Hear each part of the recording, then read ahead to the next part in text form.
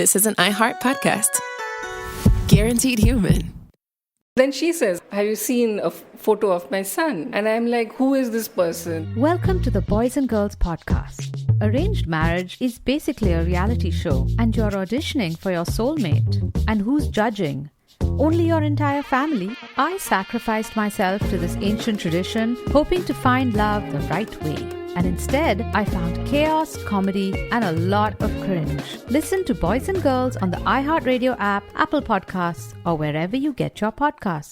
Hey everyone, it's Emily Simpson and Shane Simpson from the Legally Brunette podcast. Each week, we're bringing you true crime through a legal lens. Whether you want all the facts on the disappearance of Nancy Guthrie, or you still need to wrap your head around the Diddy verdict, we're breaking it all down step by step. And we're not just lawyers, we're also husband and wife. It makes for some pretty entertaining episodes. Listen to Legally Brunette on the iHeartRadio app, Apple Podcasts, or wherever you get your podcasts. You know Roald Dahl. He thought up Willy Wonka and the BFG. But did you know he was a spy?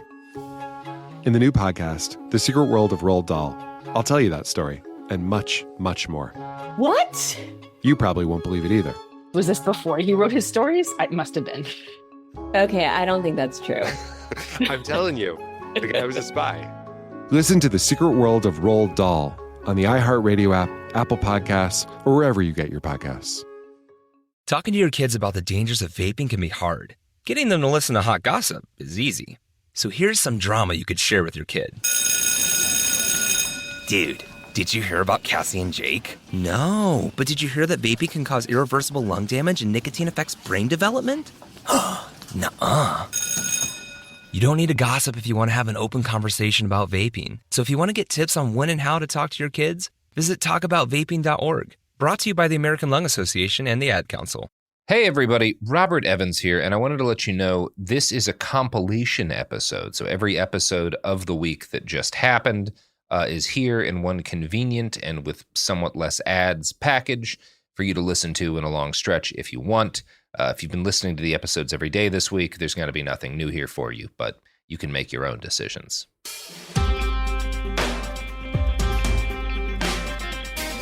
Welcome to It Could Happen Here, a podcast about fighting your bosses. This is your host, Christopher Wong, and with me today to talk about fighting bosses and bosses doing incredibly illegal stuff, bosses doing incredibly shady stuff, and why you should fight them more is Tori Tambolini, who is a partner organizer from Pittsburgh Starbucks Workers United and was fired from Starbucks, like, very illegally under very sketchy circumstances. And Tori, welcome to the show. Thanks so much.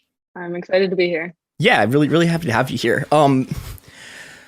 Okay, so I guess we should start with the whole you were denied your legal rights and then fired presumably for union organizing thing. Yes, absolutely. So starting from the beginning, there was a month ago, my store manager sat me down and he asked me to come downstairs for a conversation. So I brought a witness with me and we went downstairs and I found out that I was being investigated because there was one day that I had written down my weekday start time instead of my weekend start time. They just recently changed things at my store so that we start opening shifts at 5:30 on the weekends and 5 on the weekdays. And this was a recent change after I'd been there for 3 years. So I, out of habit, one day had written 5 in the book instead of 5:30. A couple months later, it seems like everything has blown over. They accepted the fact that it was just an innocent mistake. I really wasn't trying to steal 30 minutes of time, which comes out to $6 after taxes? Come on. Yeah, I was really desperate for that $6. So I figured they knew it was an innocent mistake and it wasn't going to be a further issue until I saw 2 managers in my store. One of them was my store manager. The other one her name is Brittany. And what Starbucks has done recently is that they've created this new position in the company, from my understanding. It's called support manager, and they're basically like an assistant district manager. And they go around to stores where there's any sort of union activity, and they try to talk about strategies to squash it. So it's like basically the store manager that did the most harsh union busting at their own store gets promoted to this position. So in my district, the person's name is Brittany. And I saw her in my store, which is always a bad sign. And at one point, they asked me to have a seat for a conversation. So I sit down and before I sit down, I say, "Is this a disciplinary conversation?" And the one manager said to me, "Yes, this is solely a disciplinary conversation." And I said, "I would like to invoke my Weingarten rights. I'm going to go out to the floor and bring somebody back as a witness." And they said, "You can't do that today." And basically what they did is they like held up a piece of paper, like with a wall of text on it, like this far from my face. And they're like, "It says right here that we don't have to do that for you." And I was like, that's really illegal. Yeah. And I'm not comfortable having this conversation right now at all. And they said, "Well, we're going to hand this to you anyway," and handed me a notice of termination. Jesus. Yeah. So I walked out and walked back to the front of house. And I said a little bit loudly, definitely not like shouting, but kind of loudly, I said, "I just got fired. And is it okay if I swear?" to quote my friend. Yeah, please. Okay, cool. So my best friend, Kim, was working at the time, and she loudly said right in front of our new store manager, "What the fuck?" And I just kept walking because I was so upset. And I didn't want the managers to see me cry. So I walked to the front of house or walk outside, and Kim follows me. And she was like, "We're going to fix this. I'm going to go ask to leave early and I'll drive you home and we'll talk about this." Kim goes back inside, looks at my assistant manager and says, "I'm requesting permission to leave early." And the assistant manager literally couldn't even look her in the eye and told her, "Kim, go have a seat in the back." And they fired Kim as well. Jesus. Yeah. Yeah. And I think one other thing about the story that I think is worth talking about is that like, when it comes to union busting, it literally does not matter how good of an employee you are, unless like you not being there will literally cause everything to collapse. Yeah. But yeah, I don't talk about like you were really good at this and they were still just like, "No, fuck you." Yeah. So I was voted by everybody at my store. I was voted partner of the quarter in spring of 2021. I was also promoted to shift supervisor within that same week. And later that year, I participated in a barista competition for my store, and I won barista champion for my store level, and I also tied at the district level for barista champion for the district. So, and then in addition to that, I had dealt with a situation where somebody like leaning against the front of my store had overdosed on heroin, and I gave him Narcan and basically saved the guy's life. And then like a month or two later, they fired me. So. Yeah, which I'm trying to think of if like any other way you can possibly go like above and beyond what anyone could reasonably require you that is more than "I saved a dude's life." It's like, yeah. Okay. Like, you're welcome, guys. Someone would have died inside your store if I wasn't there, but okay, bye, I guess. Yeah, I wanted to talk a little bit about that specifically and about sort of the conditions at the store, because one of the things that seems really clear from listening to you talk about it and from reading stuff about it is that it's not just, I mean, even if you were just like, you know, doing kind of regular-ish service worker stuff, this would be unacceptable. But it's also like there's this way in which you and your coworkers have sort of been turned into social workers and are being being forced to like deal with just all of the people who sort of capitalism, the state, have just like spat out. Absolutely. And sort of like fill in the gaps of just the collapse of American social services. And yeah, I wondered if you could talk a little bit about the stuff that you've been having to do and what that's like. Yeah, absolutely. So something I've noticed in Market Square is that it feels like there were some sort of resources for the unhoused community that existed before the pandemic that straight up just don't exist anymore. So a lot of that work to be done like falls on the Starbucks employees. Most of us are completely unqualified for that. Like, I have a degree in psychology, but sometimes that's just not really enough. Yeah. Most of us are film students at Point Park. So none of us are at all equipped to deal with any situations where somebody is under the influence of something and maybe becoming aggressive, or somebody's having a mental health crisis, or there are people that are sleeping in the cafe and we're asked to pick them out if they're sleeping. But that feels really, really bad because there's not a ton of other resources, especially during the day. I know the shelter's closed. So when it's like winter or it's like 90 degrees outside and someone is just trying to get like a tiny little bit of sleep, it feels really bad to kick them out. So we dealt with a lot of situations that we were just completely unequipped to handle. And Starbucks would send us de-escalation training, but most of the de-escalation training revolved around if a customer isn't happy with their drink and they're shouting at you. Yeah. So it doesn't even begin to cover like any of the stuff that we deal with at Market Square. We had like we've seen a lot of customers having mental health crises in the cafe. Like, what do you do? Like, don't want to call the police. That's definitely not going to help. Yeah. In the situation where I had to Narcan somebody, we had called for an ambulance, and 20 minutes later, the ambulance still wasn't there. And there were even managers at the surrounding businesses calling and calling and calling, trying to get an ambulance to Market Square. And it ended up like being me that had to give the man Narcan. Overall, like something that we were pushing for with the union, the main thing that we were pushing for was better training. Like we want Narcan to keep in the stores, and we want all the shifts to be trained on how to use that. And that doesn't have to be through Starbucks. I know of a lot of organizations throughout Pittsburgh that would be happy to train our staff on that. We need like better resources. I know at one point we were falsely promised a social worker that would sit in our cafe for at least one day every 2 weeks. Never got that. And yeah, I feel like my staff just deserves better. The community deserves better. And it shouldn't be Starbucks' job, but until we have something better, I think that we should be a little bit more equipped to handle situations that, frankly, we do have to deal with at some point, just by the nature of our work and our location. I also think something really funny to mention here is that we got a new store manager at the, I want to say the beginning, or like mid-June, we got this new store manager. Her name was Sarah, and she has already transferred to a different store because she felt so unsafe working at Market Square. She got her first Market Square death threat and was like, I'm out. So even the store manager can't deny that our working conditions are bad. So the fact that they're still fighting against the union, even though management is well aware of how terrible our conditions are, just like baffles me. Yeah, I want to take a second and go back to something that you said, which is your first Market Square death threat. How common is this? I think I received a total of 4 to 5. Jeez. And then I received my very last one the day that my store went on strike, and I was standing at the picket line, and I was like, wow, it's just like the good old days before I was fired. Yeah. Jeez.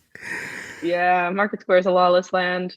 Yeah, and I mean, like, I don't know, like, I feel like this is, like, every time I do, this is, like, a recurring thing. Every time I do a labor story, it's like, oh, this is a labor story. It's like, no, but it's also the story of a bunch of people whose job this, like, isn't, who just wind up having to deal with all of the shit that the state doesn't want to do, that corporations don't want to do. And it's, like, the fact that Starbucks employees have to be the Starbucks union has to be the group in this place that is trying to get people to get Narcan training is nuts.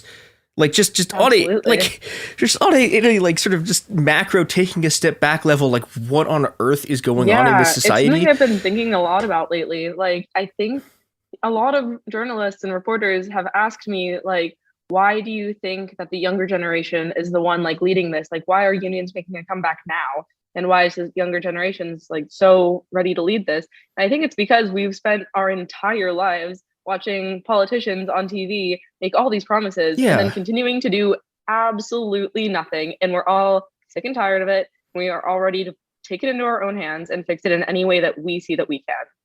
So, it makes a lot of sense. I mean, like my first political memory was the Iraq War, but like I was like a little baby child, but like I remember like the thing I grew up on was like, yeah, it was Obama, it was hope, it was change. And then it was like, you look at the world now and it's like, oh, it's even bleaker than it was in 2008, which is like, and absolutely crazy. Yeah. I think that makes a lot of sense. And I think also just like the last 2 years have been so brutal. Yeah, absolutely. And I was wondering, if you could talk about like what effect the pandemic had on y'all's workers and what effect that had on union organizing. Yeah, absolutely. So I think that it really pulled the mask off the company, which ironically, while everyone was putting their masks on, the mask off was coming off for Starbucks because they always really pretended to be this really awesome progressive company. Yeah. And it really revealed how performative the company is, because they gave us all these COVID benefits for like 2-3 months and then took them right away from us. Like before, obviously the pandemic isn't even over now. It definitely wasn't over back in, I think it was October they took away like our food benefits. Yeah, that's right before like the spikes too.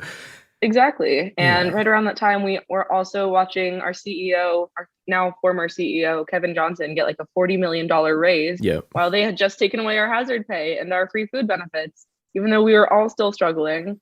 So then I think that us seeing those benefits being taken away and realizing that the company doesn't care about us in that sense made us start looking harder at everything.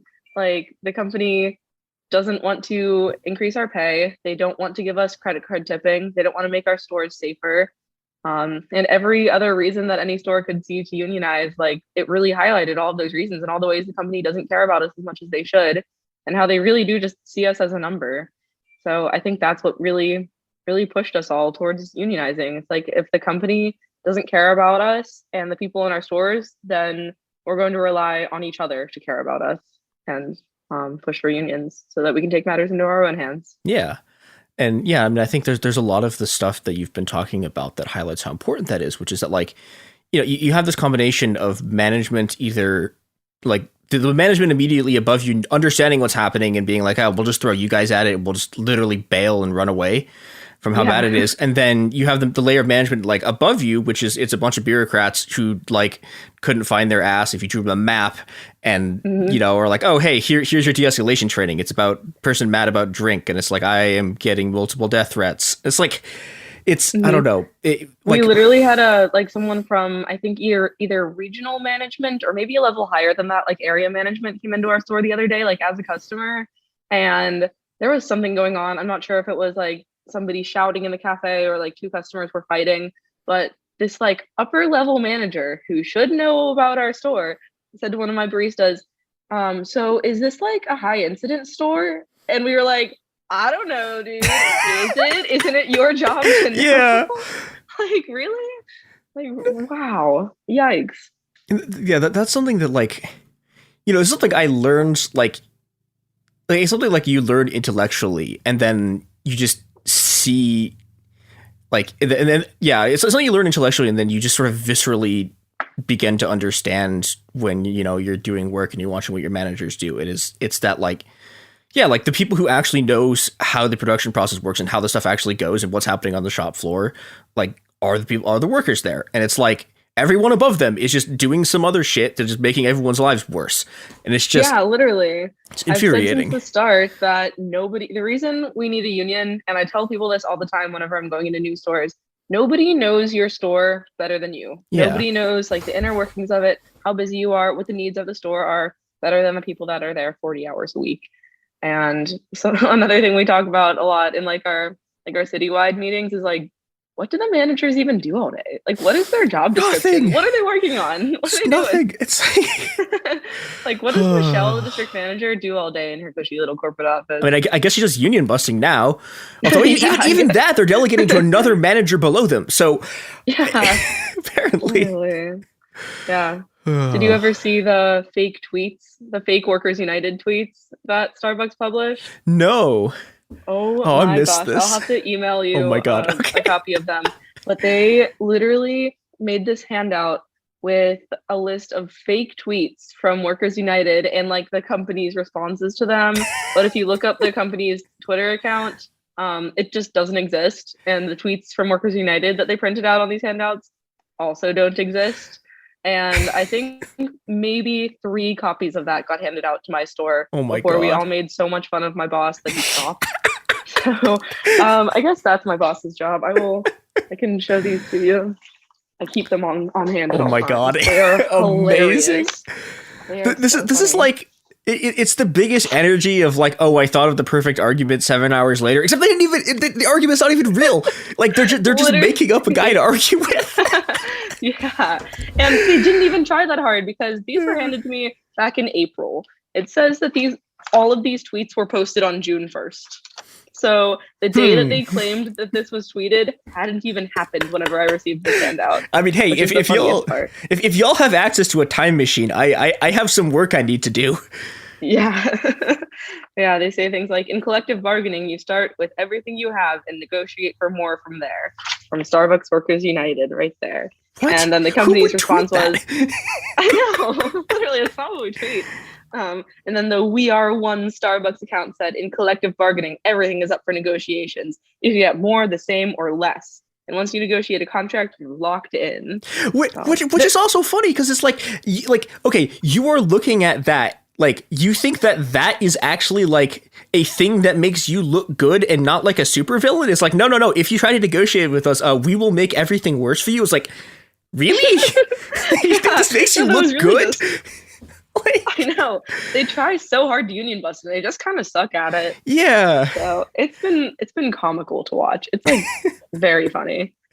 Which is really funny because like I remember like I didn't know super well, but like I remember I knew some people who were doing Starbucks union organizing like way back, like 2006 or something. Yeah. And they were like, and it was like they were kind of better at it. Like they were willing to just like throw resources at it in a way that like they don't seem to be able to now. I think maybe just because like there's so many organizing efforts happening at once that it's harder to sort of just like throw all of their stuff at one store. But yeah, it's like incredibly funny watching them just sort of like flail and like, I guess like all corporations that union bust eventually resort to breaking the law because, the law it's designed for rich people. We actually had my district manager came into my store screwdriver in hand to personally make repairs at my store. It was the funniest thing I have ever seen. It's probably my favorite union busting story. But she was like, yeah, I'm here to cover up the electrical outlets in your bathroom. And we were like, cool, why? And she was like, so that the homeless people can't like plug in their electric shavers and shave in there. We were like, wow, we've seen people do a lot of weird things in that bathroom, and that's like not even one of them. Yeah. Like, you are so out of touch. Oh my gosh. It's been hilarious to watch. Like, wow, that was really some effort, but really, no, absolutely not. Immediately no. There's another thing I wanted to talk about that Starbucks is, you talked a bit about earlier about Starbucks sort of like having this image as like a like progressive organization. And okay, like one of the things they've been big on sort of recently is like portraying themselves as this like pro LGBTQIA plus like thing. And I think like, okay, so there's something that like traditional media has finally discovered because they haven't covered labor organizing in 40 years and they suddenly started doing it again. And they were like, oh my God, all of the union organizers are queer. And it was like anyone who's ever organized a union or anyone who knows anyone who's ever been in a union could have told you this like 30 years ago. It's incredible stuff. It's like, wow, congratulations, you've discovered this. But yeah, I wanted to ask about sort of, I don't know, this kind of bind that like I feel like queer people doing organizing are in right now, which is that like, okay, so on the one hand you have like in the last sort of year or so this like incredible increase in sort of rampant homophobia, but then simultaneously like, so you have to fight that fight, and then simultaneously you have these corporations who are trying to like, yeah, they're like nominally on our side in that they're not, well, I mean they are funding the rampant homophobes, but like publicly they don't. Right. Publicly they're supportive, but also, that like they're supportive because they're trying to sell our identity as a brand. And then, when queer people are like, hey, can we like have stuff that lets us live? They're like, no. And I was wondering how you've been sort of navigating that. Yeah. So that's been really tough because a lot of our queer partners in Pittsburgh get their health insurance through Starbucks and get gender affirming care through Starbucks.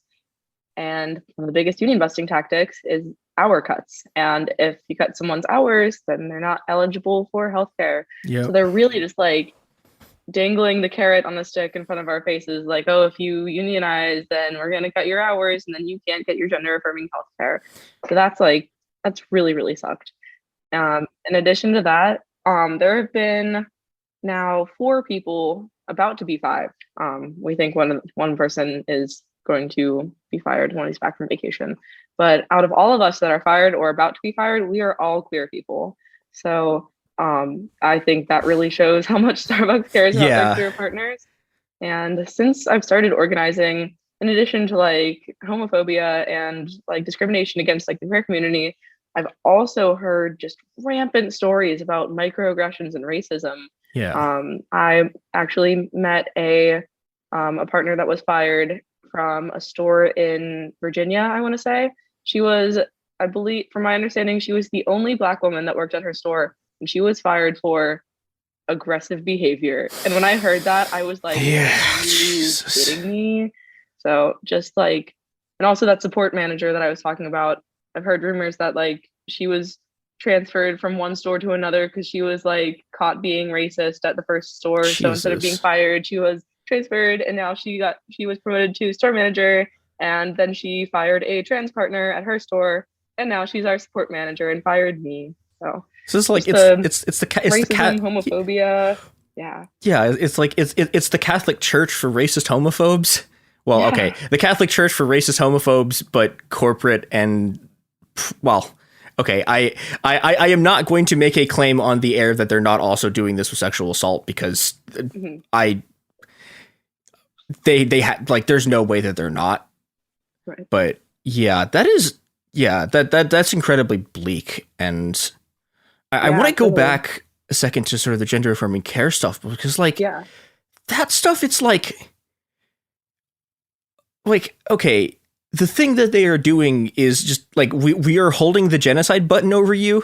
And it's like, yeah, if you don't comply with us and you don't like accept the like absolute shit and scraps that we give you, we are going to try to kill you, and that is just indescribably horrific. Absolutely. Yeah. I know it's something that there's at least one partner at my store that's dealing with that right now. She's 25, about to be 26, and she is trans. And I know that she's on her parents' insurance at the moment, but in less than a year, she'll have to find insurance elsewhere, most likely through Starbucks. And it's something that really got her into organizing. I know that for sure. Yeah, it's been a really scary moment for her. Definitely something she's worried about. Yeah. Yeah, just the risk of being fired, the risk of having your hours cut, and not being eligible for benefits. It's awful. And like she doesn't feel like she can get a job like anywhere else just because Starbucks is one of the Starbucks offers like decent health insurance. So it's like I'm kind of trapped here until I can get out, until I can get another job with insurance benefits. Yeah, and that's incredibly hard, especially right now. I mean, I don't know. It's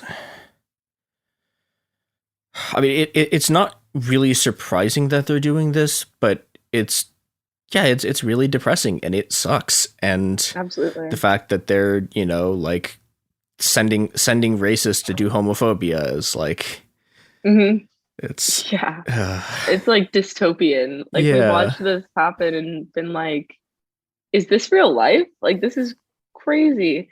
And they just fired another Black queer organizer in Pittsburgh just yesterday, and they're trying to make it look like he resigned. But really they gave him like a couple like options, like you need to have at least one weekend day available, or you need to demote yourself, or you need to transfer to a different store. And they were like, I can't really do any of those options. Like none of those work for me. And then the company said like, oh yeah, Jimmy resigned. Like we totally didn't fire them, but they just resigned, and sorry, you can't appeal it because you resigned. Bye. Yeah, it's a real, we didn't fire you. We simply forced you out by making utterly impossible demands. Yep. I mean, it's like, it really reminds me of like, it's the kind of stuff a country does when they want to go to war, where it's like, yeah, we're going to give you a bunch of demands that it is literally physically impossible for you to comply with. And then because you don't comply with them, we're going to invade. Mm-hmm. Yep. Exactly like that. Like, oh. Although I did just find out some good news today. So there's this one bar where most of the union organizers hang out all the time. And they messaged us on Twitter today, and they want to throw a queer dance party as a fundraiser for like our solidarity fund and strike fund. I was like, that's literally the most us thing I can possibly think of. Like a queer dance party fundraiser at our favorite bar. That rules so much. Like the bathroom attendant from the bar like showed up to our strike at my store. I'm friends with like the bartender there. It was like the best Twitter DM to get ever. I was like, that's so funny. I'm literally going there with the other person that got fired from my store like tonight. Like, nice. That rules. Yeah. So we're very excited for that. Yeah, and I guess that brings us to something else I wanted to talk about, which is, do you want to talk a little bit about, like, what happened after you got fired and the support you've been getting and the backing from other unions that you've been getting? Oh, totally. Yeah. So my store is actually just like a block away from the United Steelworkers headquarters, which is incredible because anytime we have any sort of direct action, we get like 40 steelworkers showing up at my store. Rules. Yeah. The day after I was fired, I have this very funny picture that's on my Twitter of me just standing like with like 40 steelworkers sitting behind me. They found like the two biggest dudes stand next to me on each side of me. I'm like wearing my Starbucks apron in protest. It is my new favorite picture of myself. So good. So that was day one. We had a rally. We had really good turnout with all the steelworkers and a bunch of other community allies. Our symphony musicians have a labor union here. Oh, that's so cool. So do the library workers. They all came out for the first day of the rally at Market Square. And my citywide organizing committee was actually able to pull together a total of 4 strikes. Wow. That happened within the course of 2 days. The planning happened in like basically under 24 hours. Jesus, that's incredible. Insane. Wow. So yeah, I got fired Wednesday. Thursday was the rally at my store with all the steelworkers. Friday, the East Carson store in the south side of Pittsburgh went on strike. The East Side store and the Bloomfield store all went on strike for the full day. The South Side store continued their strike into Saturday. And then Sunday, my store went on strike finally. So it was incredible. We have a labor choir in Pittsburgh, which is incredible. Yes. It's just like a dude with a guitar. He's my favorite person ever. So we had the labor choir out at all of our events, and we had, like I said, the library workers, the steel workers, the symphony union. We have UE, we have DSA, which is Democratic Socialists of America. We have the Party for Socialism and Liberation, who are really strong allies to us. And we had like a lot of the regular, my favorite customers showed up at my store, of course, which made me cry. One of my favorite customers who comes in multiple times a day said, "You shouldn't be standing out here on the sidewalk. You should be back there behind the counter making coffee." And I was like, "I know, thank you." We had a couple of our regulars change their mobile order name to Tori and Kim, so that every time he orders a drink to my store, they have to call out the name Tori and Kim. Amazing. That's great. And we set up a GoFundMe, and we received way more donations than we thought that we would get. So for all the workers at my store that went on strike, in addition to the 70% pay that we received from the union for the day, we were able to pledge $20 to each of them to try to make their paychecks whole and cover some of their lost tips. That was incredible, and really just a demonstration of how much support we have in our area. You know, they say Pittsburgh is a union town. Yeah. It really is, it turns out. Yeah, and it's really cool to see. I don't know. Like one of the things that I keep seeing is this sort of like one of the sort of right-wing tactics that I've been like just inundated with in the last like couple of years has been like trying to separate out like, oh, here are these people who are workers, but like, oh, they're not workers because they're like, oh, they're like doing cultural stuff, or they're like, oh, they just like serve drinks. And like, you know, you look at actual labor and it's like, that's no, like none of these division things are real. Like people show up for each other. It's all bullshit. And I always get worried that people will be like judgmental about that. Like I'm always kind of like surprised when the steel workers show up. I'm like, I know I'm not a steel worker. I don't make steel. I don't work in a factory or anything. I just make coffee. But everyone's so supportive, and they are always so willing to stand in solidarity with us, which is really cool. But it's something I'm always like worried about. Like I know it doesn't feel like I'm a real worker, but like we're a union too. I mean, I'm in a podcast union, so like I gotta talk about that. Yeah, like I have like arguably like if you're gonna use the really silly like I don't know, sort of like cultural analysis of what a worker is, like a podcast union is like the silliest union ever, and it's great. No, it rules. It turns out we're workers. We go fight for other people too. Other people fight for like the when we were trying to get union recognition, like the NFL Players Association was like, hey, you guys need to recognize this. We were like, Yeah, rules? hell yeah, that is awesome. Yeah, So- we just we've been going to a lot of rallies for the Planned Parenthood Union in Hell Pittsburgh. yeah. Which I didn't actually know that they existed. That was Yeah, cool. I actually, So- well, it wasn't Pittsburgh, but I was just talking, actually probably, well, I don't know what order these are going to air in, but like, yeah, I just talked to 2 people from that union. Oh my gosh. That's yeah, they sick. were cool. Got to see the labor choir there again. I was Hell like, yeah. hell yeah, solidarity all around. Love to see it.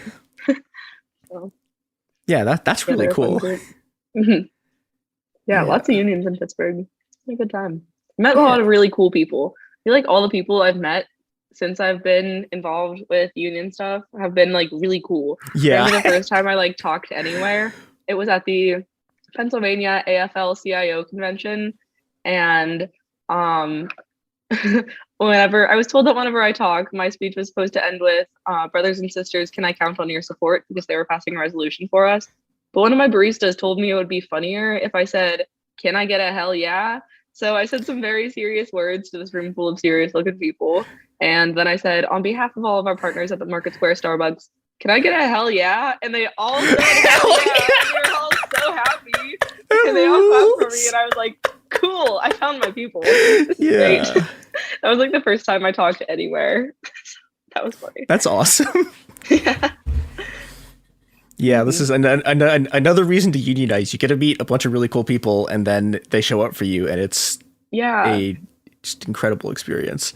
Yeah, on my last canvassing trip, we went out in teams of 2, and when we reconvened at the end of the night for dinner, we were like, oh, we should stop at our one store that we visited again, like all 4 of us. And I was like, yeah, we should. Like, I can go in and be like, look, guys, I joined a union and I made 3 whole friends. Look at them. Yeah. I was also just talking at the, I was on a panel at Women's Labor School, which was really awesome. It was at Penn State University, and that was a really, really cool experience. I met all the female union leaders. It was a really great event. So overall, it's really cool people involved here. Yeah. Hell yeah.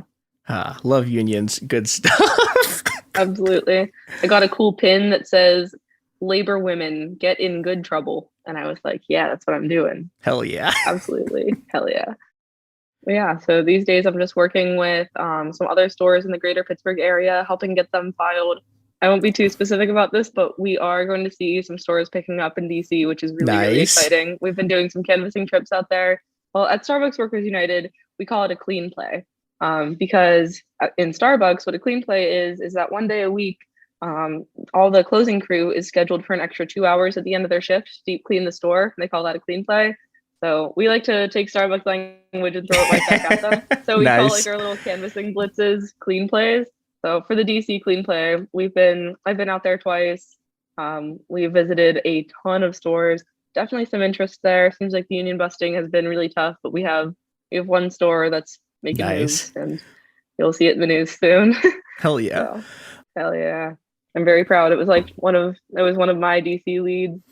They'd reached out to us on our website for an organizing request, and they've just been like super strong leaders, and they've been incredible, and union busting really hasn't phased them at all, and they're going to be the first store in That's DC, awesome. and I'm very proud of them, a little bit proud of myself, but they can have all the credit for that. They really like stayed strong for all the union busting, doing good stuff. It's scary to be the first store in your area to actually make moves. Like my friend Jake Welsh, he was the first store in Pittsburgh. His store was the first in Pittsburgh, and I know that's like really scary, and I'm glad that it's happening, because it feels like once the one store goes, then the dominoes start to fall. So once we see that one store in DC file for the union election, we're going to see a lot more go down there. Are you able to talk at all about what the sort of organizing process has been like? And you know, if you can't talk about like what it's been like as an organizer, just like what it was like at your store and what it's been like going to other stores. Totally. So at my store, we had heard a little bit about what Buffalo was doing, and we started very casually talking about it at my store. Like, yeah, if any store needs a union, it is this store. Like it is an absolute shit show here. So we could definitely unionize. That would be awesome. Really had no idea how to get started though.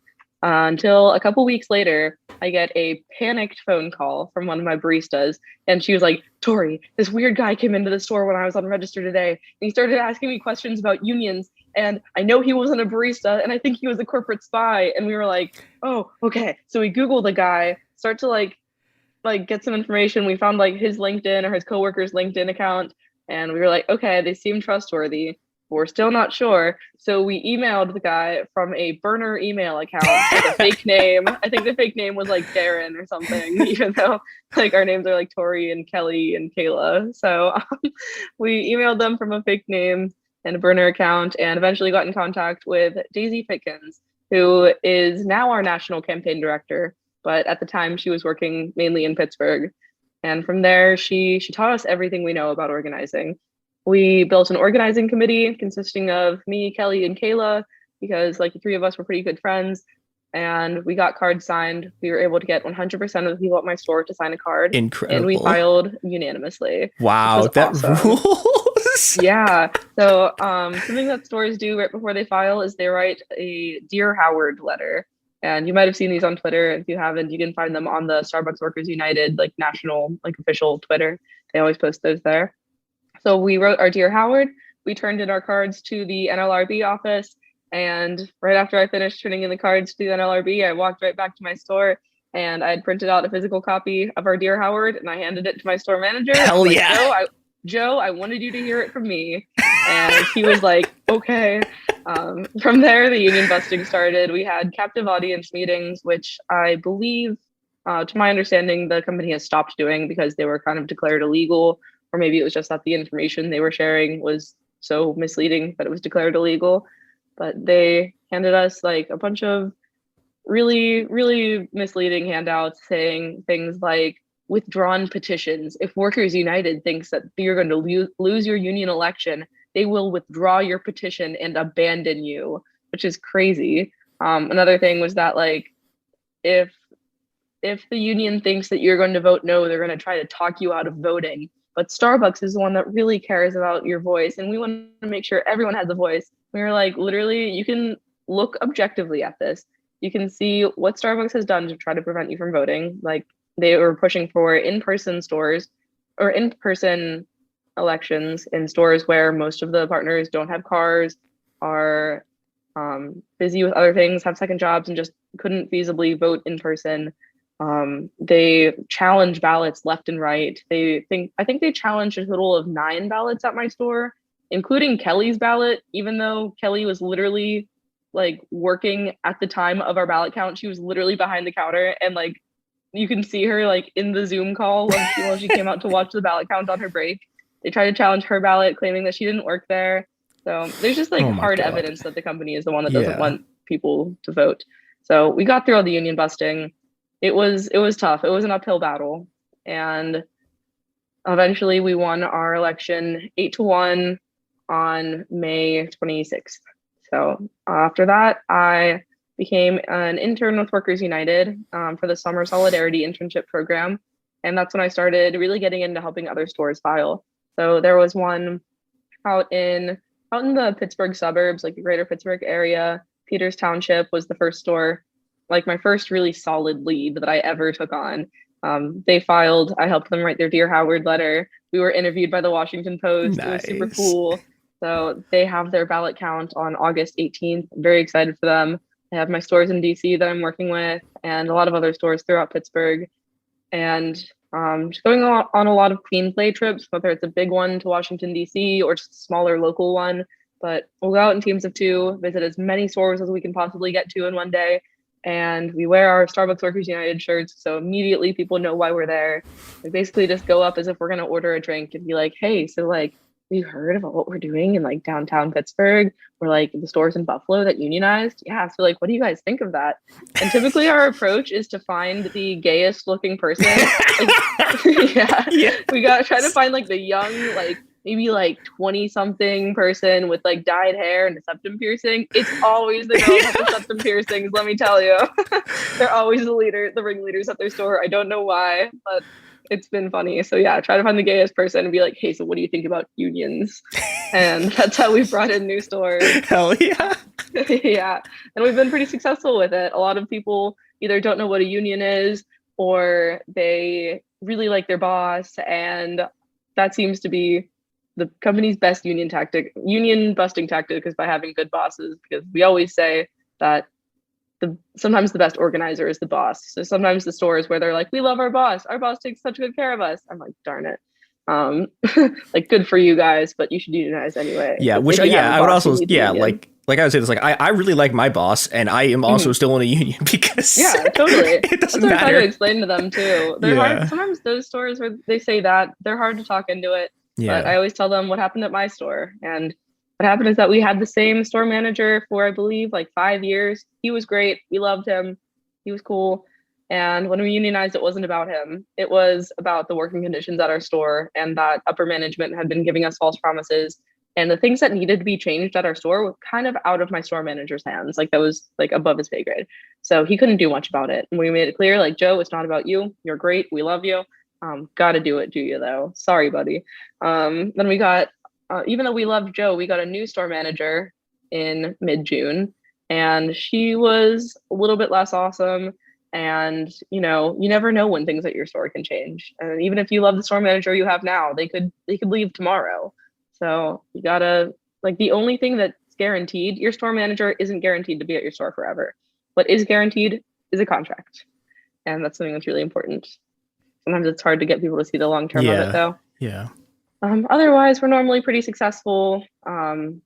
We typically try to get like phone numbers at every store, reach out to them within the next 2 days, and then we'll hold like an intake meeting. So whenever we have an intake meeting, we tell them, make a spreadsheet of every partner at your store, what shift they work, what their job is, like if they're a shift supervisor or barista, and assign one person on your organizing committee to talk to that person. So every person at your store should have an organizing committee member assigned to them. From there, once they have a plan for who's going to talk to who, we get cards to them, and they can be either physical cards like my store did or digital cards.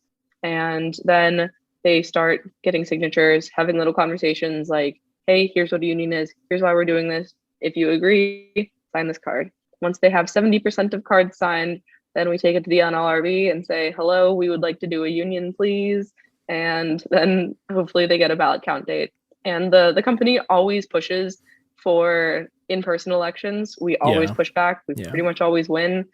And we always want mail-in ballots, because we do like really genuinely want everybody to be able to vote. Whenever I was organizing at my store, I told everyone my best possible outcome, best case scenario, is that every single person here votes and votes yes. My second best possible outcome is that everyone here votes and some of you vote no. Like, I want everyone to vote. Yeah. I want every single person here to vote. I don't want to be like, there is one store in my district that did end up winning their union election, but out of their, I think, 50 to 60 partners, only 12 people voted. Wow. And although they won, like, that is not the way we wanted to get there. We want everyone to have a say. So. Yeah, which I think is interesting on sort of two levels. One, it's like, you can see the exact moment at which corporations start caring about, like, start pretending to care about democracy, which is like, oh, wait, hold on. Our workers are doing stuff. Oh, no, we have to care about, suddenly we're like this incredible pro-democratic force. We want everyone to have to say it. It's like that. Okay. Yeah. It's funny. They actually just came out with, this happened after I got fired. This happened in the past 2 weeks, but they came out with, I believe it's an app where partners can share their feedback and share their experiences. So they're trying to be so democratic. Like, look at them, just really listening to us. Wow. Yeah, they also did this really fun thing where even though hours are being cut across the company, people are having their hours drastically cut because this poor little billion-dollar corporation can't afford to schedule us any more hours or properly staff their stores. We were all scheduled an extra hour for one of our shifts during the week so that we could sit down and watch an hour-long speech by Howard Schultz and then do a survey about how much we like our jobs, which was funny.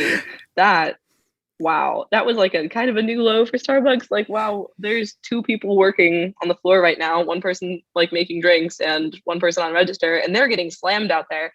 But so glad you guys had the labor hours to be able to schedule me to sit here and watch this Howard Schultz speech. Yep. Great. Thanks. Yeah, it's very something- frustrating.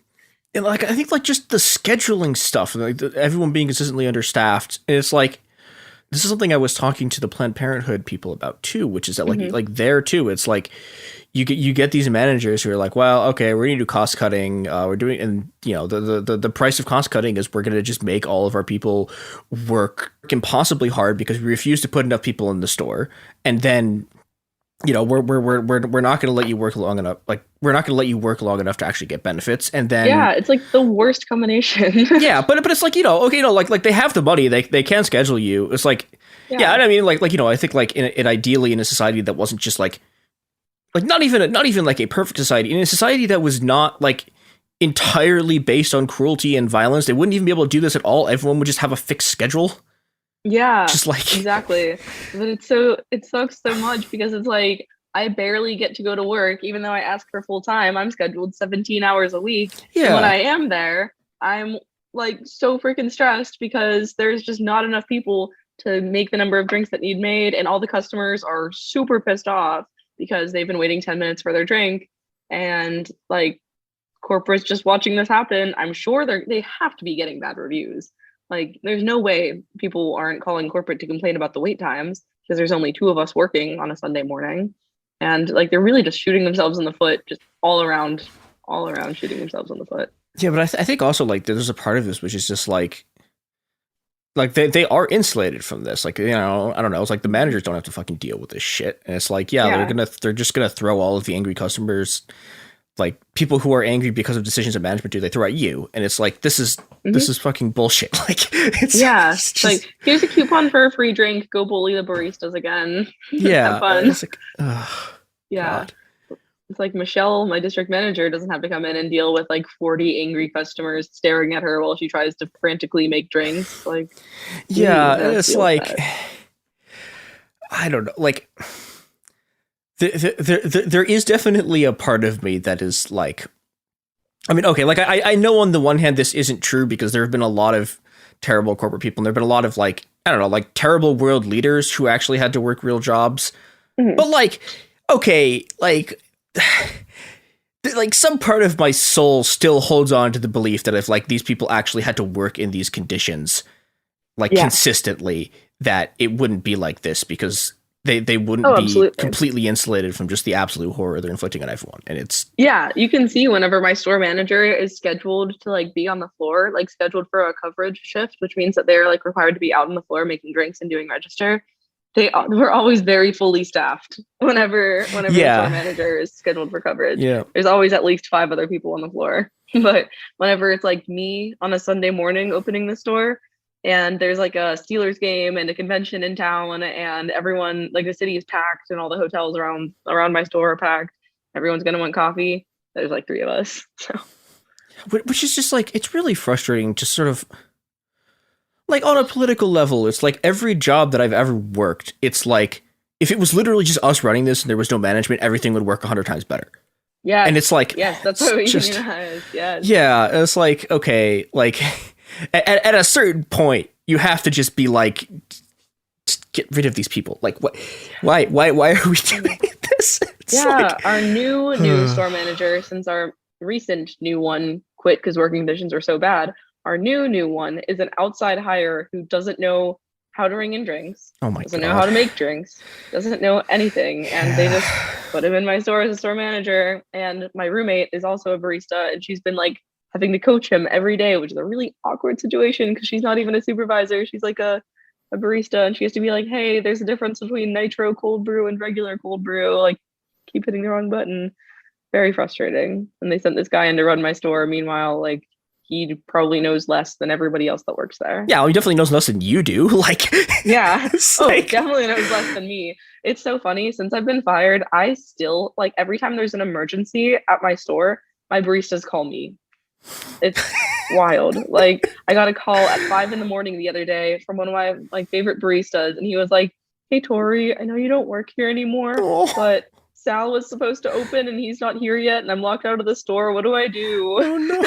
Or like another barista called me when I was in DC and he was like, Tori, I just showed up for work and the store is closed. What do I do? And I was like, I don't know, guys. Like I can do my best to help you, but there's not much I can physically do. I don't have keys anymore. Sorry. So yeah, and it's really like, you know, one of the things that, I mean, I guess you get this in both sort of like when I was like, so I went to the University of Chicago and, you know, it's like, okay, so these are the people who infamously produced all of the terrible economics that make the world suck, right? And it's like, okay, well, you take econ classes there and it's like, everything is about sort of like, like you're doing all of this because okay, so you're doing all of this under the assumption that if you let corporations run in a free market, they will do everything optimally and they will produce the lowest prices and they will produce everything as efficiently as possible. And it's funny because like you see this in like Marxist theory too. And then it's like you look at like any store place and it's like, no, they're firing their most competent workers and hiring people who are incompetent because the thing that they actually like care the most about, even more than efficiency, even more than like making more money, is maintaining their power. And it's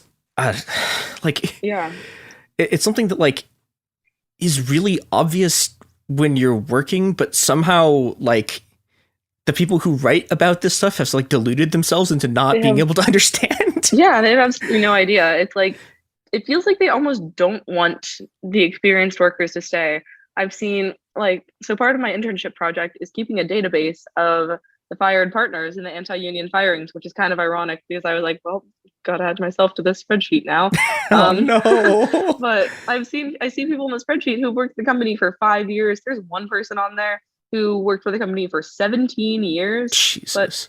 But we don't get raises or anything for seniority or anything like that. There's actually a cap on how much you can make in each state from Starbucks, because they don't want you to work there forever, because then the frustrations start to come through. Yeah. And then you unionize, and it feels like the high turnover feels really intentional sometimes. I think it is. Like I think that's like a pretty common, like Amazon does this too, where it's like their whole their whole business strategy is intentionally on working everyone so hard that they quit so they can get a new group of people in so that people don't organize. And it's it's really brutal and horrific, and I hate these people.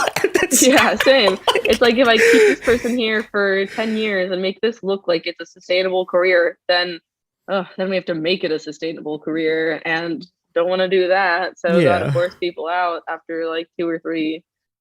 So very frustrating. Which I think, I guess, also helps them with the sort of like the way that people look at, like, I mean, minimum wage workers and also just service workers in general, where they're like, oh, well, yeah, you know, we don't need to raise minimum wage. It's a bunch of teenagers. Like, these people don't need like good wages, because this is like, you know, you're not actually supposed to be doing this. This is like a transition thing. It's like, that's not how any of this works. Like, it's just not. That's just, you're making excuses for corporations doing exploitation. Yeah, absolutely. Yeah, and it also seems like another thing they're doing is that we've seen a lot of really high manager turnover too. And I think that also is really intentional, because they had to, even though the store manager that ultimately fired me was new, like she didn't even have the heart to like do that. They had to bring in a support manager to like actually say the words like, you're fired, here's your termination notice. And it feels like the reason they're making the manager turnover so high is so that the managers don't like form those relationships with the staff at their store. Yeah. Because it doesn't feel as bad to fire them. Like, I don't think this ever would have happened to me if my original store manager, who had been there for 5 years and like knew me personally, was still at my store. I don't think this would have happened. And I think that's why they're doing this big manager shuffle right now. At least, I mean, I'm sure it's happening in other places. It's definitely happening a lot in Pittsburgh. I think there are very few stores in my district that have the same manager that they had 3 months ago. So it feels like they're intentionally shuffling them around so they don't form like personal relationships or any sort of emotional tie to the partners at their store, and they don't feel guilty firing them. Yeah, it's like, its community is really dangerous to them. Absolutely. And, like, I think I talked about this like some number of episodes ago, but like, yeah, like this is a thing that's really common with like, you know, I'm just gonna straight up call Starbucks a dictatorial organization, because it is. Like it is just a dictatorship. It's like dictatorships do this a lot where like, yeah, like communities are really dangerous to them. Communities with any kind of strong bonds with each other are really dangerous because people will fight for each other. And, you know, you can't, for example, like, I don't know, it's really, really hard to deport someone who has a strong community around them that will fight back. But if you can isolate those people, if you can like physically isolate them, if you can like socially isolate them, if you can make sure that they don't have these support networks, then you can, you know, do whatever you want to them. And absolutely, that seems, it seems like it's a very deliberate, like, and the other thing is like, you know, this also like, this just makes everyone's life worse, right? Like, yeah. And did you see what happened in Seattle with the new Starbucks Heritage District? I think I vaguely heard about it, but yeah. So in Seattle, the three I believe it's the three original Starbucks stores, like first ever Starbucks stores to open, the three in Seattle. They've made it so that the partners there don't have a specific store that they're assigned to. They're assigned to the district and can be scheduled at any store at any time. So you're not working with the same people all the time and you're not forming those relationships. And if you were to somehow form enough relationships to start organizing, you wouldn't be able to vote as a store. You'd have to vote as a district, which is just a lot more logistically difficult. And there was a lot of pushback that happened, but unfortunately those stores hadn't filed for an election yet and weren't really able to do much about it. But we're definitely scared of that happening, like in Pittsburgh and like at other Starbucks stores around the country, that they're going to make it so that you work for the district, not a specific store. And that's kind of terrifying. So yeah, I mean, and I think that's another thing where it's like, okay, they have to weigh efficiency versus like their own power, and they're going to choose their own power every time. And it's also like, there's just like an aspect of that too, where it's like the just incredible dehumanization of it. Yeah, this is like, totally. It's like really careless. Like you don't know what someone's transportation situation looks like. You don't know like if they feel comfortable working with like different groups of people. Like, I don't know. I know that like a lot of people at, so this is just reminding me of something that happened at a store in my area. So at Penn Center East, the Penn Center East Starbucks, they're a union store. They decided they were closing Penn Center East for an entire week and gave them the option to work at 3 stores that were like an hour away from them. And of course, like they were only given the option to work at other stores that were unionized. They weren't going to send the union people into the non-unionized stores and potentially influence them. Yeah. So one of the partners, the one that was actually fired yesterday, was like, I do not feel comfortable working at this store because I worked at this store one time and I faced a lot of discrimination from the manager there, from the partners there. And I don't want to be put in that situation again. There was like a customer at this other store that called me a racial slur, and I don't want to be in this area. I don't want to go out to these stores. And it just like exposes partners to like a lot more like situations that they're potentially not comfortable with. They're with new managers that they don't have like a good rapport with yet. And it makes everything just a lot more difficult. Like just let everyone work at their own store. Like we all have friends, all the partners at like my store at least are very, very close. I know a lot of the stores are the same way. It just makes work worse to not be working with your friends.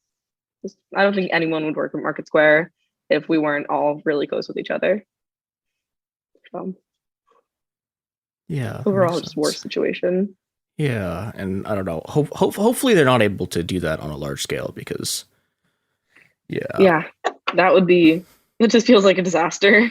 Yeah. Especially since, I mean, there's a lot of Starbucks stores like concentrated in cities, but I know like the Penn Center East Starbucks was kind of out there in the suburbs. And another big issue that they faced was that like some of us don't have cars and we just can't get to like the city Starbucks stores because our parents drive us to work every day because we're in high school and we just don't have like a means of transportation. There's nowhere to park there.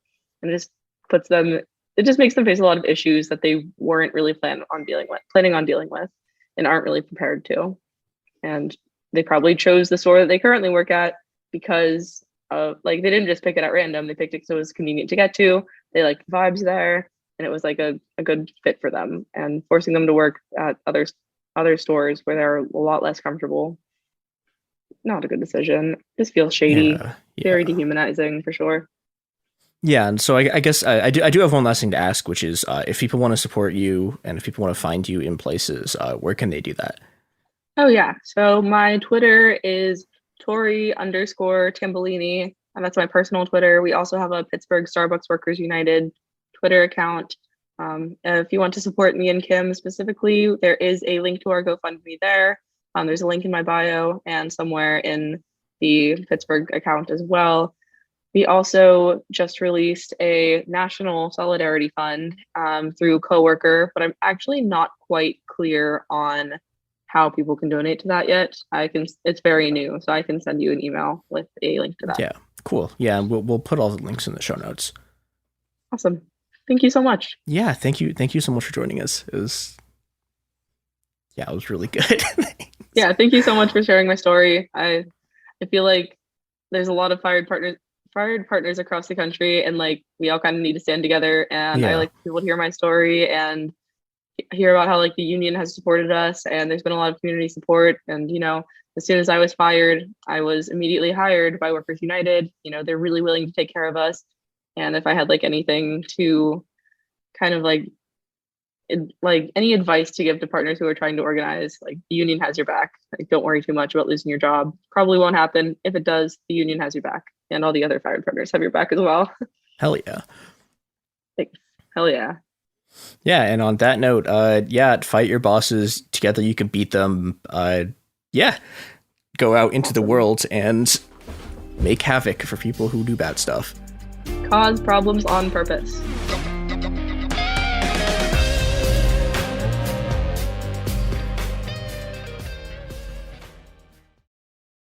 This is Ryder Strong with a podcast called The Red Weather. In 1995, my neighbor, Anna Trainer, disappeared from the commune. It was nature and trees and praying and drugs. So no, I am not your guru. And back then, I lied to everybody. They have had this case for 30 years. I'm going back to my hometown to uncover the truth. You can now binge all episodes of The Red Weather on the iHeartRadio app, Apple Podcasts, or wherever you get your podcasts. Hey everyone, it's Emily Simpson and Shane Simpson from the Legally Brunette podcast. Each week, we're bringing you true crime through a legal lens. Whether you want all the facts on the disappearance of Nancy Guthrie, or you still need to wrap your head around the Diddy verdict, we're breaking it all down step by step. And we're not just lawyers, we're also husband and wife. It makes for some pretty entertaining episodes. Listen to Legally Brunette on the iHeartRadio app, Apple Podcasts, or wherever you get your podcasts. Ever feel like you're being chased by the marriage police? Welcome to Boys and Girls, the podcast where dating isn't dating. Arranged marriage is basically a reality show, except the contestants are strangers and your entire family is judging. You're sipping coffee with one maybe, grabbing dinner with another, and praying your karmic Ken or Barbie appears before your shelf life runs out. Trust me, I've been through this ancient and unshakable tradition. I jumped in hoping to find love the right way, and instead I found chaos, cringe, and comedy. And now I'm looking for healing. Boys and Girls dives into every twist and turn of the arranged marriage carousel. The meet awkward, the near misses, the heartbreak, and let's not forget all the jokes. Listen to Boys and Girls on the iHeartRadio app, Apple Podcasts, or wherever you get your podcasts. You know Roald Dahl, the writer who thought up Willy Wonka, Matilda, and the BFG. But did you know he was also a spy? Was this before he wrote his stories? It must have been. Our new podcast series, The Secret World of Roald Dahl, is a wild journey through the hidden chapters of his extraordinary, controversial life. His job was literally to seduce the wives of powerful Americans. What? And he was really good at it. You probably won't believe it either. Okay, I don't think that's true. I'm telling you, the guy was a spy. Did you know Dahl got cozy with the Roosevelts, played poker with Harry Truman, and had a long affair with a congresswoman? And then he took his talents to Hollywood, where he worked alongside Walt Disney and Alfred Hitchcock before writing a hit James Bond film. How did this secret agent wind up as the most successful children's author ever? And what darkness from his covert past seeped into the stories we read as kids? The true story is stranger than anything he ever wrote. Listen to The Secret World of Roald Dahl on the iHeartRadio app, Apple Podcasts, or wherever you get your podcasts.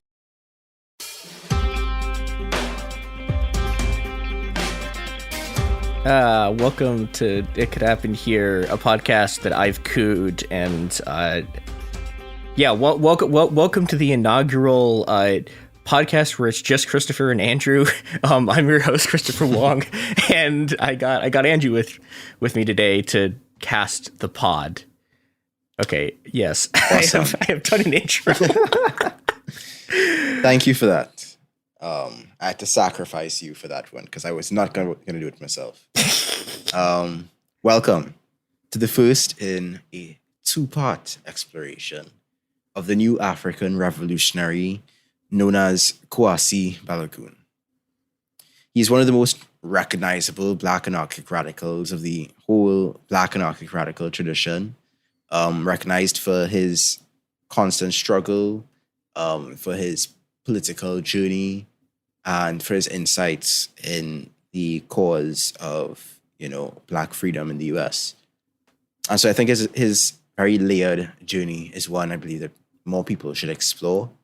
And I hope that more people would come away with this episode and the following episode, the second part, with a recognition of what an inspiring person he is and what we can learn from his life. Hell yeah, I'm excited. He's super cool. Yeah, for many reasons. And so I think we will start at the very beginning, as most humans do. I don't think we know of anybody who just kind of plopped onto the earth fully formed. His Kwasi Balogun was not his original name, it was his chosen name. He was born Donald Weems in the majority Black community of Lakeland in Prince George's County, Maryland, on December 22nd, 1946. So I'm sure he got like his Christmas presents and his birthday presents like combined. You're allowed to laugh. It's okay. I was thinking I think it's my uncle or something has his birthday is December 23rd. Yeah, one of my uncle's birthday is the 26th, I think, and my girlfriend's birthday is the 20th. So it's like, yeah, that is some rip stuff there. Yeah. I mean, I try not to like add to that. So I try and get two separate gifts. But it's a challenge. Yeah. And then on top of that, like you can't really do much for your birthday because everybody's always doing like last minute stuff. Yep. Thankfully, I was born in the best month. So anyway, early experiences prepared the young Donald Weems to become an activist who would militantly resist white supremacy and unjust authority. He was particularly inspired by his own parents' struggle during the Cambridge protests of 1963. You see, his dad had worked in a U.S. printing office, and his mom had worked at Fort Meade in Maryland. And so he and his sister were very much cared for. He and his two sisters, rather, were very much cared for. I think he was the youngest of the family and loved, and they really showed that sort of drive to provide and care for their children. In those work environments, they would have seen, he observed his parents observing the effort that they put in and the fact that they surpassed the skill and experience of a lot of the white folks who came into their type of work. But then those said white folks would just go on ahead and climb the ladder and, get these promotions and get these raises while they themselves had to like slowly and painfully drag themselves forward and fight to get ahead. Also that their children could have their food and clothes and everything that they needed. So the Cambridge riots of 1963 were led by a young woman by the name of Gloria Richardson, who was a key figure in the civil rights movement. Their struggle had emerged as part of the civil rights movement and the local chapter of the Student Nonviolent Coordinating Committee that was fighting against segregation in the area, organizing sit-ins and so on and so forth. But after they had organized against a a movie theater that was expanding its discriminatory practices. The movement started to push back, and they marched, and their demands were unmet, and the police were called, and Richardson and others were arrested for disorderly conduct. And there was a whole pattern of protests and arrests and boycotts and harassment that just went on and on and on. After some youths, both 15 years old, were charged with disorderly conduct for being arrested, and were arrested for praying peacefully outside of a segregated facility, even more marches were organized. And eventually, the protests escalated, and some white-owned businesses were set on fire. Then gunfire was being exchanged between whites and African Americans. And of course, martial law was declared, and National Guard was deployed. And eventually, a treaty had to be negotiated between Gloria Richardson and the white power structure. The Cambridge movement is recognized by the Nation of Islam as one of the, and by Malcolm X, as one of the examples of a developing Black revolution. And so that militancy in that movement is what inspired and impressed the young Donald Weems, who would later become Kwasi Balogun. Another formative point in his life was when he had joined the US Army after graduating high school and was stationed in Germany after receiving some basic training. Of course, like most Black people in the military, he experienced a lot of racism and physical attacks from white officers. And eventually, he and others formed an association known as the Legislators, basically based on like messing up racists and making sure that they couldn't like interfere with them any longer. In fact, Donald, he prided himself in his ability to exact revenge on racist war soldiers. While in Europe, he was in London at one point, and he connected with Africans and African descendants. And he saw his experience in London as basically like a natural tonic, like it's something that clicked in his head, and he realized the interconnections between African descendants across the globe. As he grounded himself more in Black consciousness and culture, he stopped processing his hair, wore out his natural hairstyle, and became basically more committed to Black liberation than he had been before. After being honorably discharged in 1967, after 3 years of serving primarily in Germany, he returned home to Lakeland. And then he moved to New York City, where his sister Diane had lived. And in New York, he got involved in rent strikes and became part of a tenant organizing movement for the Community Council of Housing. One of the principal leaders of this movement was a Harlem rent strike organizer called Jesse Gray. And he used the rhetoric of like militant Black nationalism to recruit lieutenants for his activist campaigns.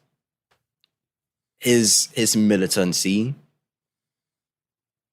when he, pull it back and he connected with the militancy that Donald was already feeling drawn to, is what really pushed him to get into that cause. And so I think it makes me think, as I'm, going through his journey, about his commitment to this struggle began from very early on, from seeing his parents and the things they had to deal with, from seeing the Cambridge riots, from seeing his experience in the army, from connecting with Black folks in London, with his tenant organizing. And it makes me think of the political journeys of people today and how all these little points and larger points in a person's life kind of combine to create the sort of tapestry of a person that they are and a tapestry of political beliefs that they hold.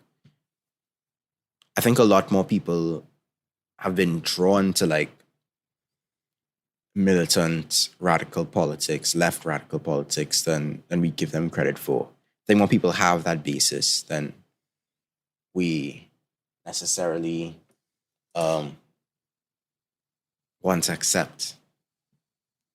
I think the issue is we just don't have the outreach in place to, help them get across the finish line and get to a place where they are actively, working for these causes.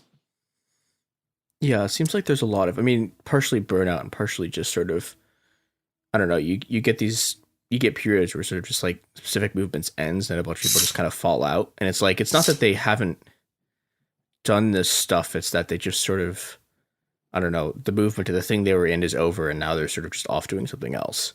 And yeah, and that reminds me of, a script that I was working on the other day about demands. And one of the arguments people had made against making demands, as a movement, is that once demands are met, it's sort of, if concessions are even made, it saps the momentum out of a movement and it saps its potential. Because if you, accept concessions, if you accept that, whatever you receive, and, you go back in your laurels, you don't reach the climax of what you could have achieved as a movement compared to if you had just kept going. Of course, I have critiques of the anti-demand position, but it's something that I frequently consider when I look at a lot of these social movements that have based on specific projects, based on specific focuses, and what happens when these movements get, co-opted, when these movements get compromised, and the way that the potential, like the sheer manpower of some of these movements compared to like what they've actually achieved, there's a massive discrepancy, Yeah, and I was thinking about it was something in a Bastards episode I did a long time ago about I think the name of the treaty was AMPO, which is like there was this huge mobilization in Japan in the 60s to stop this treaty with the US. It was a military treaty. It had a whole bunch of stuff in it, like I think there was a clause that let the US like invade Japan if there was like a civil disturbance or something, stuff like that. And they had this huge movement, like people stormed the parliament like multiple times. Like, I think afterwards the historians determined that like a third of the total population of Japan had been involved in this movement, and then they lost because the whole movement had been about stopping this treaty, and the treaty gets signed, they can't do anything about it, and then it just sort of like fizzles, and it kind of becomes the Japanese New Left, but like, you have this like incredible high water mark of like you have so many people didn't even the Japanese New Left like dissipate? Yeah, and it implodes. And like, yeah, you go from like Nixon, like was it Nixon who tried to visit? I think there have been a couple of U.S. presidents who tried to visit Japan and couldn't leave the airport because the mob was too large outside of it. And he's like, it went from that to, everything sort of once there's sort of like immediate rallying, like here is our demand, here is our goal, like disappears. Everything just sort of splinters into these like weird fragment groups. You get like a bunch of Japanese Marxists just like shooting each other over nothing in the mountains, and the whole thing sort of just implodes. And yeah. I mean, even if you look at like say Fridays for Future is another example, or like Extinction Rebellion or George Floyd protests. When you just sit and you think about the sheer numbers involved in those movements, the potential of that large of mobilization effort compared to what comes out of them, like what, other than a few minor policy changes, what has, say Extinction Rebellion or Fridays for Future achieved? When, these massive corporations are still actively fighting every step of the way, and these movements are not yet willing to do what it takes to, accomplish what needs to be accomplished. I'm not even talking about violence. I'm not talking about violence. I am not talking about violence. What I'm talking about is the efforts involved, the work that goes into social revolution, that goes beyond the sort of flashy, easily recognizable march on the street kind of activities. Because there's a lot of stuff that goes behind the scenes, a lot of institutions that need to be built from the bottom up, a lot of institutions need to be transformed from the inside out. And, without that basis in place, we're just spinning on top in mud. But back to Weems. Like many in his generation, he was ready to join an uncompromising movement for Black freedom and human rights. He joined Jesse Gray in protesting the conditions in New York housing, particularly the infestation of rats in public housing. In fact, and this is probably one of my favorite stories of his entire, lifetime as an activist, as an organizer. In 1967, Jesse Gray, Donald Weems, his sister Diane, and 2 other tenant activists were arrested for disorderly conduct in Washington, D.C. when they, unannounced and uninvited, attended a session of Congress and brought a cage of rats to the assembly to highlight the urban housing condition. Hell yeah. I wish I could have been a fly on the wall or something to have witnessed that. Yeah, it was I mean, it's such an impressive thing, even just on a sort of just on a logistical level of where did they get this cage of rats from? I mean, clearly they got the rats from the housing. The housing was so bad they had rats running around everywhere. Imagining we're not going to use kill traps. We're going to use capture traps specifically so we can drop these rats on Congress. It's this rules. It's perfect. It's perfect. It's that sort of energy that, helped him to create that group, the legislators, while he was in the army, But anyway, because they, dropped some rats in Congress and they got arrested, the CCH lost its the Community Council on Housing lost its funding, and Jesse Gray lost his ability to pay his organizers. And just that line alone just kind of stood out to me, at that moment, that is. Because these movements, back in the day, they were serious about getting change done. And they recognized that to get change done, you need to have people who are full-time involved in getting that change done. It can't be a part-time thing.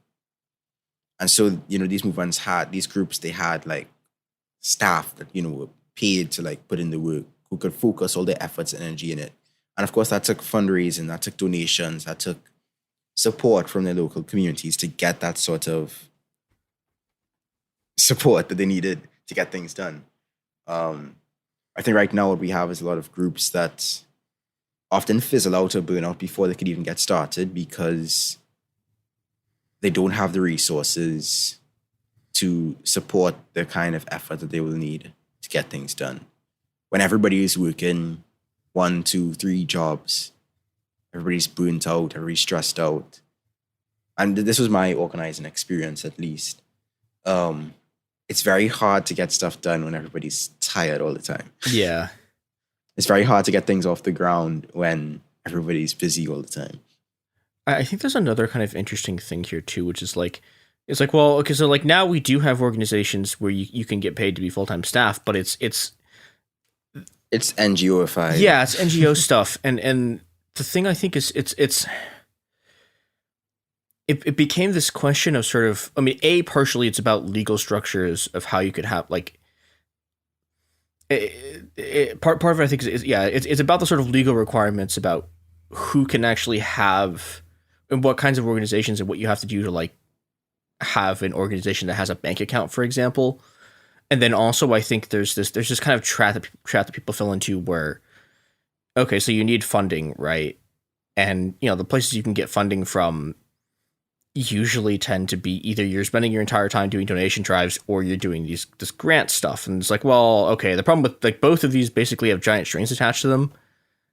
And so it sort of falls away from the hey, we're, sort of paid revolutionary organizers and just degrades into more NGO stuff. Exactly. And then the incentive structure completely changes. And of course, there are also power dynamics involved in, paid versus unpaid organizers and that sort of thing. But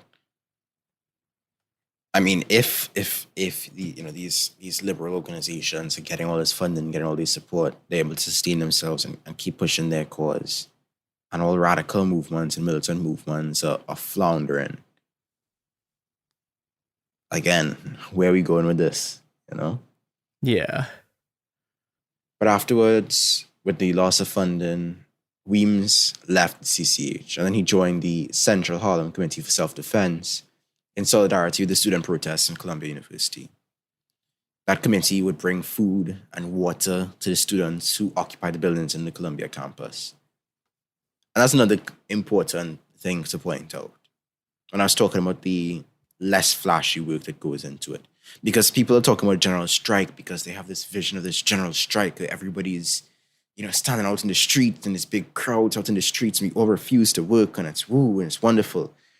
But a general strike can only be pulled off if there's a strike fund in place, if there's a strike bank in place where resources are available for people to draw from. Because in a strike, contrary to some perspectives or I guess some misled approaches, is not when you tell your boss, hey, let me get a day off so I could go on strike real quick. A strike is a refusal to work. It is unpaid. It is a risky endeavor. You don't just walk out without organized support from your fellow co-workers at the very least. And part of what makes a strike successful, part of what makes a protest or a sit-in or any kind of movement successful is having a network of care work instituted. So you see that the Central Harlem Committee for Self-Defense, in solidarity with another movement, brought food and water to the students who were occupying the buildings. And because they brought food and water, those students were able to continue occupying those buildings and continue struggling for the causes they were struggling for. I don't think there are enough people, and not to discount people that are, if it doesn't fall in your garden, you don't have to water it. I think there needs to be more people who are going into that care work, which is marginalized because it's associated with women and non-men, really. But it's something that we need to account for, something that needs to be one of the principal arms of our strategy. Yeah. Like when I was doing tenant organizing, it's like I did. So like, what did I do as a tenant organizer? It's like, well, okay, so I went around and put signs up, I moved chairs around, I took care of people's kids. Like that was like really most of it. It's just a lot of like, I don't know. I mean, stuff like childcare, like that kind of stuff, like is a vital part of any is a vital part of any political movement that's actually going to succeed that you're trying to run, and nobody wants to talk about it or do it because it's not the like exciting, like we're throwing a brick at a cop or whatever stuff. Yeah, exactly. And so on a more personal note, and this is the part where he changes his name, Donald Weems would associate himself with the Yoruba Temple in Harlem, which was organized by Nana Osei-Jiman Adefumi. The Detroit-born Adefumi was initiated in Cuba in the Lukumi riots of the Yoruba origin. And he saw the West African religious and cultural heritage as a means of cultural self-determination and peoplehood for African descendants in the United States. Recently, there was a Netflix documentary about the ways that Yoruba traditions have been kept alive across the quote-unquote New World. And so you will see in Cuba and in Brazil and in Trinidad and Tobago and in the US, the Yoruba practices and cultural components have just been sustained. And so when Adefumi established the Yoruba Temple in in Detroit. Was it Detroit or New York? In Detroit. I'll just say Detroit.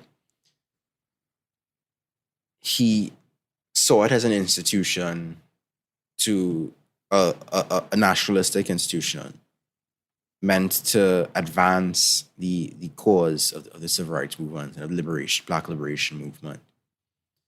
He sought to Africanize everything, names and hats and clothes and clubs and churches.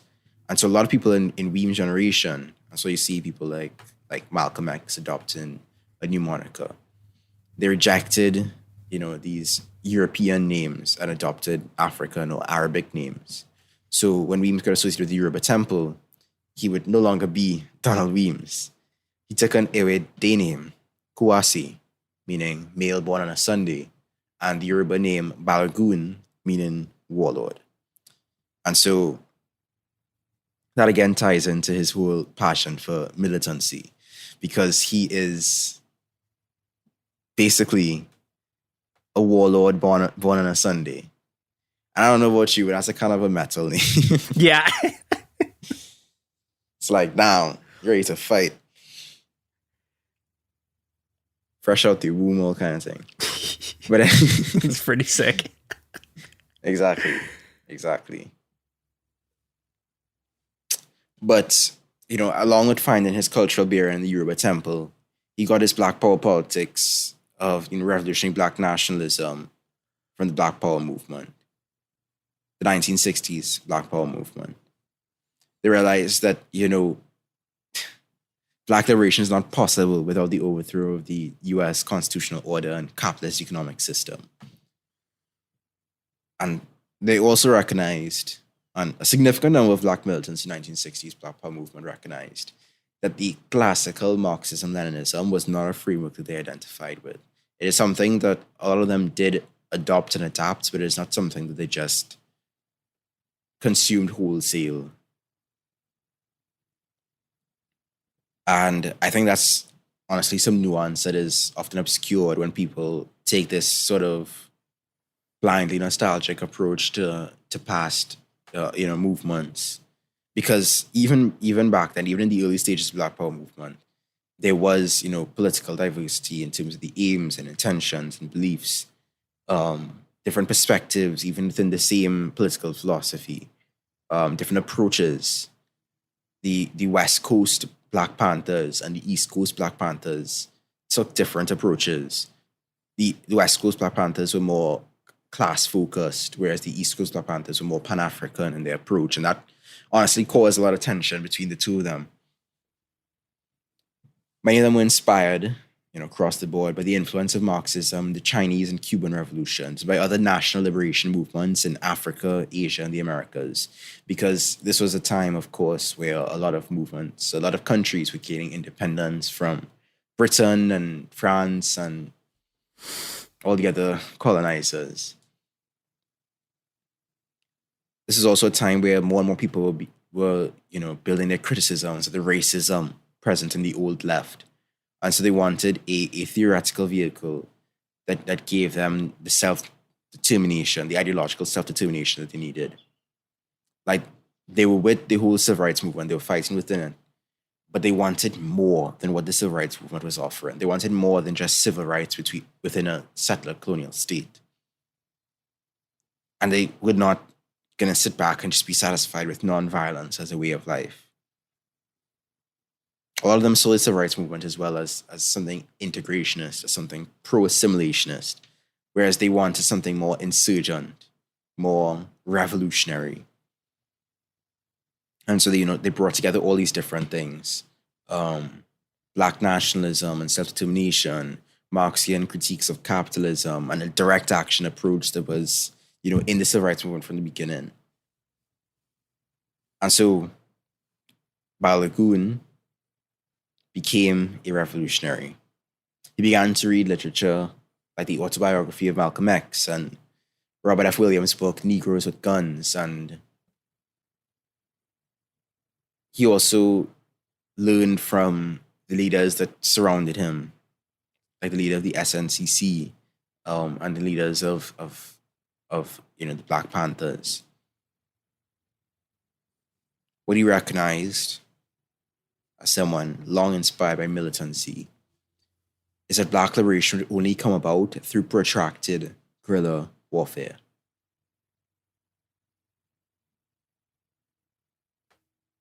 I don't think I have to go over the origins of Black Panthers in detail, But just to summarize, the Black Panther Party was founded in Oakland, California, in response to the abuses of the police upon residents of Oakland.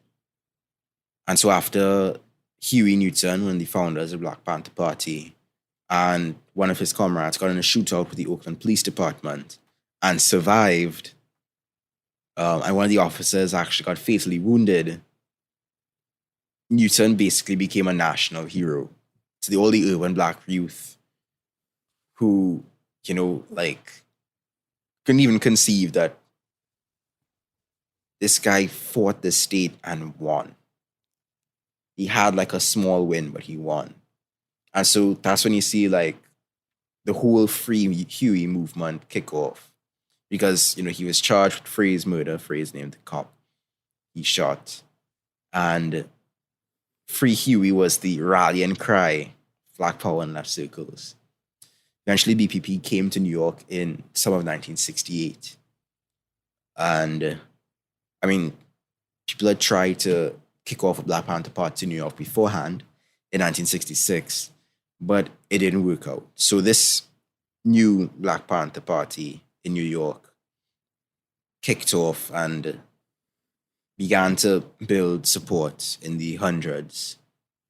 The same month that Dr. King was assassinated, he had a lot of the members of the BPP coming together to sort of figure out a direction, because although they may have been critical of the civil rights movement, the loss of Dr. King was a major blow to everyone, because even if they disagreed with him, he was still an inspiration. So Bobby Seale and Kathleen Cleaver came to New York, and they appointed 18-year-old SNCC member Judon Ford as acting captain of defense of the BPP. And that's another thing a lot of people forget. These people were young, real young. Fred Hampton died when he was 21, assassinated, of course. And so it's an inspiration, honestly. And also a rallying cry for all young people who feel disempowered and disenchanted, disheartened by all the different aspects of collapse that are surrounding us. We can stand up and fight back. But anyway, so Judon Ford became the acting captain of defense of the BPP of the East Coast, and he was soon joined by David Brothers, and they founded the BPP in Brooklyn in 1968. National leadership of the BPP also sent Ron Pennywell to give directions to the New York chapter. And so Pennywell was there, and he was involved, and he became a captain in the ranks, and he was very grassroots in his approach.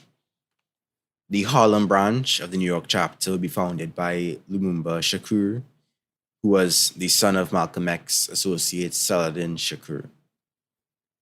And that same Saladin Shakur he served as a mentor and a surrogate father for many of the members of New York's Black Panther Party.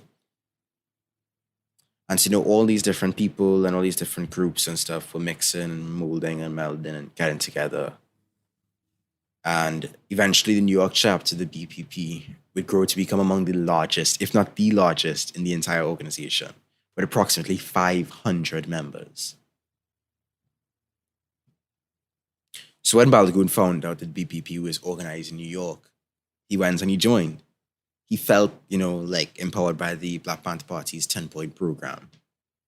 And for those who don't know, the 10-point program was, pretty straightforward. 1, we want freedom. 2, we want full employment. 3, we want an end to the robbery by the white man of our Black community. 4, we want decent housing.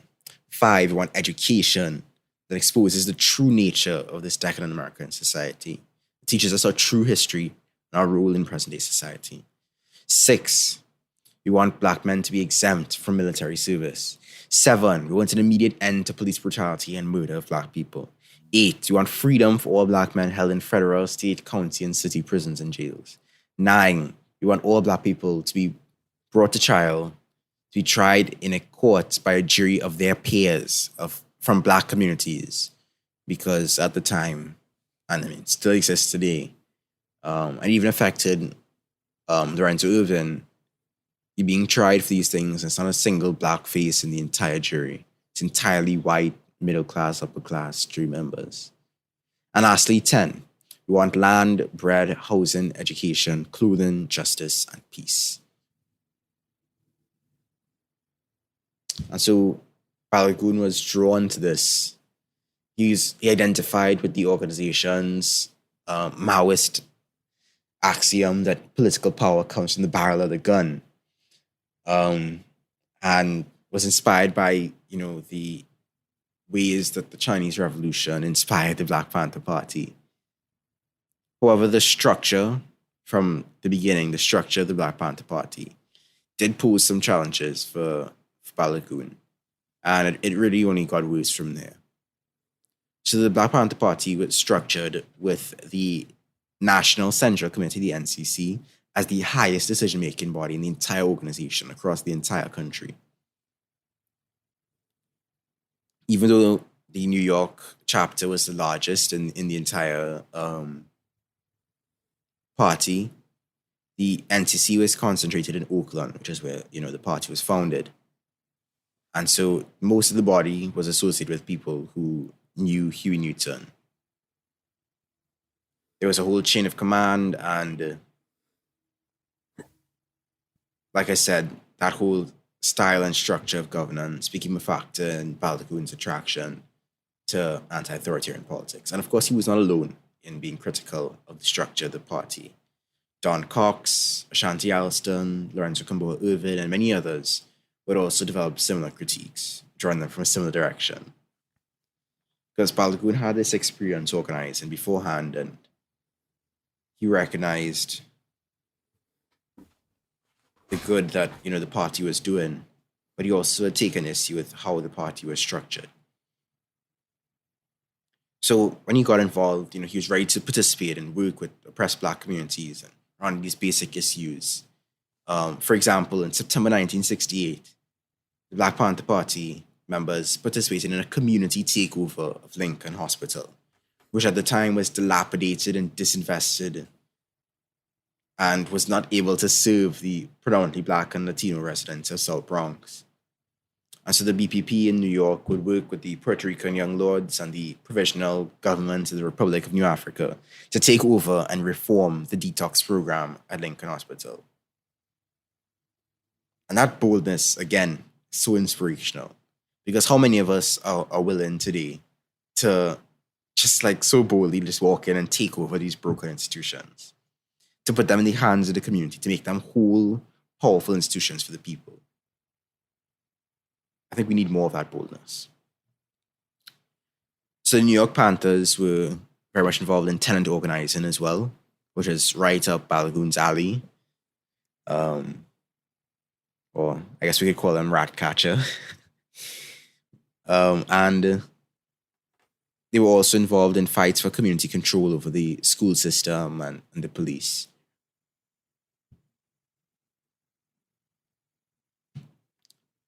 Eventually, Balagoon and another Panther, Richard Harris, would be arrested in February 1969 on bank robbery charges in New York, New Jersey.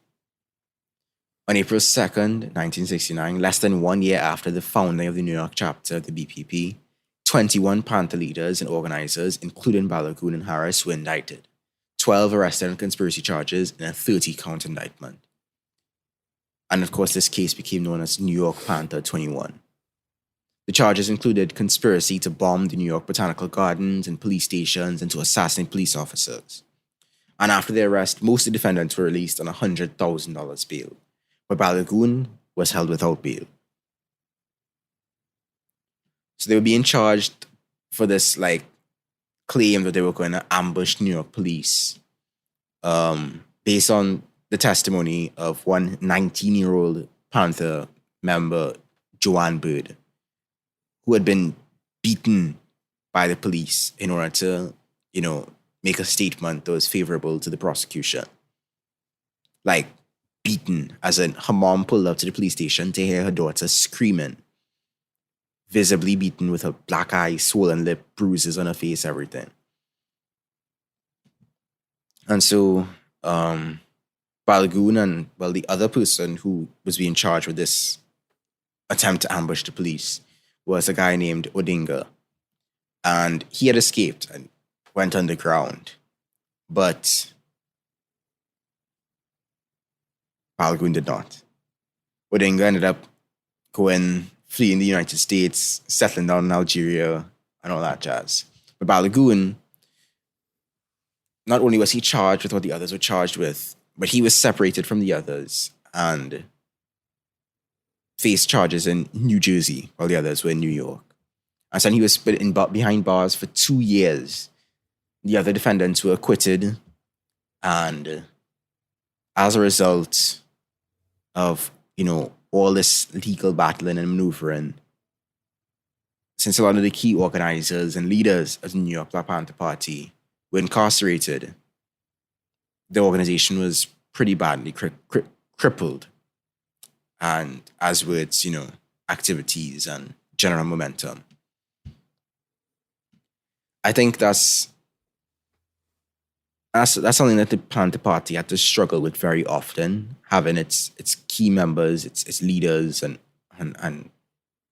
members incarcerated and charged and facing trial. And so as a result, the Panther Party was for almost its entire existence was basically fighting charges and trying to get its members out of jail and this, that, and the other. And so a lot of its efforts ended up draining towards that. And so I think seeing how the New York Panther Party was crippled, I think it highlights the importance of distribution and decentralization when it comes to organizing. And it highlights the importance of, as the Afrofuturist abolitionists of the Americas say, moving like mycorrhizae. Mycorrhizae are basically a mutual relationship between fungi and plant roots. So they move nutrients between plants they're connected to, and they basically create this kind of fungal network that spreads across an ecosystem, and it prevents researchers from basically being able to see where they begin and where they end. They grow slowly. Sometimes they pop up above ground as like mushrooms and stuff, but primarily they exist underground. And so what the Afrofuturist abolitionists are talking about is basically creating a movement that is primarily underground, that spreads and is interconnected and cannot be pinned down with such a clear pin down or easily infiltrated, like how the party was able to, with such a clear, structure and chain of command. So basically, move like mycorrhizae, work from the ground or underground, and work for the roots. Work from the roots.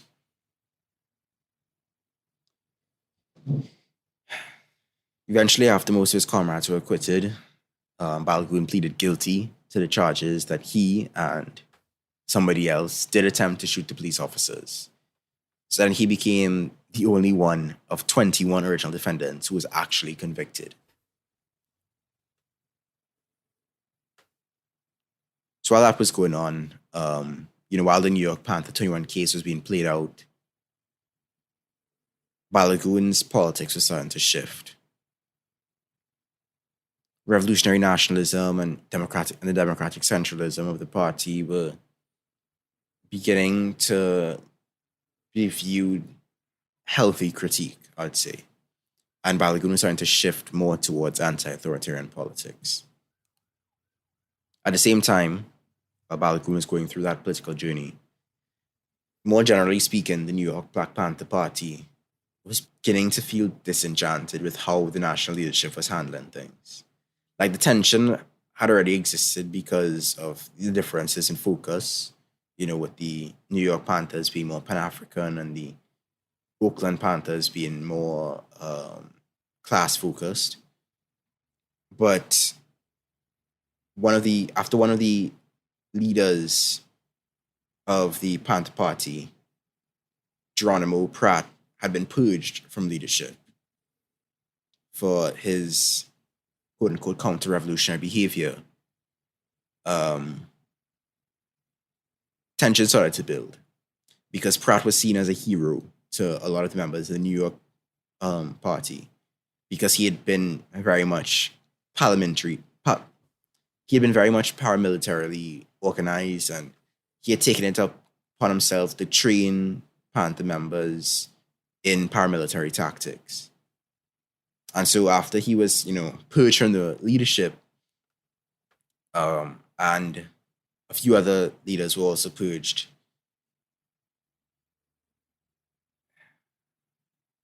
the New York Panthers began to feel disconnected from the national movement, because the whole reason they were attracted to the Panther Party is because of this image of armed Panthers patrolling against the police, of underground guerrilla warfare, and so the New York Panther movement was very much associated with that. But once they saw the sort of purges that were taking place, some of which they looked up to, when they saw that the national leadership sent these other guys, Robert Bay and Thomas Jolly, to New York to assume leadership of the chapter, to basically import leaders from outside the movement rather than sort of bring up new ones, from within the local community. It basically worked to destabilize what the New York Panthers were working for. Because when these guys rolled up, they had a very autocratic, hierarchical style of leadership, unlike, the Pennywell guy, who was very much grassroots in his approach. And, even Assata Shakur had, basically critiqued the quality of the West Coast leaders sent to New York when she spoke about how Robert Bay and Jolly, who were from the West Coast, had a very aggressive and, as she said, belligerent way of talking and dealing with people. And so that really is what built up towards, from simple initial differences of opinions and misunderstanding, leading towards the dissolution of the connection between the national leadership and the New York chapter. The New York chapter wanted to focus on things of a more national orientation. They wanted to work on the tenant issues that they had started with in the first place, but the nationally appointed leadership was not interested in tenant issues and did not want to place so much focus on nationalist oriented issues, Pan-African issues. And so when these groups were reassigned from their tenant organizing to the Serve the People programs that were working in the West Coast, that was also resented by the New York Panthers. Because New York Panthers, they were, working on certain things. They had tenant organizing behind their belt, and they had these different mutual aid projects and stuff going on. These, sort of support and solidarity things going on. And to be told from the outside, hey, stop doing this tenant organizing stuff, do these things that is working where we are coming from, it didn't play out well. Yeah, the last time an org told me to do that, I left. Literally had this happen to me. But it's just no. Yeah. It doesn't work out. Not to mention, and this was a criticism I mentioned earlier, about how a lot of the focus ended up being toward getting people out of jail and, dealing with legal defense. One thing Balagoon criticized was the fact that the national leadership selectively determined who would be released from bail. Mm-hmm. It didn't matter, what the rank and file or fellow prisoners of war or who had the lowest bail or whatever. What mattered was who the leadership wanted to be chosen to bail out. And of course, it should also be noted that part of what was building these tensions and building these divisions was COINTELPRO and, the FBI working at every step of the way to foment divisions and to fire up divisions within the national leadership, within the New York chapter, even within the New York Panther 21 defendants. So you can't erase that aspect of it. Yes, we can criticize these organizations and these movements for their missteps. We also have to keep in mind the context that they were in, the tensions they were facing, and the fact that they were being openly assaulted and clandestinely assaulted by the US government on all, angles at all corners.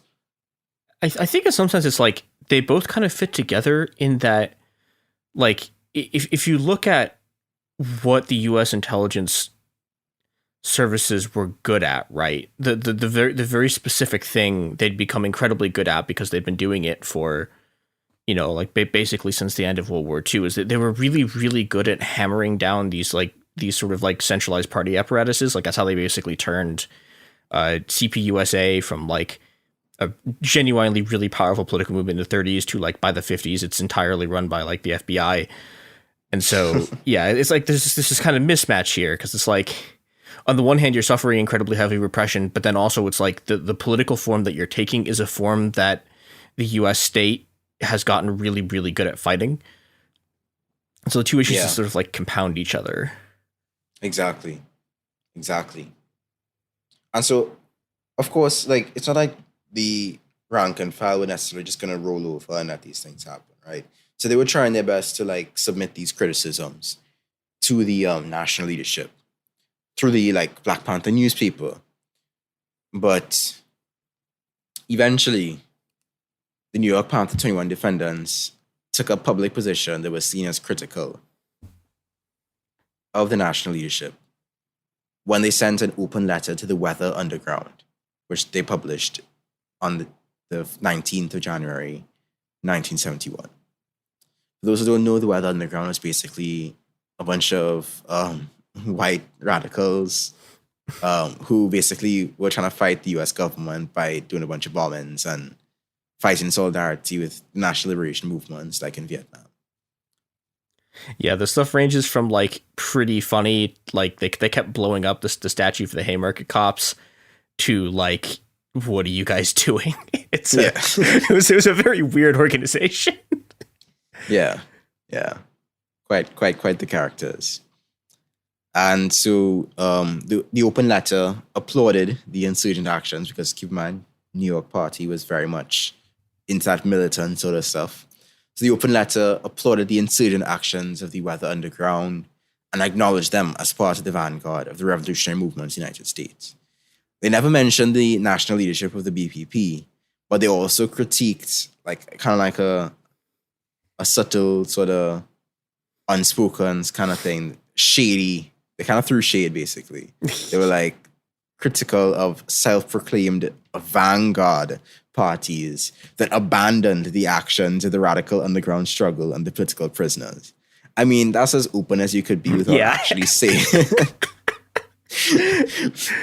But yeah, so of course, and Balagoon was, he agreed with this criticism. And so because the national leadership had, wasn't, actually attacking the occupational forces of the settler colonial state anymore. And because, a lot of the money being collected was going towards bail. And then a lot of people also criticizing the fact that some of the leaders were beginning to live pretty comfortably while a lot of the rank and file was sitting down in jail. Once the letter went out, Newton basically expelled the Panther 21 and basically declared the Panther 21 enemies of the people. Jesus. Yeah. A lot of them, and not just Panther 21, but also the New York BPP leaders in general, just all of them branded enemies of the people. Some of the defendants, like Richard Toruba Moore and Setawayo Tabor, and a few others also ended up going to Algeria. Later in the month, members of the New York Black Panther Party would hold a press conference and basically call for the purge of Huey Newton and the Panther Party Chief of Staff David Hilliard and the formation of a new National Central Committee. And they basically, like I said, officially split from the national organization. What I find interesting about that approach to it is they basically fought fire with fire, for one. So you're like, oh, you want to call us enemies of the people? We're going to call you enemies of the people. And then on top of that, you also have to deal with the fact that their solution to the problem of the National Central Committee being too big for their britches and interfering with their grassroots politics was like, you know what we need? A new National Central Committee. You know what this reminds me of a lot? What's that? It reminds me of a lot of the stuff that happens in the sort of early Cultural Revolution, where it's like you have a bunch of people. Well, I mean, okay, the big difference with the early Cultural Revolution is that like every single group is like claiming that they're loyal to Mao, but like you get a lot of these things where, you know, people will be like, hey, the party has been becoming incredibly overbearing, and then you get like most of them are just like, okay, like our solution to this is we are now the party, but then you get these sort of like ultra left groups who are making sort of like not exactly anarchist, but are making sort of structural critiques of it, and those guys just get like purged and killed. And I don't know. The dynamics and the critiques remind me of it. Yeah, I think it's something we see just in general in politics. Honestly, it's a sort of limitation of the imagination. Wait, people aren't conceiving of things like outside of what has already been done. I mean, I myself am guilty of this because a lot of my inspirations are like pre-colonial cultures and you know, societies and stuff. But still, I try to like bring those into a new context and think of ways that can be applied differently. When you think about this approach here, where you have the issues of the National Central Committee, the solution is to create a new Central Committee rather than consider an approach that does not involve a National Central Committee. I think that's something we see all too often. Or even like just nostalgia politics in general, where people's whole approach to politics is trying to replicate past movements. Yeah.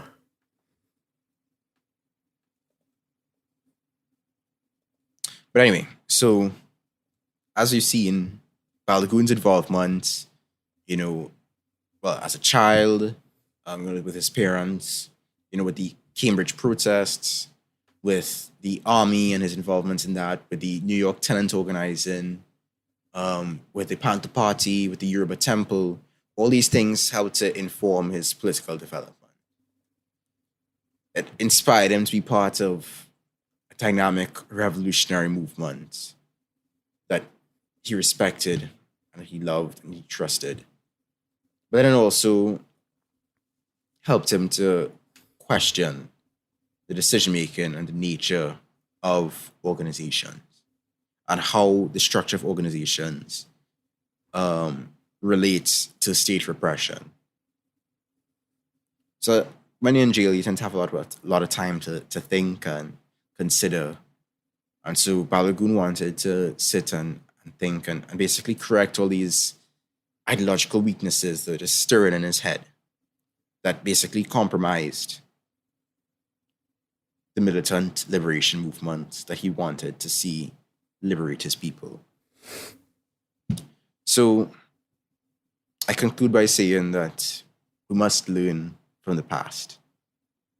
In this, you know, short foray into Balagoon's life, we've ended up coming to a lot of different conversations about the nature of movements today. And I think that sort of critical approach to, you know, people's history is something we should be doing more often in our modern discussions of the past. The good, the bad, and the ugly. Anyway, join us for part 2 of Balagoon's journey as we explore his path toward New African anarchism. You can find me, Andrew, on youtube.com/Andrewism and on Twitter @_SaintDrew. This has been It Could Happen Here. Yeah, and Chris was here too. Yes. Yeah, you can find us at Happen Here Pod on Twitter and Instagram. Follow us at The Cool Zone. Yeah, I'll see you next time.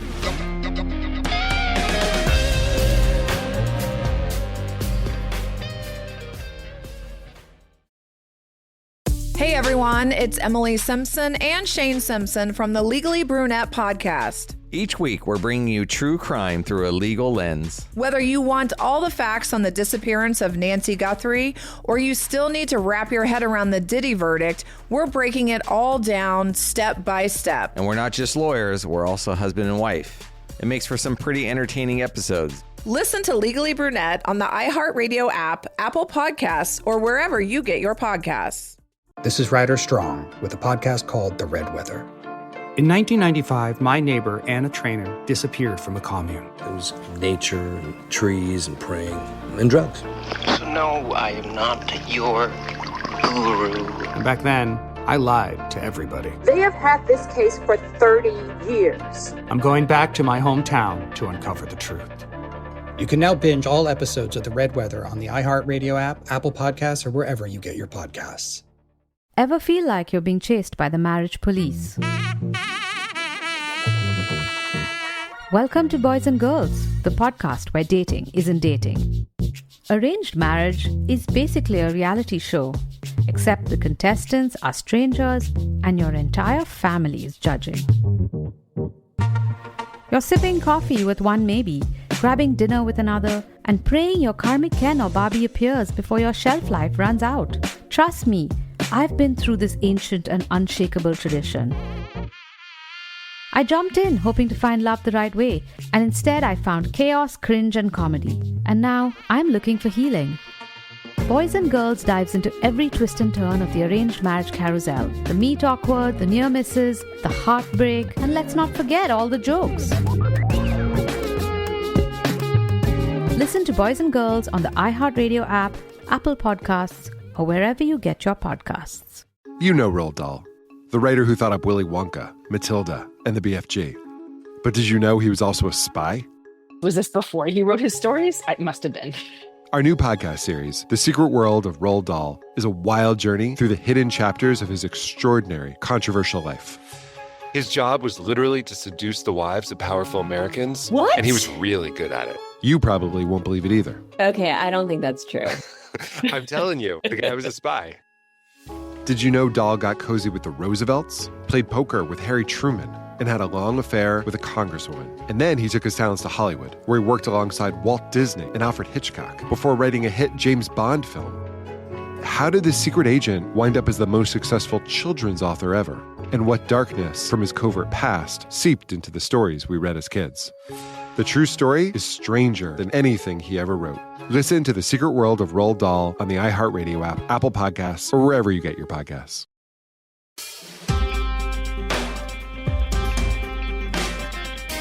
Welcome to It Could Happen Here, the podcast about stuff falling apart and how we can maybe put some of it back together.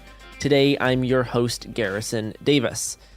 Though this episode is going to be more of an It Did Happen Here sort of thing, as this is part one of a special three-part series made in collaboration with the Atlanta Community Press about the history of the old Atlanta prison farm.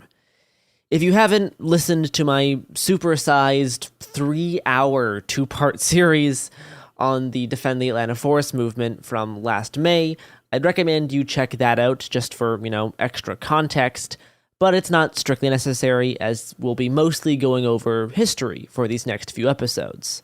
Although I will sprinkle in updates about what's been happening in Atlanta related to the Stop Cop City movement throughout this series. At the end of this episode, there will be a summary about the most recent week of action. Now, for this series, not only did the Atlanta Community Press provide the vast majority of the historical research and format for these episodes, I was also able to record with two members of the collective, Sam and Laura. So you'll hear snippets of our conversations over the course of these next few episodes as well. Last year, in the lead up to the Atlanta City Council signing over hundreds of acres of forest to the Atlanta Police Foundation to build a state-of-the-art militarized police training facility, complete with a large mock city, around that same time, a group of people decided to look into the history of the land in question, famed for being the site of an old federal prison honor farm. This was also around the same time last year when more atrocities of the residential school systems were being unearthed. And with the Atlanta Police Foundation's plans to bulldoze large sections of forest that were once used as an old labor prison, the possibility of disturbing forgotten grave sites seemed to be worth considering. Hi, I'm Sam. I do research for the Atlanta Community Press Collective. So that means I file open records requests. I accidentally I helped accidentally write a 17-page history report in the summer of 2021. And I listened to fun things like community stakeholders committee meetings and city council meetings. What is the inception for the Atlantic Community Press Collective? So at the beginning, it was me, Laura, and another friend of ours, and we were all just kind of involved on the periphery of the movement. Laura, please feel free to correct me or direct me also, but just as part of the general movement and resistance to Cop City, one of us raised the question, based on when the prison farm was in operation. One of us asked, I wonder if there are unmarked graves there, because given the era in which the prison farm was in operation, it's not unrealistic that people were just buried on site, especially poor prisoners who didn't have families to claim them, which is horrible, but there you go. That was sort of the genesis of our history report. And then I guess naturally as an extension of that, we started asking questions of city government and county government about the, I guess, construction process of Cop City. Throughout the development of Cop City, concerns regarding environmental racism, police violence, and land stewardship in an era of climate change have all been discussed, if not by local government or the Atlanta Police Foundation, but at least by community members, some local press, and national media. Despite this, very little is actually publicly known about the actual history of the land that Atlanta Police Foundation wants to build Cop City on, and the history of the prison farm itself. The most often cited histories suggest that the land was the site of a federal prison farm that was later taken over by the city and then soon abandoned. Archival research into the site on Key Road, conducted by volunteers with the Atlanta Community Press, tell a different story. Months of archival research reveal that not only was it never run federally, it was run as a city prison farm uninterrupted from about 1920 to the early 1990s, and doing considerable harm to those incarcerated throughout, despite claims of reform made at every stage. Through the gathering of old legal notices, old newspaper articles, letters from nurses, legislative and inspection records, and oral histories, a forgotten legacy of torture, overcrowding, slave conditions, quote-unquote, the lack of healthcare, labor strikes, death, and unmarked paupers' graves have slowly been rediscovered through Atlanta's radical scene. And this just barely scratches the surface. As the Atlanta Community Press conducted their research, two conflicting surprises arose. One being that there was just so much available historical documentation that seemingly very few people had dug into and put together correctly in the past.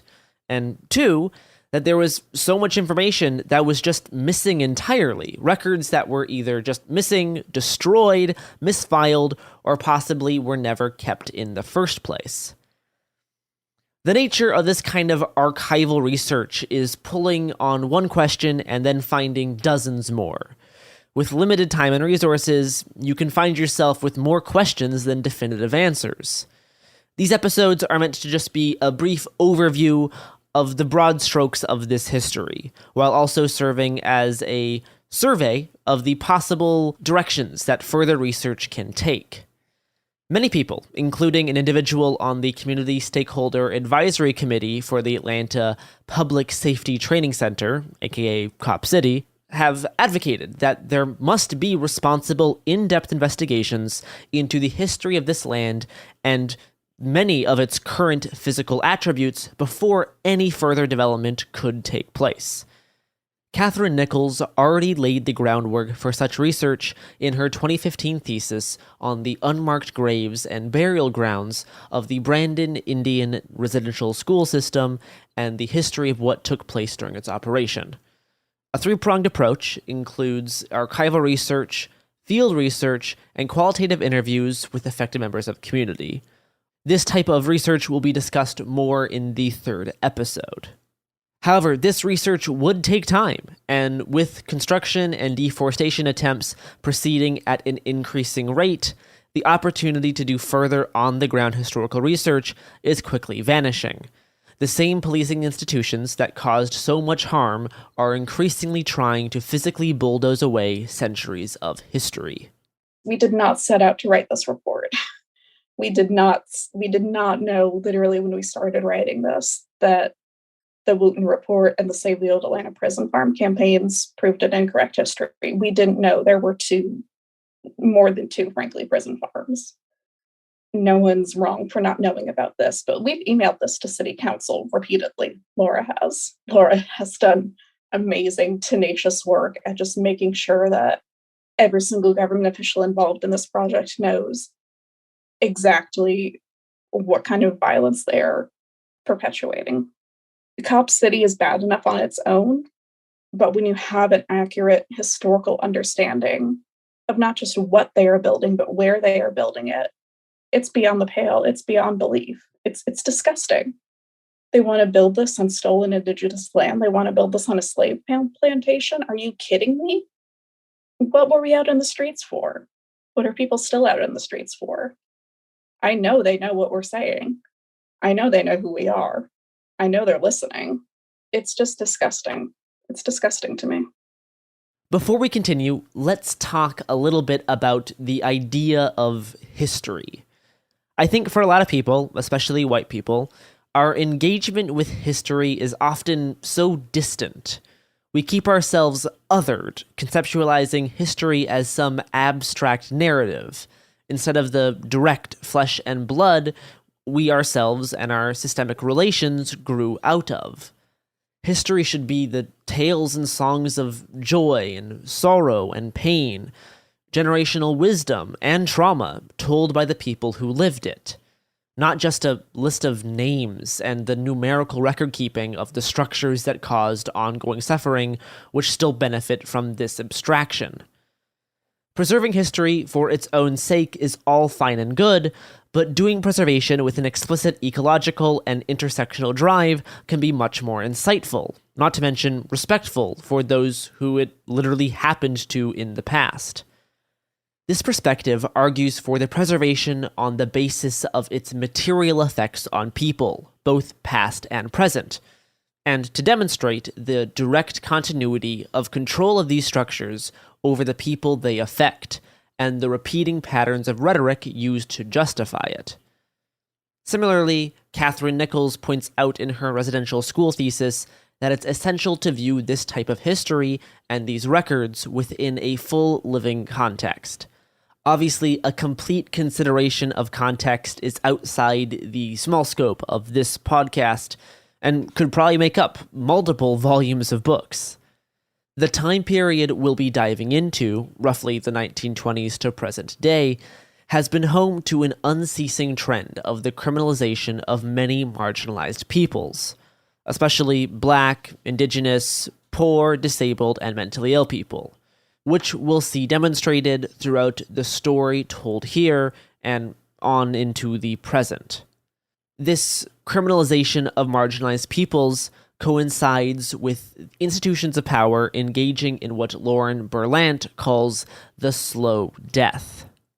The phrase slow death refers to the physical wearing out of a population and the deterioration of people in that population that is very nearly a defining condition of their experience and historical existence.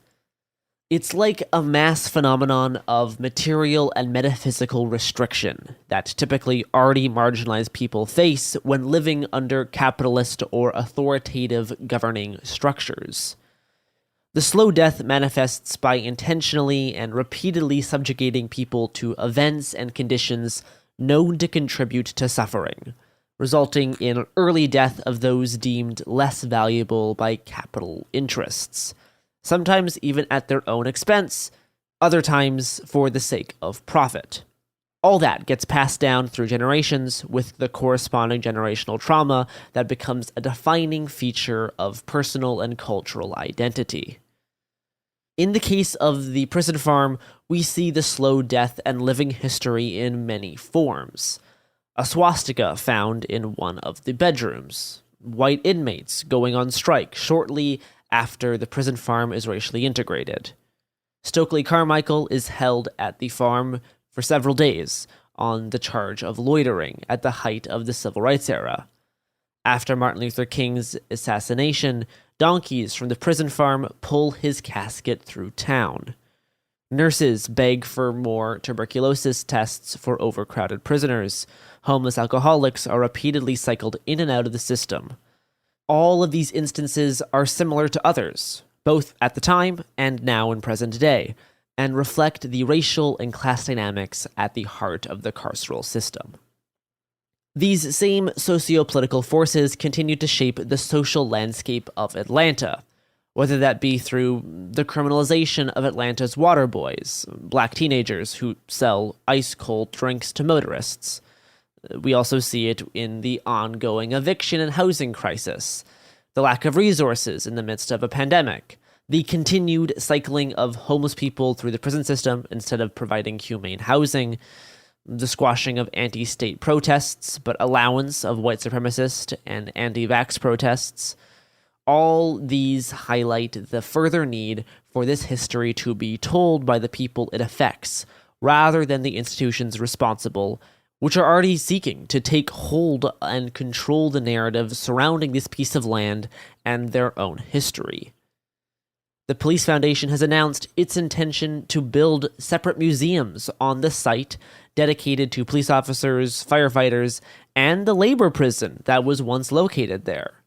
The museum idea has been framed as a concession to last year's anti-Cop City call-in campaigns, a concession that will result in land being paved over and a sanitized, police-approved history to be built over top.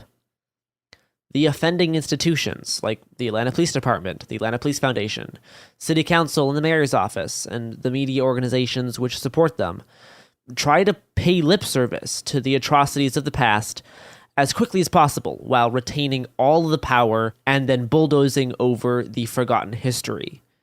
As we'll discuss, vague gestures towards the harms of the past, without material accountability for the harm done, have been used throughout the prison farm's history to justify continued control of physical and narrative space, and is simply vapid virtue signaling.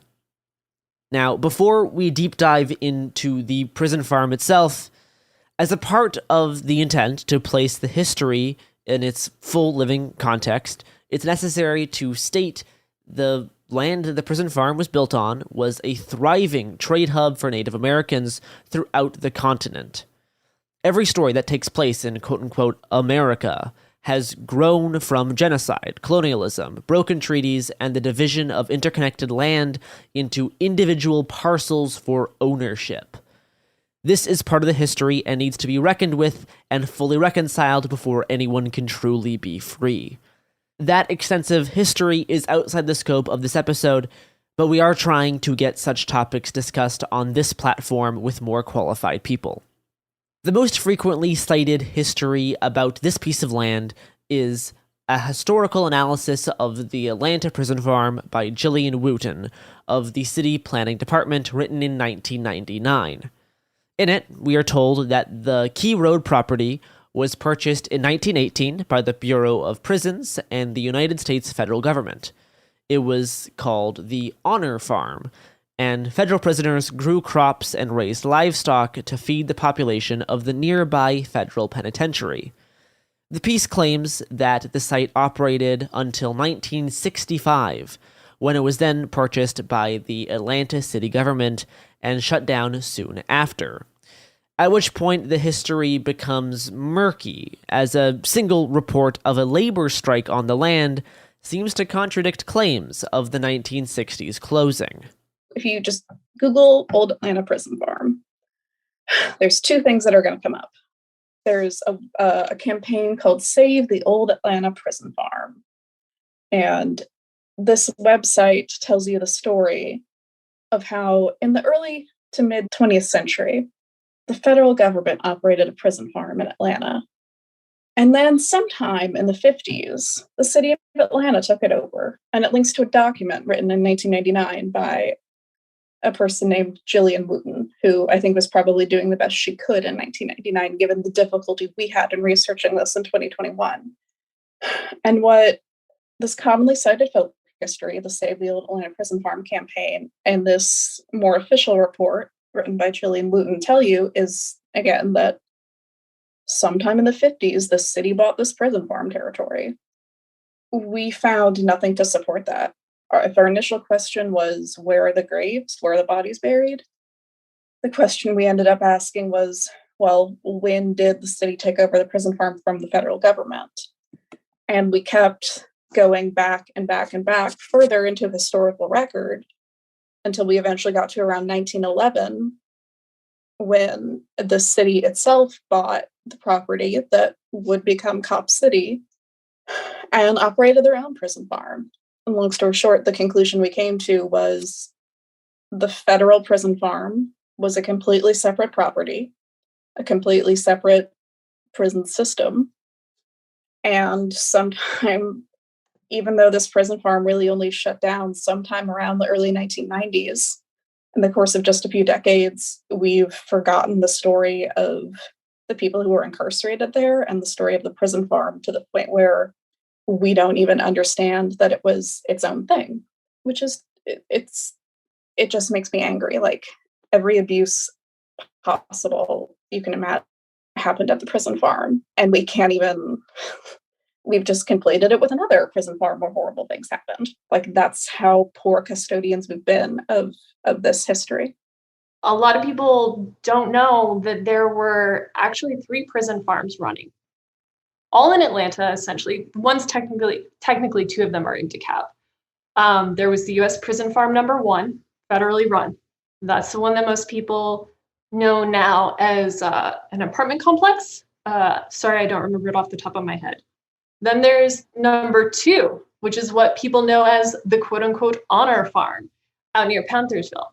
Then we have the City of Atlanta Prison Farm. So there are 3 running at the exact same time, all within a fairly short distance from each other. This isn't something that was unique to Georgia by any means, but the history of it is largely ignored. Convict lease labor was incredibly common. The Archive of Atlanta, did a podcast specifically on the convict lease labor that was done to build the Atlanta streets. Basically, every street in Atlanta was built by convict lease labor. And a lot of that labor came from the Atlanta prison farm, as well as some of the other prison farms around. There's also the Chattahoochee Brickworks Company that was recently turned into a public park, and it was historically acknowledged by our mayor, Mayor Dickens, for its horrific atrocities of slave labor, for building or creating these bricks at the company, where many people died. So there's just this hypocrisy of, hey, we're using slave labor at this location and it is horrific, and we are going to acknowledge that, and we are going to put a plaque out there and do a ribbon cutting ceremony and truly acknowledge this atrocity. Whereas here, because they want the land, they're just going to cover it up. And, oh, hey, our acknowledgement from this is we're going to utilize some marble library stones in our propaganda entrance to the horse barracks. That's pretty much what they're going to do. The Atlanta Community Press research found that the Wooten History Report actually conflates 3 different properties. Property number 1, a prison farm on the property of the federal penitentiary, where the penitentiary still exists today. Another property, number 2, was a second prison farm on Panthersville Road that was purchased from farmers in 1920 and was used to supplement the production of the first federal prison farm. But the third property, and the one that we're focused on here today, is the one on Key Road in unincorporated DeKalb County. This one was only ever owned and operated by the city government and was used to produce food for city prisons. It operated from 1920 up until the early 90s before shutting down and being abandoned and then used as a dumping ground for the city, until now, where they have plans to turn it into a militarized police training facility.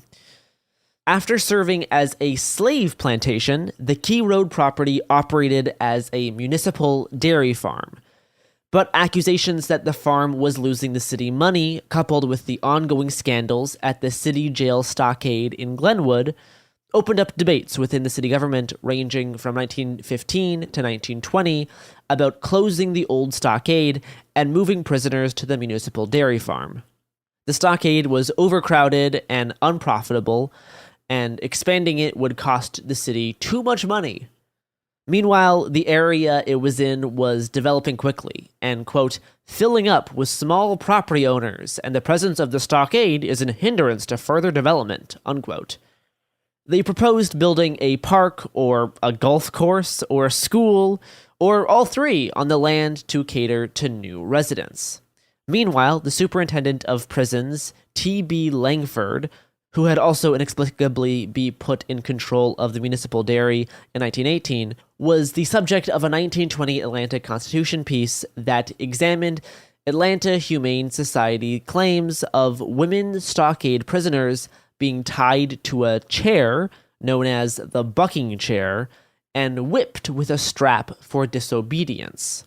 He at first denied these claims, saying that white women at the stockade were never whipped to his knowledge, and, quote, Negro women only seldom so, unquote.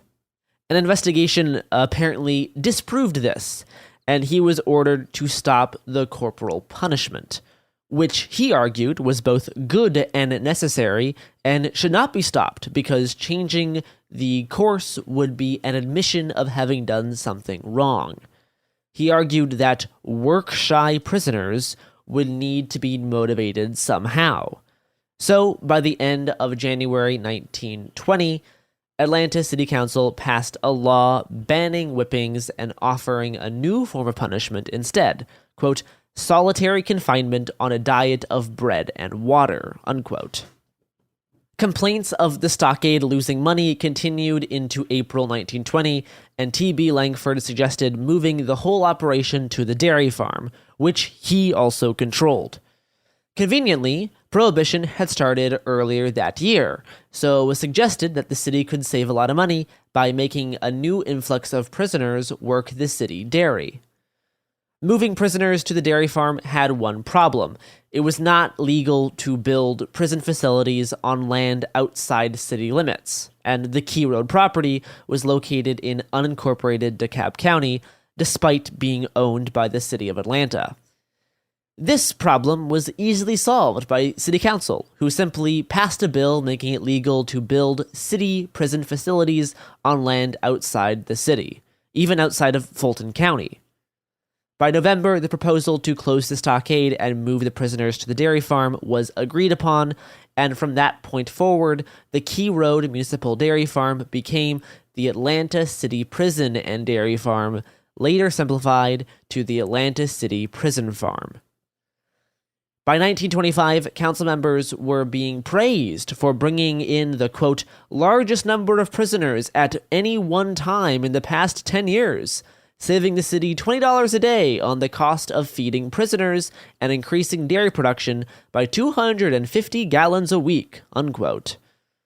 It was seen as a win-win-win for the new property owners, city government, and police. But it was a huge loss for the most vulnerable citizens of the city and for the residents of the surrounding DeKalb County area who had no way of consenting to this deal. Just like how modern-day DeKalb County residents have no say whatsoever in Atlanta's goals of building a militarized police training compound with a gun range and explosives testing section in what would formerly be their forested backyard. I mean, building Cop City here is just a continuation of the violence that has been done to this land since time immemorial. Like, this was first of all, this was stolen Muskogee land. And then it was a plantation. Then it was a prison farm, which is just an extension of being a plantation. When it stopped being a prison farm and just started being mostly a prison, horrible, horrible things were done to people in the solitary confinement cells. This mostly happened in the 80s. Then the prison and the farming stopped.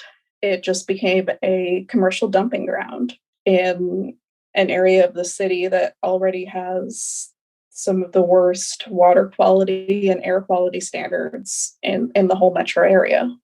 The South River Forest Coalition and the South River Watershed Alliance are the best sources for that. But this was stolen land from the start of the story was stolen land. And then, like, I guess the last historical record is social and environmental injustice. And now you want to give it to the police in this day and age, I guess you could say. Like, it's just compounding violence upon violence upon violence. Okay, now it's time for the update that I promised on the week of action that recently took place in Atlanta. So, near the end of this past July, from the 23rd to the 30th, there was another week of action as a part of the movement to defend the Atlanta forest and stop Cop City.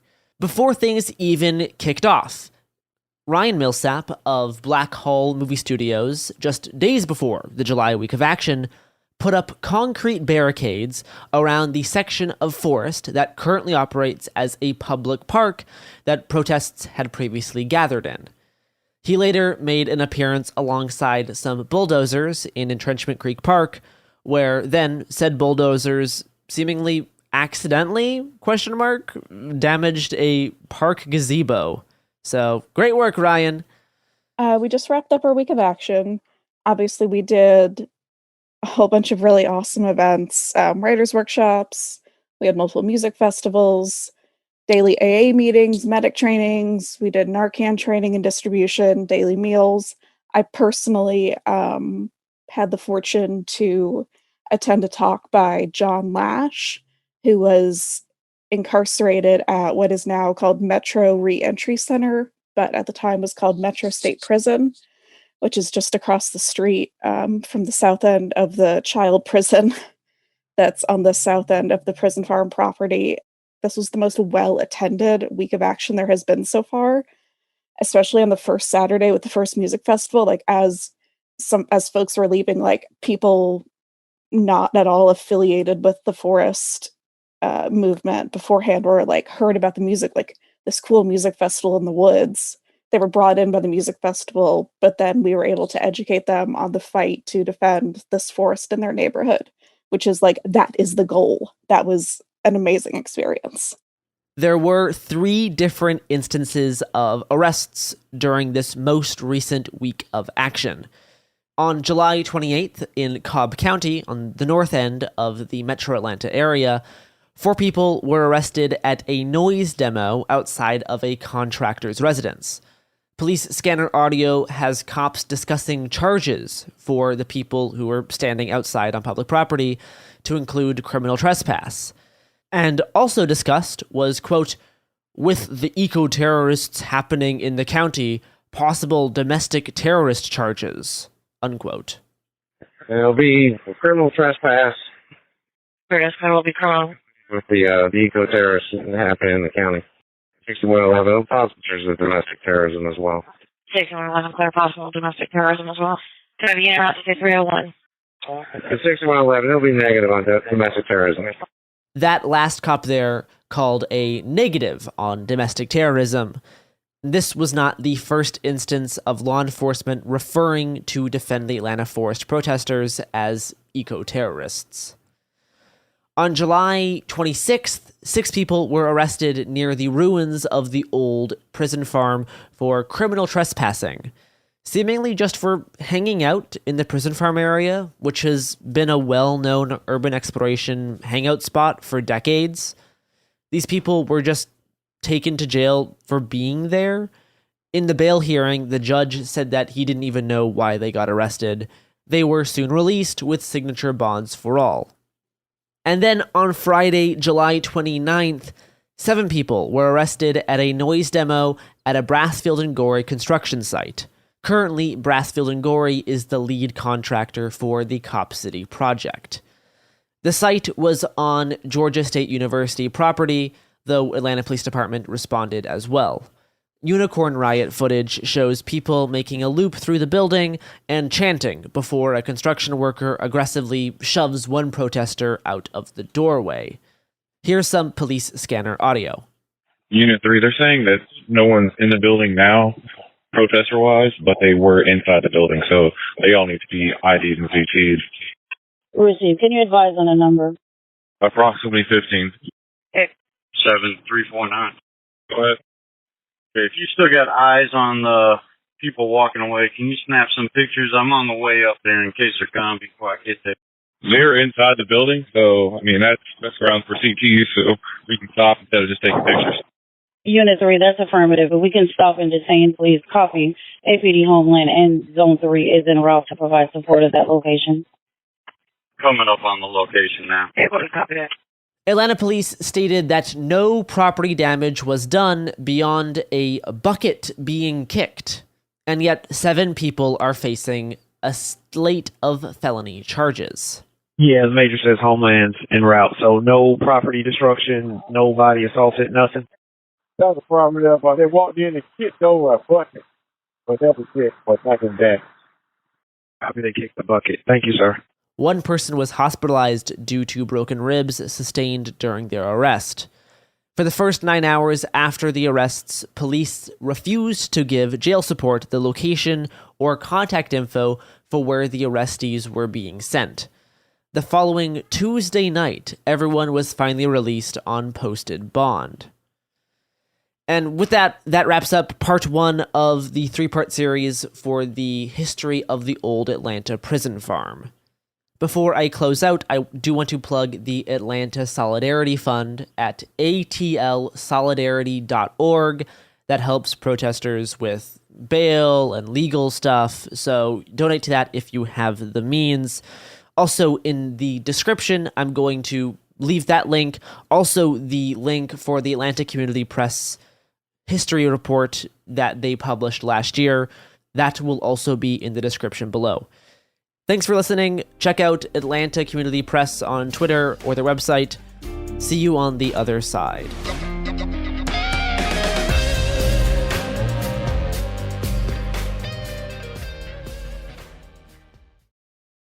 This is Ryder Strong with a podcast called The Red Weather.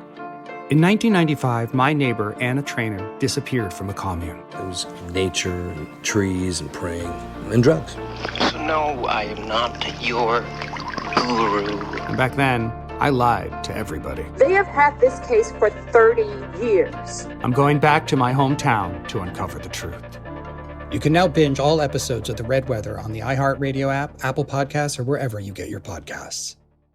Hey everyone, it's Emily Simpson and Shane Simpson from the Legally Brunette podcast. Each week, we're bringing you true crime through a legal lens. Whether you want all the facts on the disappearance of Nancy Guthrie, or you still need to wrap your head around the Diddy verdict, we're breaking it all down step by step. And we're not just lawyers, we're also husband and wife. It makes for some pretty entertaining episodes. Listen to Legally Brunette on the iHeartRadio app, Apple Podcasts, or wherever you get your podcasts. Ever feel like you're being chased by the marriage police? Welcome to Boys and Girls, the podcast where dating isn't dating. Arranged marriage is basically a reality show, except the contestants are strangers and your entire family is judging. You're sipping coffee with one maybe, grabbing dinner with another, and praying your karmic Ken or Barbie appears before your shelf life runs out. Trust me, I've been through this ancient and unshakable tradition. I jumped in hoping to find love the right way, and instead I found chaos, cringe, and comedy. And now I'm looking for healing. Boys and Girls dives into every twist and turn of the arranged marriage carousel. The meet awkward, the near misses, the heartbreak, and let's not forget all the jokes. Listen to Boys and Girls on the iHeartRadio app, Apple Podcasts, or wherever you get your podcasts. You know Roald Dahl, the writer who thought up Willy Wonka, Matilda, and the BFG. But did you know he was also a spy? Was this before he wrote his stories? It must have been. Our new podcast series, The Secret World of Roald Dahl, is a wild journey through the hidden chapters of his extraordinary, controversial life.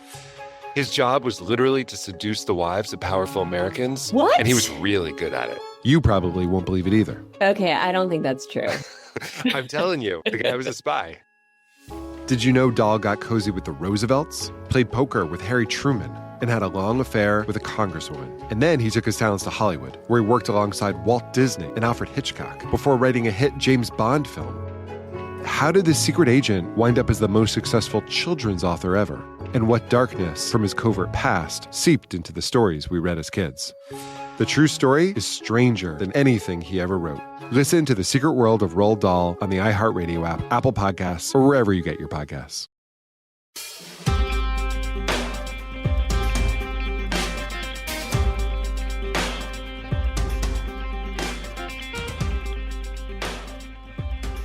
Welcome to It Could Happen Here. Today, I'm your host, Garrison Davis, and this is part 2 of our 3-part series on the history of the old Atlanta prison farm, made in collaboration with the Atlanta Community Press Collective.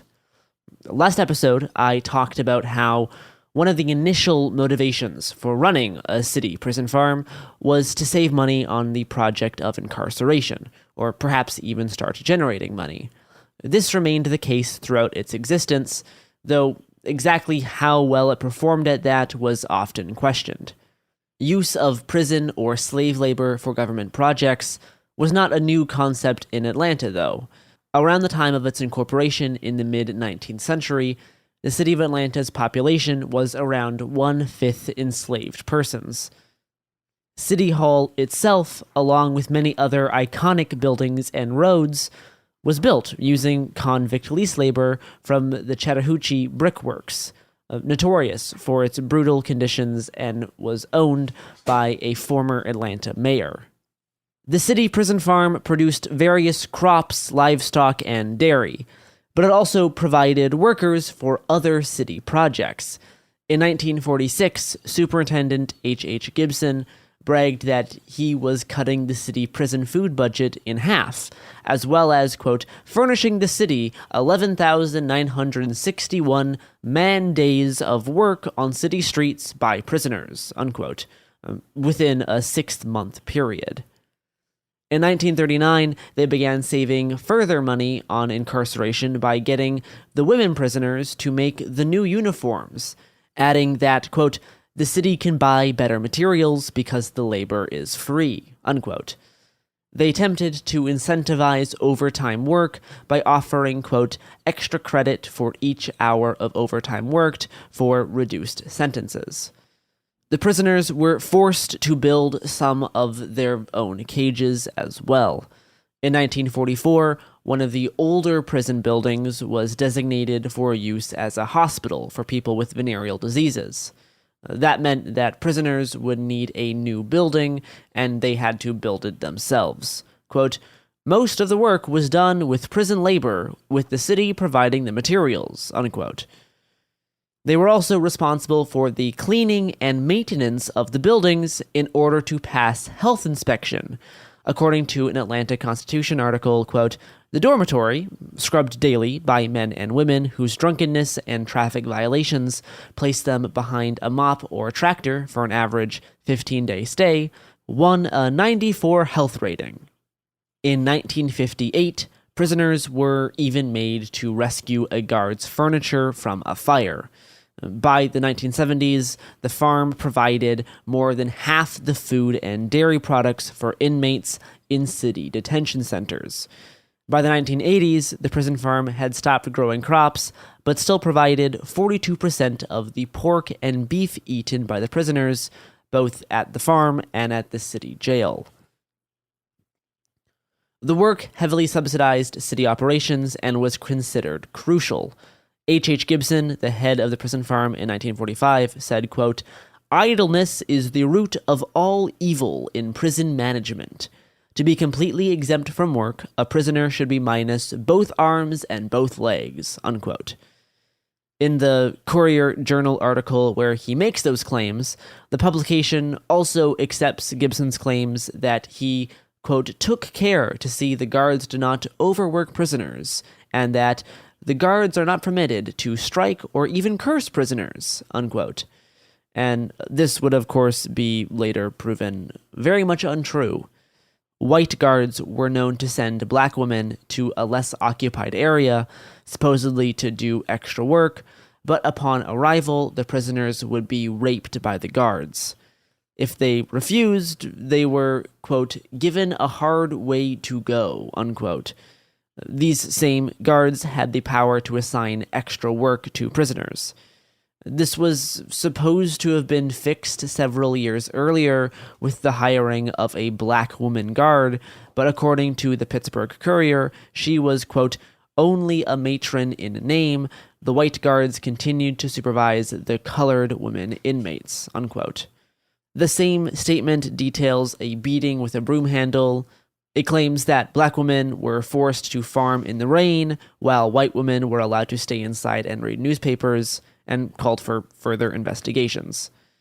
Since the banning of the bucking chair used for whippings, solitary confinement in, quote, the hole, unquote, was the official punishment for not working at the standards set by the prison guards and wardens. We know little about the conditions of the hole in earlier years, but in 1965, a new administrator named Ralph Halsey took over operations of the prison farm. A scathing report from journalist Dick Herbert, who went undercover as a prisoner, alleged, among many other things, that the hole was, quote, where men were starved and degraded, unquote. His report drew much negative attention to the conditions on the farm, the hole being one of them. At the time, Halsey said that he was, quote, not happy with it as it is, but it is necessary for discipline, unquote. The hole was described as an 8-foot by 4-foot windowless room where troublesome inmates are kept in solitary confinement. It's described as, quote, furnishings now include a pail and 2 buckets, no bed, no mattress, or plumbing. Halsey allegedly planned to fit such cells with an iron lattice bunk and toilet facilities, but we have no indication that this was ever followed through on, and the hole continued to be used regularly up until the mid-'80s. Leadership of the prison farm changed hands many times throughout its history, and at each passing of the torch, there were claims of improvement, the dawn of a new, better era. Bleak and cruel conditions remained no matter who was in charge. Archival research shows that for over half a century, life on the farm was subject to hard labor, long days, harsh punishments, overcrowding, poor sanitation, and constantly lacking health care. J.D. Hudson, the superintendent of the prison farm in later years, who was hyped up by press as a sort of humanitarian reformer, described the previous conditions of the prison farm as slave labor. He bragged frequently of his intention to give prisoners, quote, a measure of self-respect so that they could lead decent lives again. Upon being instated, he announced his intention to empty solitary confinement and forbid guards from hitting or abusing inmates, something which, we must point out, had been declared many times before already. He also made statements saying that inmates are, quote, ridden with guilt about their lives, and they want to be mistreated and abused, and they want to be denigrated as some sort of atonement for their sins, unquote. So this might explain why the great reformer himself was still in charge when the ACLU sued the city in 1982 for conditions on the farm, citing, quote, illegal and unconstitutional punishments such as leg irons and excessive time in solitary confinement, unquote, along with the long track record of unsanitary conditions. Mayor Andrew Young said of the suit, quote, it's simply a problem the city hasn't gotten around to handling yet, unquote. At that point, the hole was still in use as solitary confinement, and described as a room 7 feet long by 4 feet wide that is virtually without heat in the winter and without cooling in the summer. Prisoners were held there 23 hours a day, with an hour out for baths, often held for many days at a time. The suit was settled in 1985 with a $4,500 settlement split between 3 former prisoners. But the city never actually admitted guilt. Prison farm staff were also ordered to avoid using isolation cells like the Hole and told to build 20 new individual cells. The ACLU and those supporting the suit hoped that this lawsuit would push the city to make changes. But in 1987, just 2 years later, the city tried to build 20 more solitary confinement cells at the prison farm. And this project only fell through because white contractors they hired were caught taking job contracts slated for minority-run businesses by using a front. And hopefully you don't need me to tell you that solitary confinement is still used as punishment in most prisons today. It's been ages since I looked at this newspaper quotes document, and just, there's so much. Atlanta may well take pride in the fact that its city prison farm has won such recognition as a model, progressive institution that is cited as a model in other metropolitan areas where municipal penal systems need improvement. I mean, that's the same thing they're trying to do with Cop City. Yeah, and this is from 1945. That was one of the surprising things that we found, was that so many aspects of like the specific fights that are being had about Cop City have happened 50, 60 years ago. Like, they were trying to expand the prison farm, I think, eastward more into DeKalb County in the 40s. And the DeKalb County residents were like, no, you can't do this to our county. Yeah. But it was because they didn't want the black prisoners near the white elementary school. And like, that was 1944. That like wasn't long after when they like formally disallowed whipping. Yeah.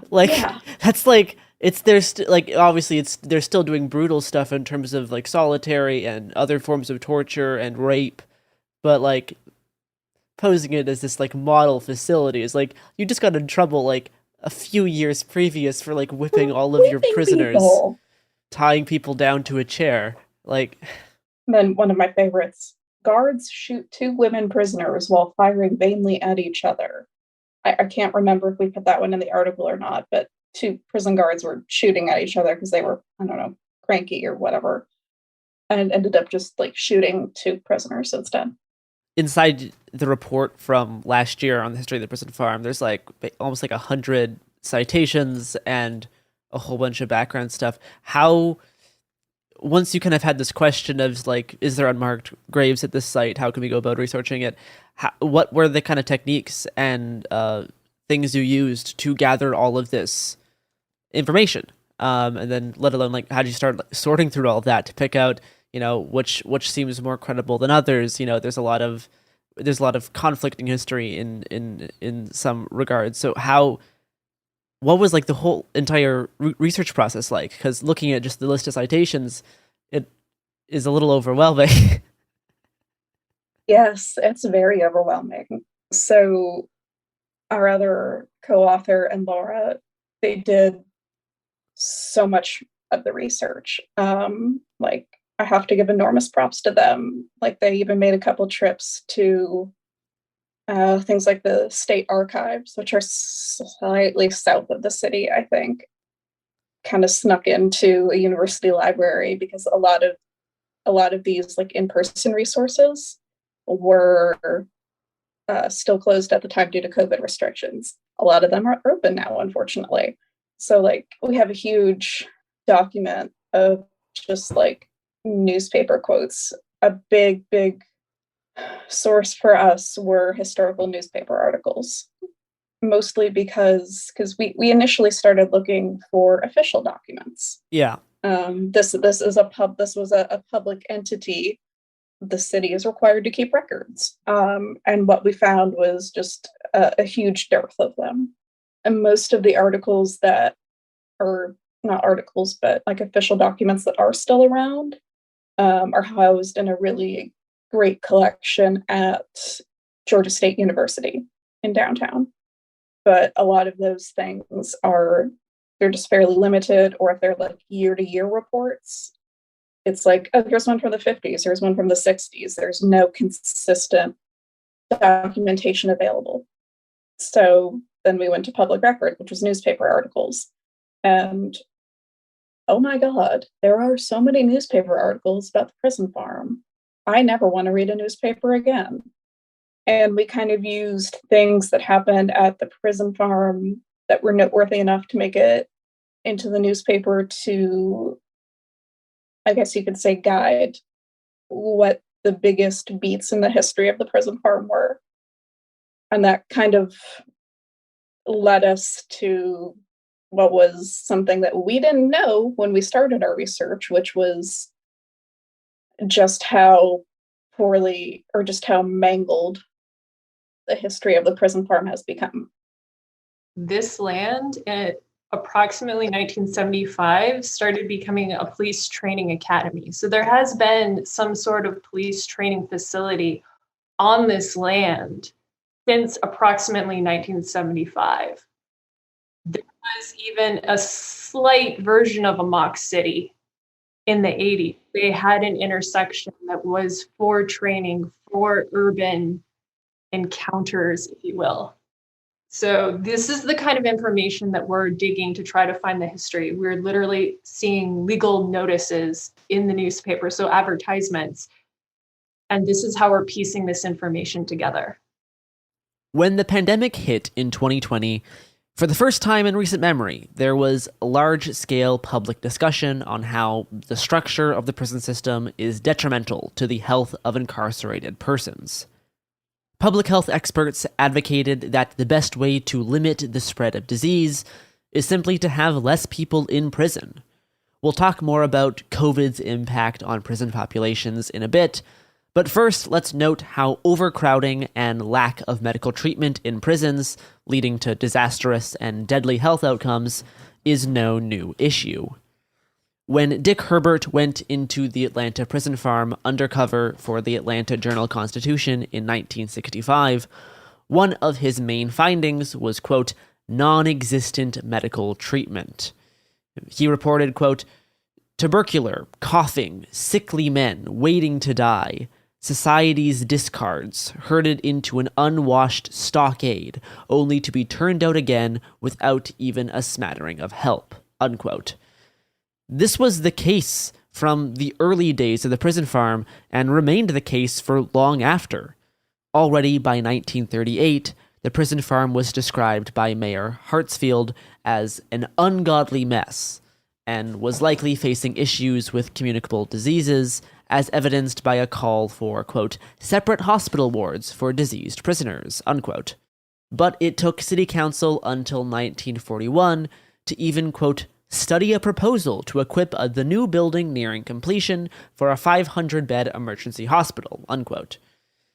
The completed building was still not furnished by 1943, and in 1944, instead of making the new building into a health facility, they moved the prisoners into the new building and fitted the 20-year-old prison building out to be a city detention hospital for treatment of those infected with venereal disease.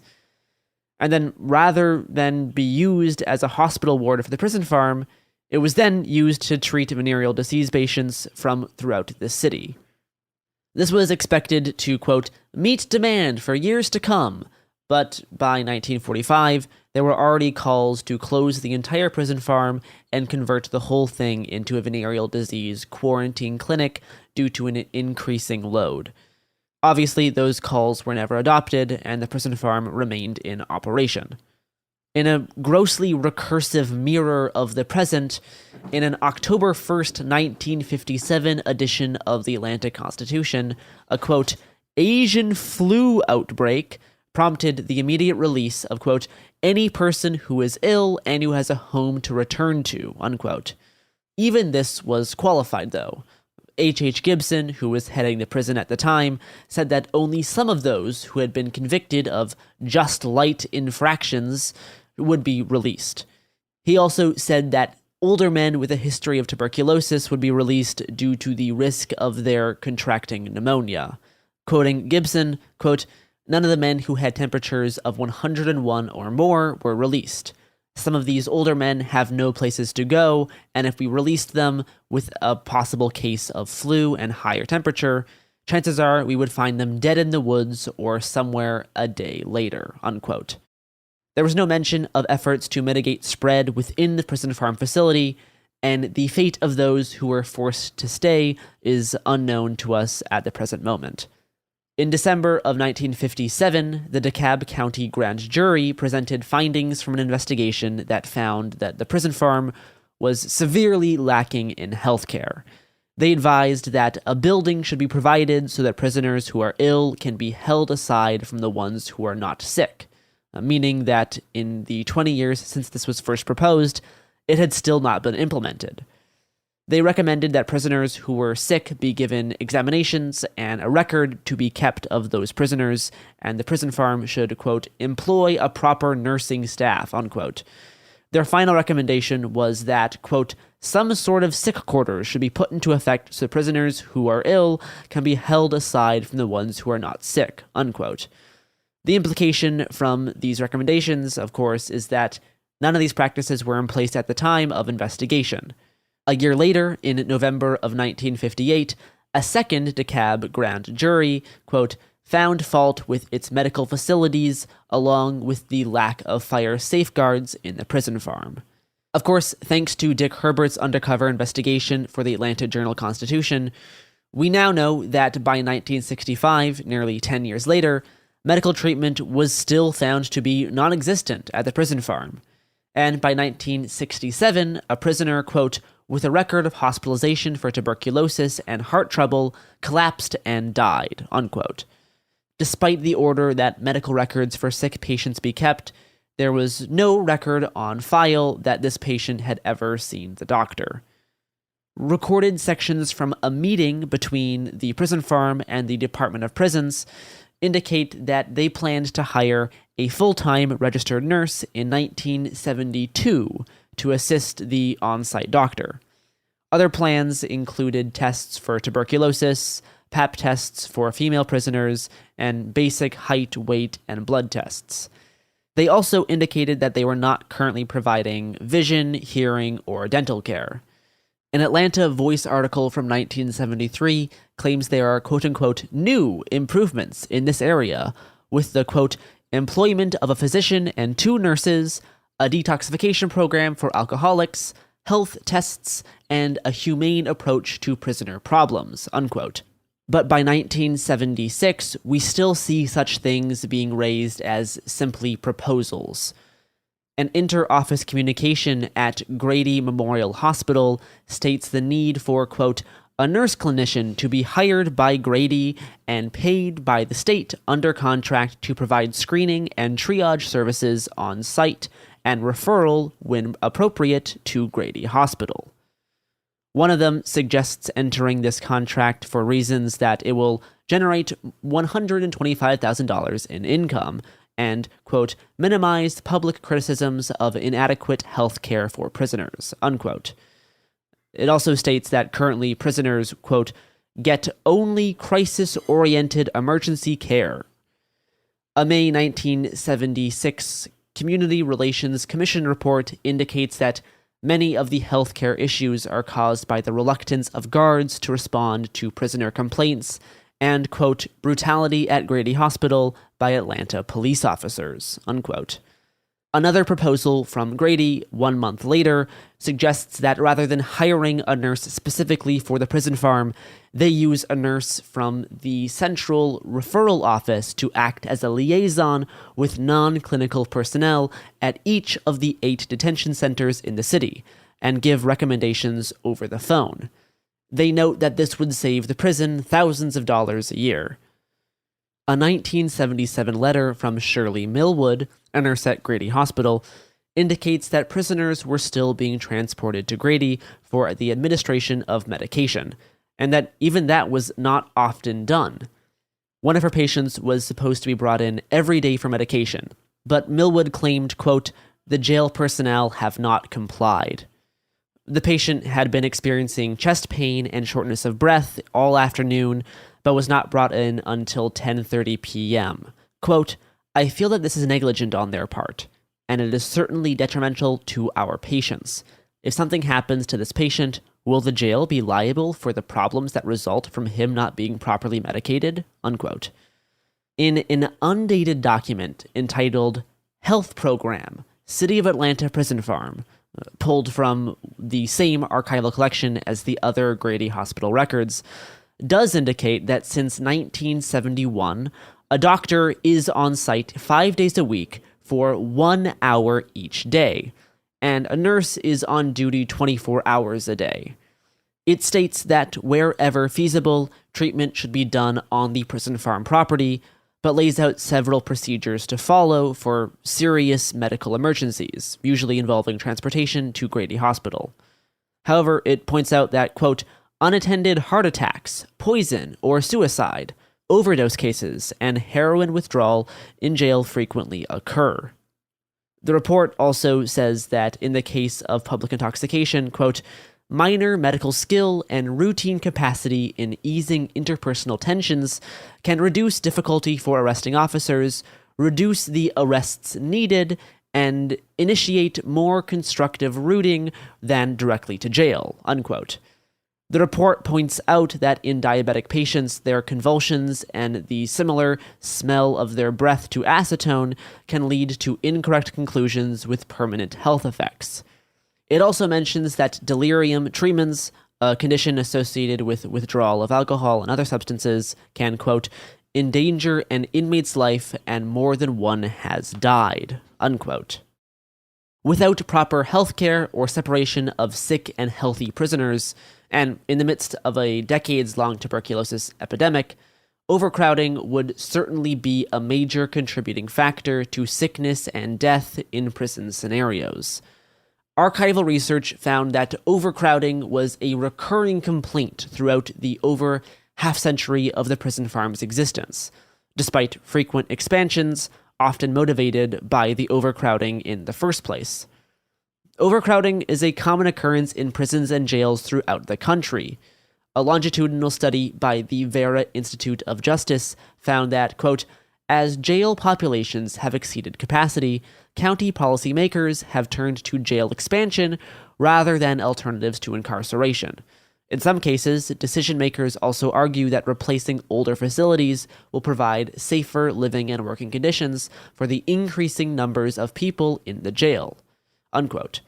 However, Institute researchers note that, quote, larger jails built to accommodate an overcrowded population often see their populations continue to increase.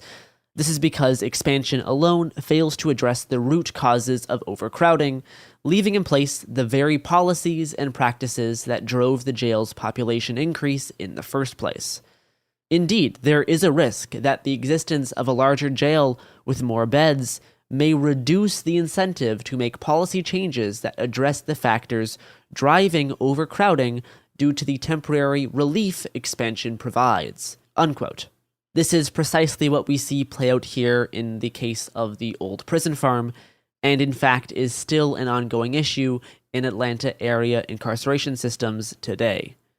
Since early on in the COVID-19 pandemic, it's been made clear that the most effective way to mitigate the devastation of endemic COVID-19 in prisons and jails is to reduce the number of people behind bars.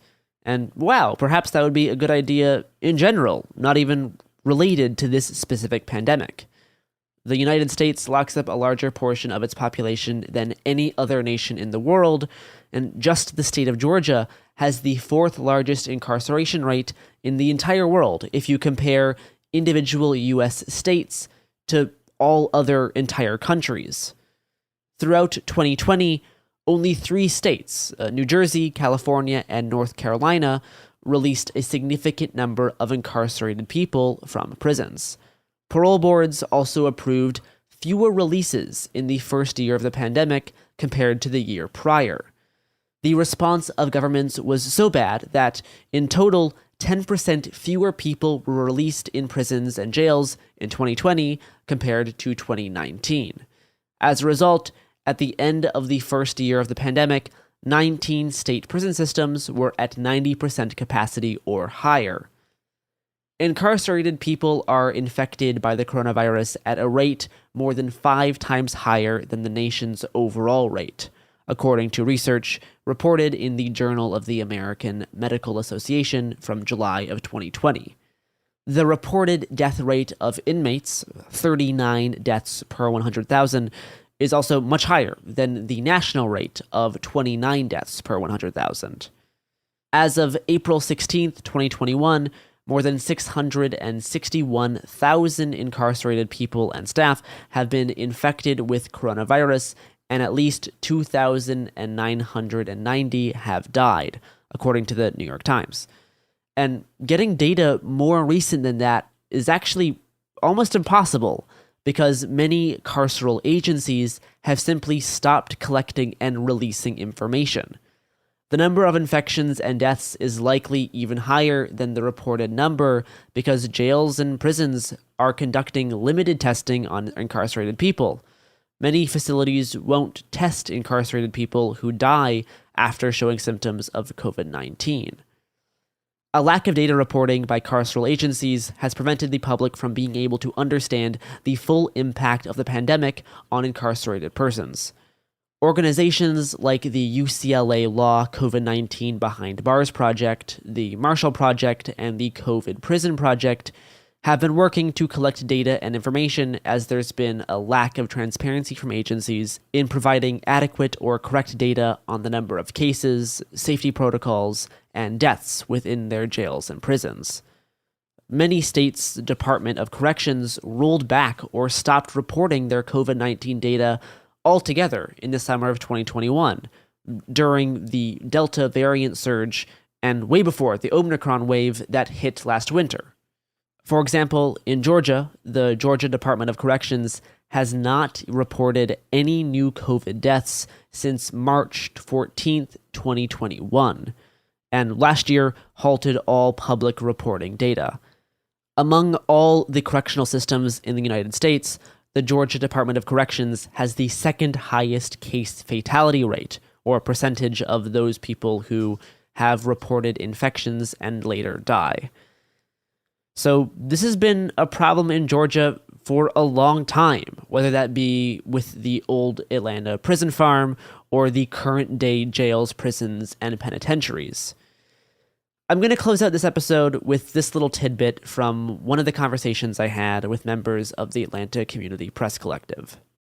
I think just something that's continuously not addressed. I know a lot of people like to focus on positive things or more inspiring things, I guess, as far as prison stuff goes, because I know I've had people repeatedly ask, like, hey, were there strikes? Were there uprisings? Which is really inspirational, I agree. But there's also a really, really sad history that a lot of people aren't addressing, and how many people died by suicide here or attempted to die by suicide. And it's really sad that no one seems to care about that aspect, that there were horrific atrocities. There were frequent rapes and beatings. There's a photo from the AJC that literally says Black woman, I think it's like from the 40s, and they are moving around chemically infused sludge. It literally says sludge as fertilizer. We have proof of these atrocities, and people just like to focus on things of like, oh, hey, there was arsenic in a lake. I've never been able to find anything about that. I have no idea where that came from. I'm not saying it didn't happen, but there are so many concrete examples of horrific things that happened here. We don't need to make up stories. They exist and they're here. You just have to pay attention and read about it. There's literally a woman who attempted suicide 6 times because she hated being in the hole so bad, the isolated confinement cell labeled the hole, like 6 times. And nobody addresses this kind of stuff. Even as forest defenders, like, we owe it to ourselves to educate our community about exactly what happened here, even the worst of it. And then we'll go fucking rave in the woods, because you got to take care of yourself too. But even as we acknowledge this land, we need to know the history of it too. That does it for us today. In the next episode, we'll be going over the details of possible grave sites and how further research into the prison farm could be done, as well as more updates on the happenings in the fight to defend the Atlanta forest. See you on the other side.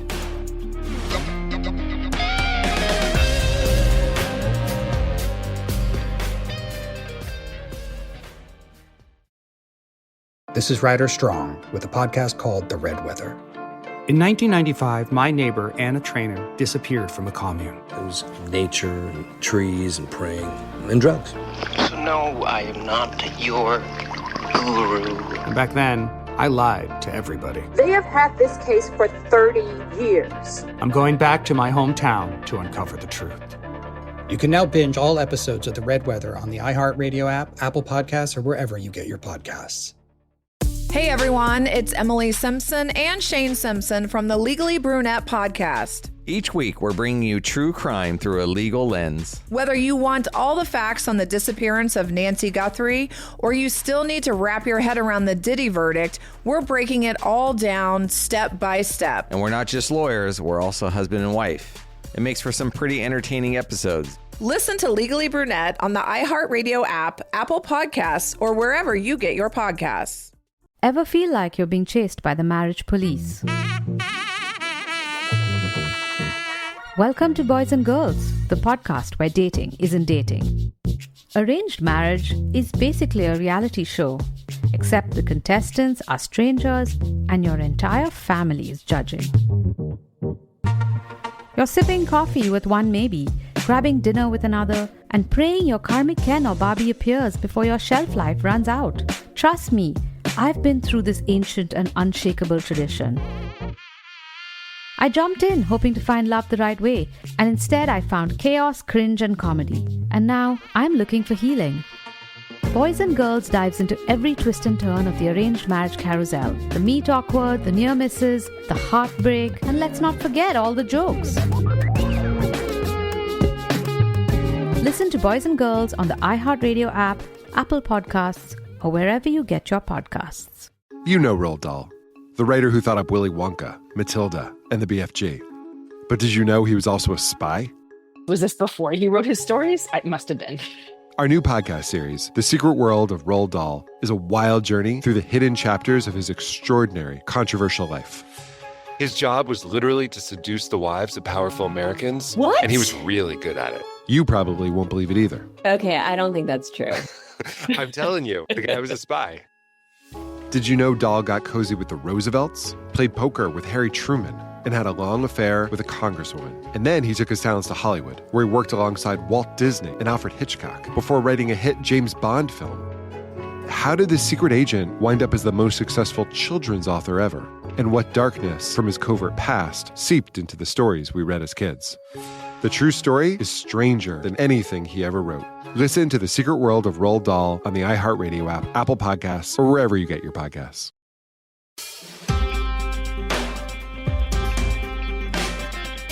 Welcome. This is It Could Happen Here, the podcast about how it feels like everything is kind of falling apart and maybe what we can do to put stuff back together. I'm Garrison Davis, your host for this episode, and this is the third and final part of our miniseries on the history of the old Atlanta prison farm, produced in collaboration with the Atlanta Community Press Collective. We're actually going to start this episode with a little update on what's been going on in Atlanta as a part of the Defend the Atlanta Forest and Stop Cop City movement, considering the Atlanta Police Foundation's Cop City project is very much a direct continuation of the authoritarian and carceral oppression of the prison farm that occupied the very same section of land. Here's an audio clip of one of my conversations with members of the Atlanta Community Press Collective from right before the recent July 2022 Week of Action. And this is about the status of construction on the South River or Weelaunee Forest. So for the past month or so, it's kind of been a waiting game. Like, if you refer to the construction timeline that one of our open records requests revealed, like, construction really should have started in earnest by now. Like, last time I saw a figure, they want to have this open by fall of next year. And they are not on that timeline. And that's not all necessarily due to the movement. So I think between just the general supply chain havoc that's happening across different industries right now, definitely the construction industry. I think they did mention this during one of the recent community stakeholders committee meetings where they're like, oh yeah, by the way, we are kind of having some supply chain issues. In addition to, I don't think APD and the Police Foundation really expected to have any kind of continued resistance on the ground. Or any kind of continued public bad press. I think they thought they'd pass the legislation and the public would kind of move on. Because that's frankly what usually happens when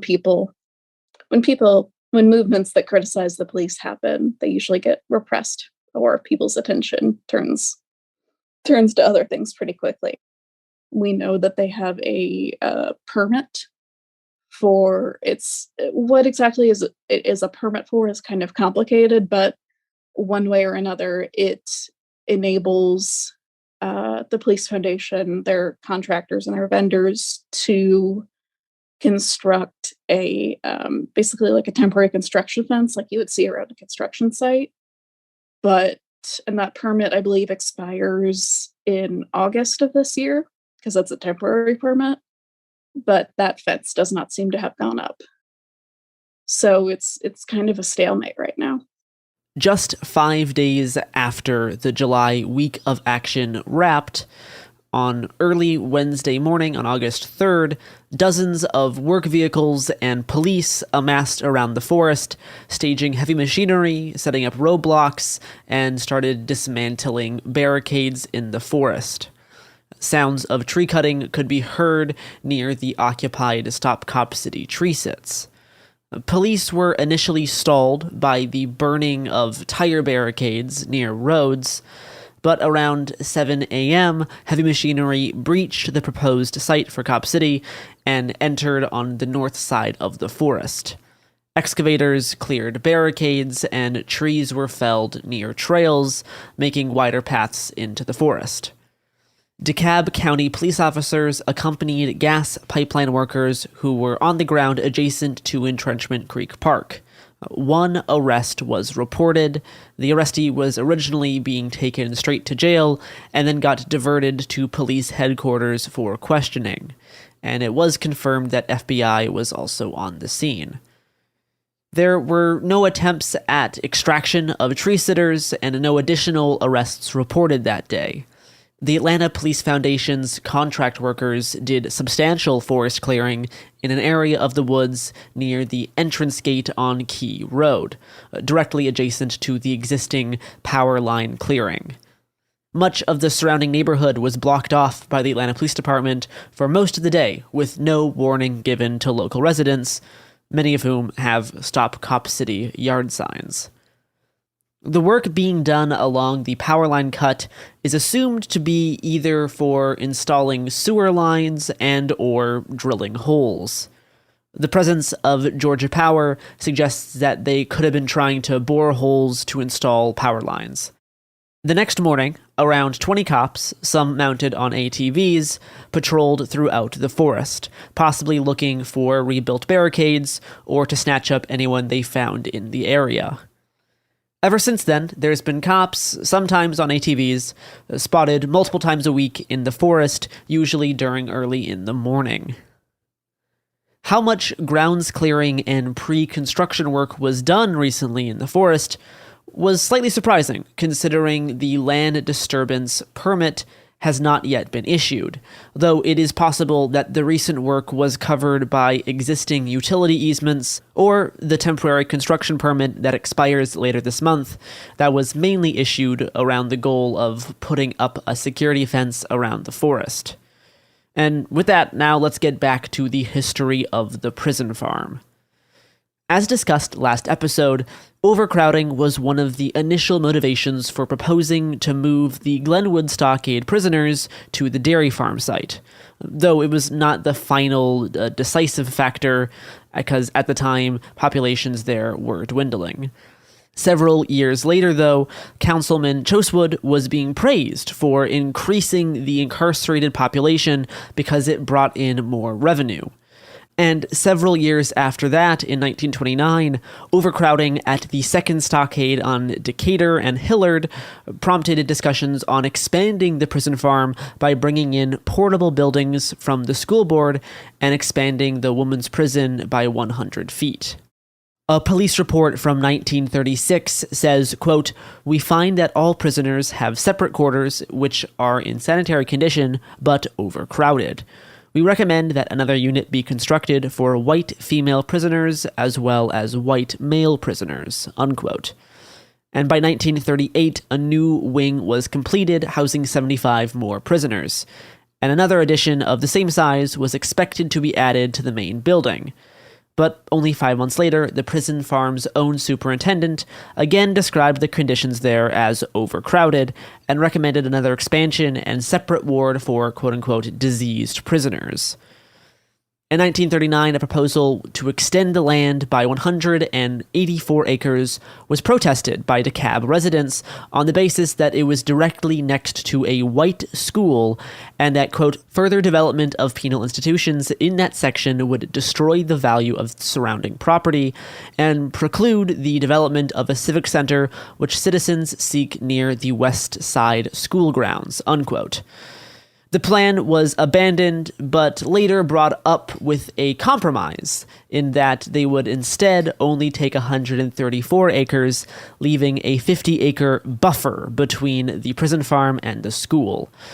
In 1944, a new building originally slated to be a medical ward was built, and as we saw in the healthcare section, this ended up becoming a new prison building. And the old building became the Venereal Disease Hospital. The new building could, quote, "house 725 prisoners without crowding them," unquote, and was said to be able to, quote, "eliminate long-standing criticism of nearby residents because of escapes from the old, overcrowded, and ill-arranged structure," unquote. In 1946, the city took possession of an additional 89 acres of land for the prison farm. But still, overcrowding was again raised as an issue in 1952, but this time, certain sentences were reduced from 20 days to 10 days to address this problem, constituting the first time a slightly decarceral approach was used. But despite this, and yet another new wing being built in 1958, a grand jury in 1960 found that the prison farm was, quote-unquote, exceedingly overcrowded, and, quote, "as a result, the health of prisoners is jeopardized," unquote. They suggested building a quote-unquote work camp to alleviate crowding. Dick Herbert's undercover investigation in 1965 found that men were sleeping on the floor and tables because there was still not enough beds. A quote from Herbert says, "So closely packed are the 300 bunks that they are alternated head to foot." In 1967, Atlanta started talking about chronic alcoholism as a health problem rather than one of criminality. However, the assumption was that this was still to be treated by those in charge of the prisons. Quote, "The prison is already crowded, up against its 600-person capacity," said the Atlanta Journal-Constitution. But according to Superintendent Halsey, the conversion to a rehabilitation center would mean longer stays and thus higher populations, stating, quote, "They likely will have to build a whole new city prison farm," unquote. A 1976 article from the Atlanta Journal-Constitution says that in 1970, 1,000 prisoners were packed in the old building. Inmates slept in rickety beds, 3 high. Health inspectors and judges cut the population for humanity's sake. It further claimed that the facility was now, quote, well below its comfortable capacity of 400 prisoners, unquote. In 1974, the Uniform Alcohol Treatment Act was passed, although never fully funded, which effectively decriminalized alcoholism. This act was said to reduce the population of the prison farm from 500 in 1972 to 200 in 1983. Although new laws were passed further criminalizing certain actions while intoxicated at the behest of the business community who, quote, demanded drunks and winos be removed from the streets, unquote. This era marks the last time the Atlanta Community Press research found complaints of overcrowding. The lack of further complaints strongly suggests that decriminalization is a better answer to the problem of overcrowding rather than prison expansion.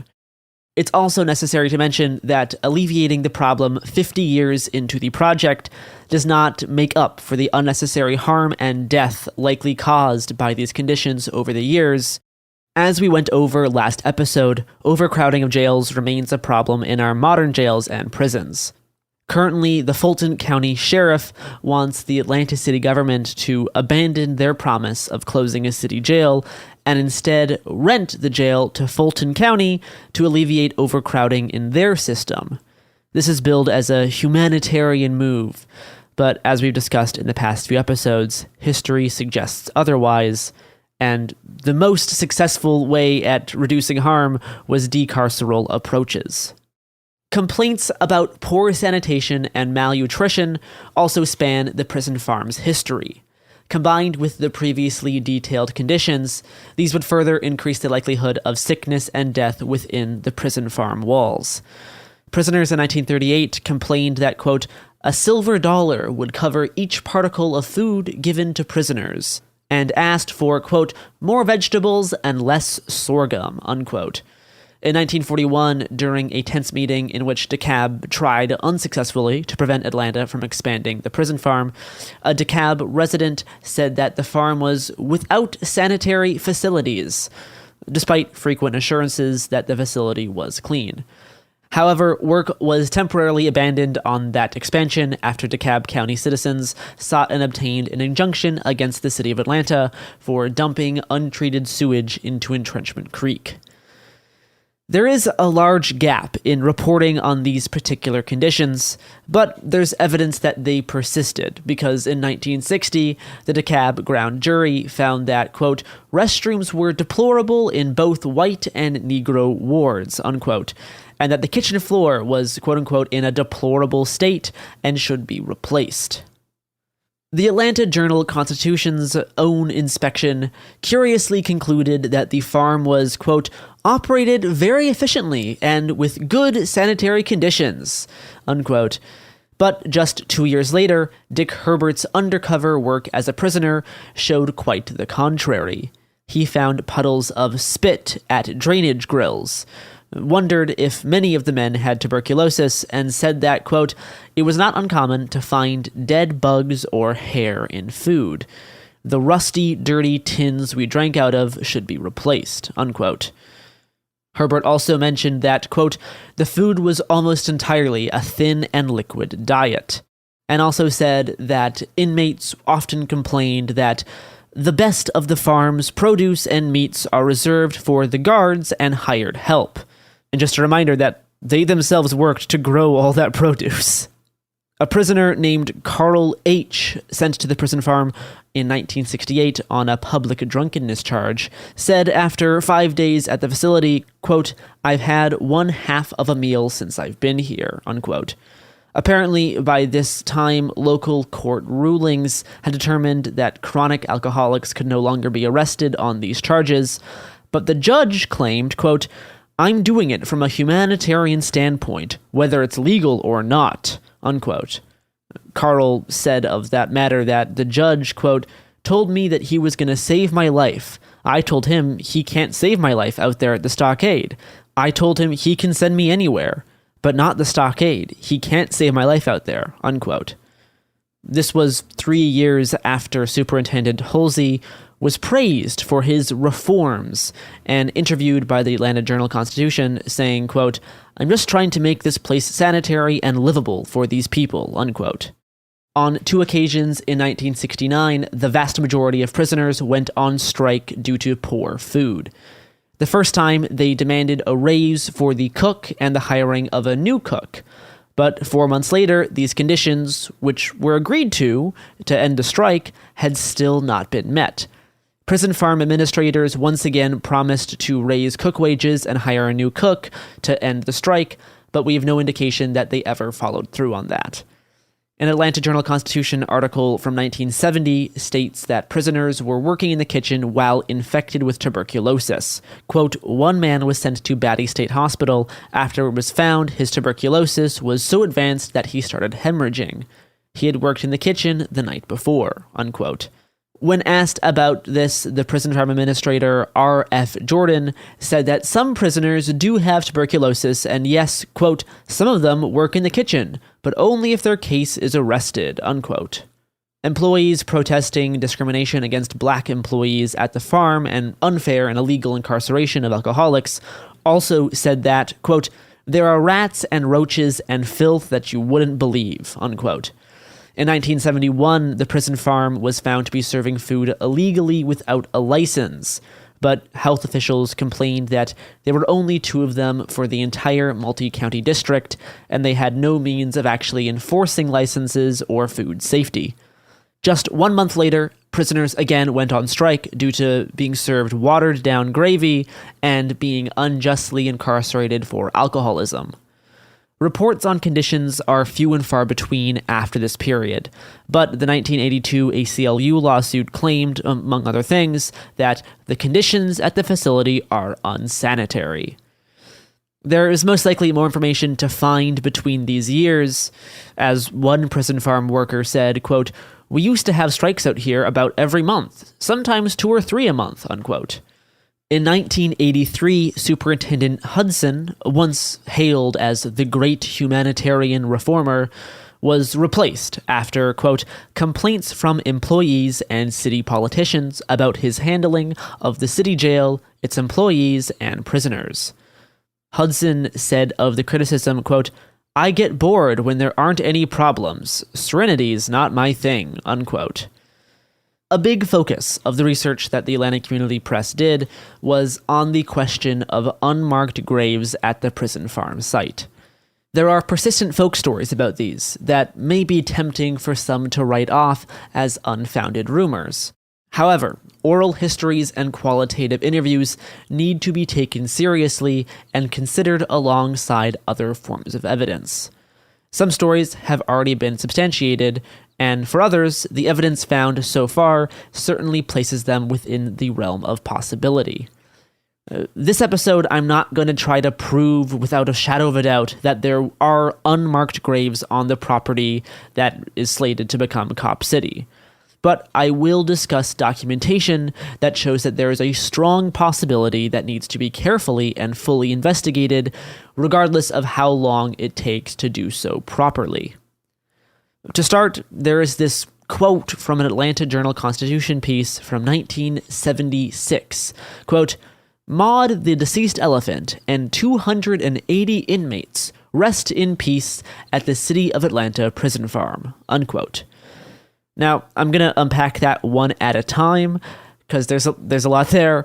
The elephant, Maud, was the former zoo elephant that died and whose corpse was dumped at the prison farm property by the city.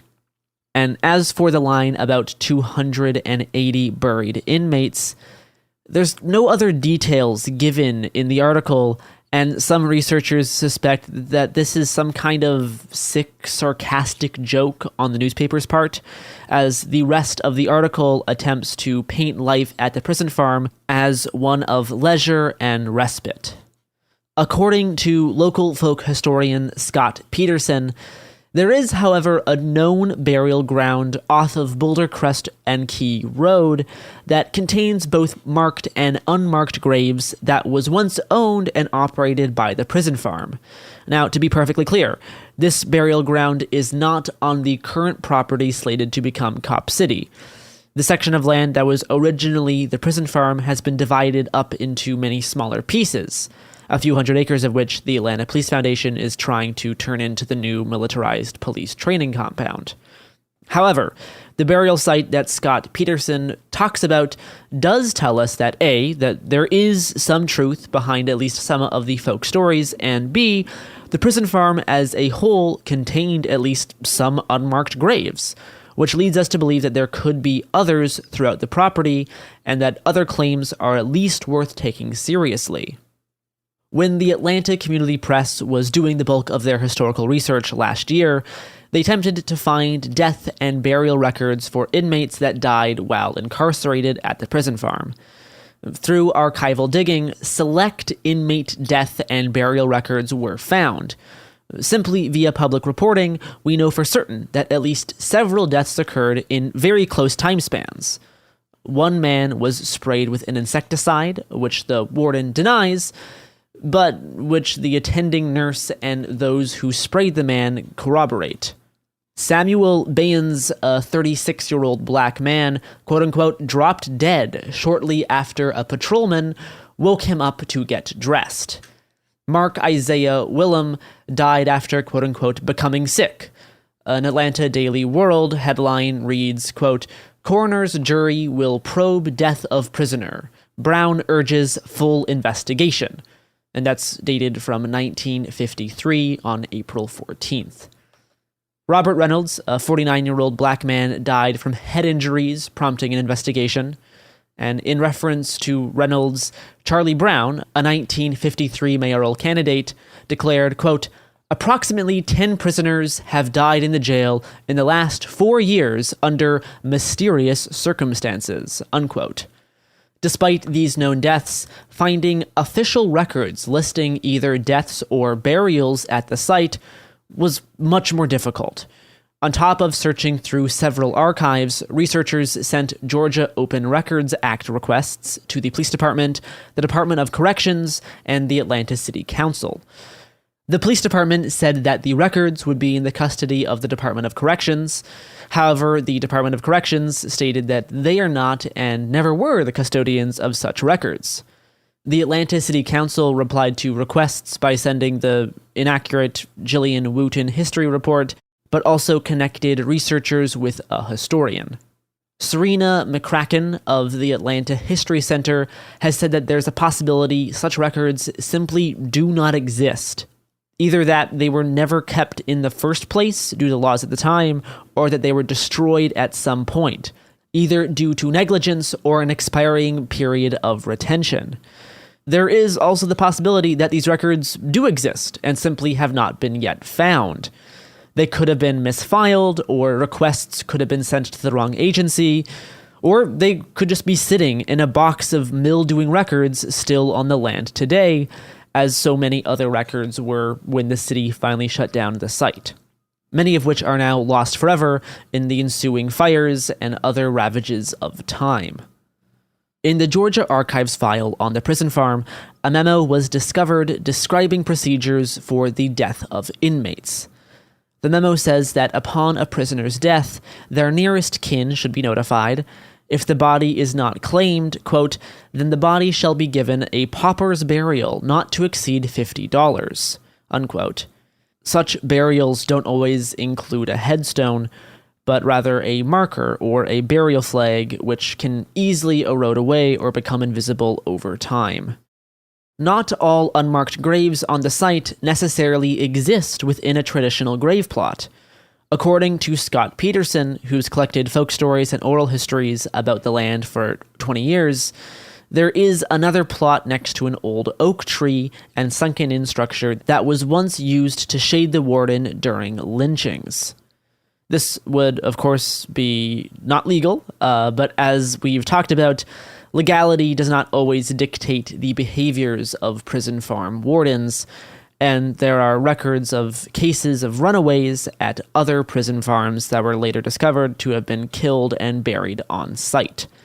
As such, these claims are not outside the bounds of possibility, and if anything, are highly likely.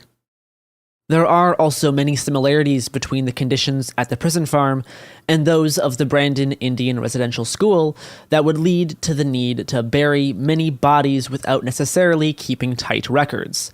Catherine Nichols' thesis details a history of airborne diseases aggravated by factors such as poor sanitation and ventilation, lack of medical attention, malnutrition, violence and abuse, overwork and accidents, and harsh punishment of runaways, all of which are also seen throughout the prison farm's history. I don't want to draw too tight a comparison between the prison farm and other places and other events. It is worth looking at other similar situations as something that shows that the question of unmarked graves is not unfounded nor uncharacteristic of the institutions of the time.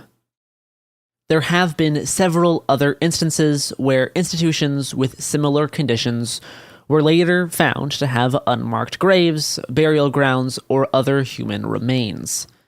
Human remains in Sugar Land, Texas, near the old Imperial prison farm there, were found to have, quote, belonged to prisoners who worked on the land once used as a sugar plantation, unquote. An article from the Tyler Morning Telegraph describes life of physical abuse, forced labor, and poor nutrition, much like the prison farm in Atlanta. Similarly to Atlanta, quote, it wasn't until it became clear that these abuses were widespread and affecting white prisoners that public opinion started to shift, unquote. In Arkansas in 1968, a reformist superintendent of Cummins Prison Farm discovered the remains of 3 former prisoners. His discovery, quote, made international news, embarrassed Governor Winthrop Rockefeller, and infuriated conservative politicians. It also led to Merton's firing and banishment from the field of prison management, unquote. Finally, although the Brandon Indian Residential School was not a prison farm, archival research points to conditions for the prisoners held at the Atlanta prison farm that are not dissimilar from the conditions of the children held at the Brandon Indian Residential School. We see lacking health care, poor sanitation and ventilation, malnutrition, violence and abuse, a heavy workload, accidents, and harsh punishments all contributed to the deaths there. And each of those factors has been demonstrated via archival research to have existed on the prison farm in Atlanta. As mentioned at the beginning of the first episode, this is not an exhaustive or comprehensive history. Further research is necessary and hopefully, as explained by the past few episodes, is extremely warranted. However, what's laid out here and in the Atlanta Community Press's other work already changes our fundamental understanding of the Atlanta prison farm. Far from a federal program ending in the 60s before being essentially abandoned, we saw that the Atlanta prison farm on Key Road was city-run from the very beginning, and the direct continuation of the already cruel stockade. Contrary to popular belief, it was run continuously from the early 20s up into the 1990s. It was a completely different property than the Honor Farm, despite many, including the Atlanta Police Foundation, continuing to use that phrase when referring to the site. At the city-run prison farm, atrocious conditions persisted across the better part of a century, and ongoing into what we would consider the modern era, despite claims at each stage that the bad times were behind us and a new era lay ahead. There is a documented history of the city prioritizing its ability to cut costs with prison labor, essentially extending slavery. Extensive records of physical and emotional abuse, torture, forced labor, overwork, a lack of healthcare, poor sanitation, overcrowding, and poor nutrition, ranging throughout the entire history of the site. Nearly every stage of leadership has gotten caught breaking rules and laws while avoiding the same carceral fate as the prisoners, as well as a reluctance by city officials to enact policies that would truly alleviate these harms and attempt to make up for them. rather ensuring that power remains continuous. As is the case with Cop City, this history demonstrates how Atlanta city government is perfectly fine with overruling rights of the residents of DeKalb County who are disenfranchised from the city. With the Atlanta Police Foundation and the city getting closer and closer to deforestation and facility construction, the window of opportunity is shrinking for further on-the-ground historical research. The fact that they've yet to meet the requirements for the full environmental assessments, let alone the careful historical analysis necessary, considering the history of the land, means that the city is not only physically erasing the history of the lives it's destroyed, but also risking the possibility of desecrating their graves in the process. A guest column in the supporter report by Lily Ponence, an environmental engineer and now former member of the Community Stakeholder Advisory Committee for the Atlanta Public Safety Training Center, aka Cop City, gave us an inside look at how the development of Cop City is knowingly and willingly refusing to do their due diligence assessments and pave over decades of carceral history. Quote, "Since joining the Community Stakeholder Advisory Committee for the Atlanta Public Safety Training Center, I've observed the developers from Da Vinci Development Collaborative, along with the Atlanta Police Foundation, mislead the community into believing that they are following a legitimate, regulated environmental due diligence process. In reality, they are doing less than the minimum to meet the legally defined standards for environmental site assessment reporting, and are breaking the trust of stakeholders and the terms of their ground lease agreement with the City of Atlanta. Given the historical operation as a prison farm and plantation prior to that, conditions, violence, abuse, accidents, and harsh punishments, it is reasonable to believe that areas of the property could contain human remains in unmarked graves. This was never investigated. Comments and professional input from myself and others on the Community Stakeholder Advisory Committee were brushed off, and no additional site investigations were considered beyond the limited site investigation. To remedy this, the City of Atlanta must force the development team to act responsibly by requiring a proper Phase 2 environmental site assessment. If they fail to do so, taxpayers are likely to foot the bill for the remediation that is being ignored, or for the complicated litigation that will arise when this development team disturbs human remains on this site." Unquote. A few months ago, Lily Ponence was kicked off the Community Stakeholder Advisory Committee after writing this column. Both the Community Stakeholder Advisory Committee and Cop City have repeatedly been made aware that the assessments they've done fail to meet environmental requirements, and the reports that they're using to base decisions off of and greenlight proposals have been shown to be inaccurate. As far as responding to City Council, APF enlisted Terracon to write a cultural report. This report was highly inaccurate due to relying on the Jillian Wooten report. I personally emailed City Council as Atlanta Community Press Collective, and as I've repeatedly told them, hey, this is incorrect. This is why. Here's proof. This is really disgusting and sad that you refuse to acknowledge any of this history. And ironically, a month or two later, another report comes out that's slightly better, slightly revised, but still has that whitewashed aspect that the original one did. I had the misfortune to recently need to reread the Terracon report, and I don't believe they address when the city supposedly took over the federal farm at all. I don't think they discussed that date in the slightest, but the Wooten report that they draw from, I think she just says sometime in the 50s, which was how we figured out, because we were trying to nail down the date in the 50s, and then we had to go back and back and back and back and back.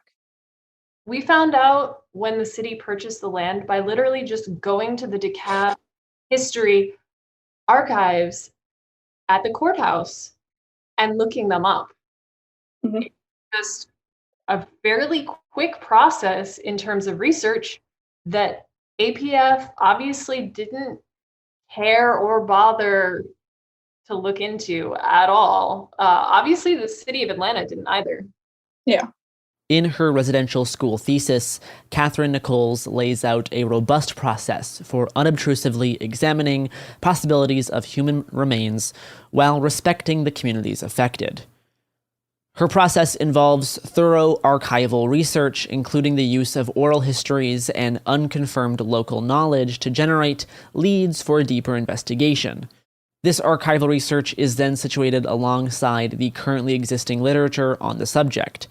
She then conducts qualitative interviews with local community members and family members of those affected.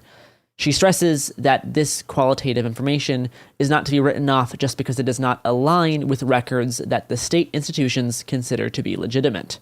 And finally, she lays out a method for field research, including site reconnaissance, field walking and probing, site preparation, controlled burns, mapping, aerial photography, soil profiles, metal detector surveys, ground penetrating radar, and ground conductivity surveys, all checked against controls to ensure that they align with the results of the same methods on previously known unmarked grave sites. Crucially, all of this is done with the consent of the relevant communities and is done unobtrusively as to not disturb the graves. Now that the construction process has ostensibly started, how does that factor into, disturbing the grounds where there could be, all of this history that is being unearthed and kind of paved over top of? How does that kind of impact the ability to do ethical research going forward into the history of this land? So for one thing, we've talked on and off with a handful of archaeologists and anthropologists and related fields about if we were going to go onto the prison farm property and conduct a search for grave sites or other historical information, we have no legal way to do that. It would be trespassing.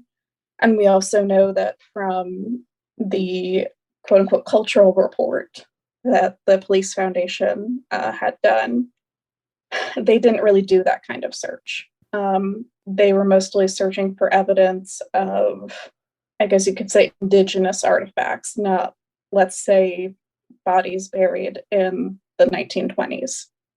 So the ability to do on-site historical research it kind of depends on, hey, how willing are you to get picked up for felony trespassing? Because that's a charge they can put on you. It definitely feels like we're up against a clock. I'm just going to add on to that. I feel like one of the issues that we've definitely come across as far as looking for graves that are related to the prison farm, your options are pretty much ground penetrating radar or what they call cadaver dogs. Cadaver dogs theoretically can sniff up to 100 years from what I've read. How many people have connections to cadaver dogs, honestly? And then also the just logistics of attempting to get ground penetrating radar in a forest is definitely difficult. Are you worried as construction continues that even if stuff is discovered, whether that be unmarked graves or other various other things, that do you have any level of confidence that if things are found they'll even go public, or are you worried that if they find things they'll just cover it up basically? I have absolutely zero faith. I mean, to me, I have absolutely zero faith. To directly answer your question, I have absolutely zero faith that anything that is found will be preserved. We also have it on fairly good authority that the issuing of construction permits is imminent. DeKalb County Commissioner Ted Terry is our best legal ally, if you will, our best government ally. He last week, during the Week of Action, introduced a resolution that would ask DeKalb County CEO Michael Thurmond to basically make a series of asks himself of the city of Atlanta. This is basically legally the most the county commission can do. and it is all incumbent upon the CEO of the county to actually do these things. Hope is not great for the county CEO to do any of these things, but Ted Terry, among other things, asked for additional environmental studies, which, by the way, they are required to do in the lease. He asked for additional historical research, and full disclosure, he actually cited the Press Collective's history report we did last summer in the legislation, which was both, he's a state actor, but also, you got to admit, that's kind of cool. It was gratifying to see our work receive a fairly high level of recognition.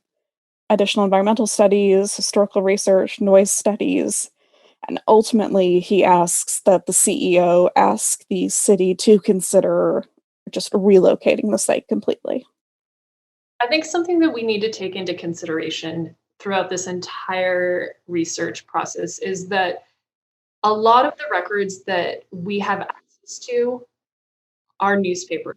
The primary newspaper source we have access to is the AJC, which we have clear proof that AJC continues to be racist, continues to focus on the narrative that they would like to project as far as being accomplices to the police and to APF, and how that correlates to the city's history and mishandling of this piece of land. When we were looking through older articles, there are a handful of newspapers. There's the Great Speckled Bird, which is a GSU, so it's a student-run newspaper. This one, I'm assuming, just based on the 60s and 70s timeframe, that there's a decent chance that it was primarily written by white people. I do not have proof of that. I'm just going on with gut feeling with that.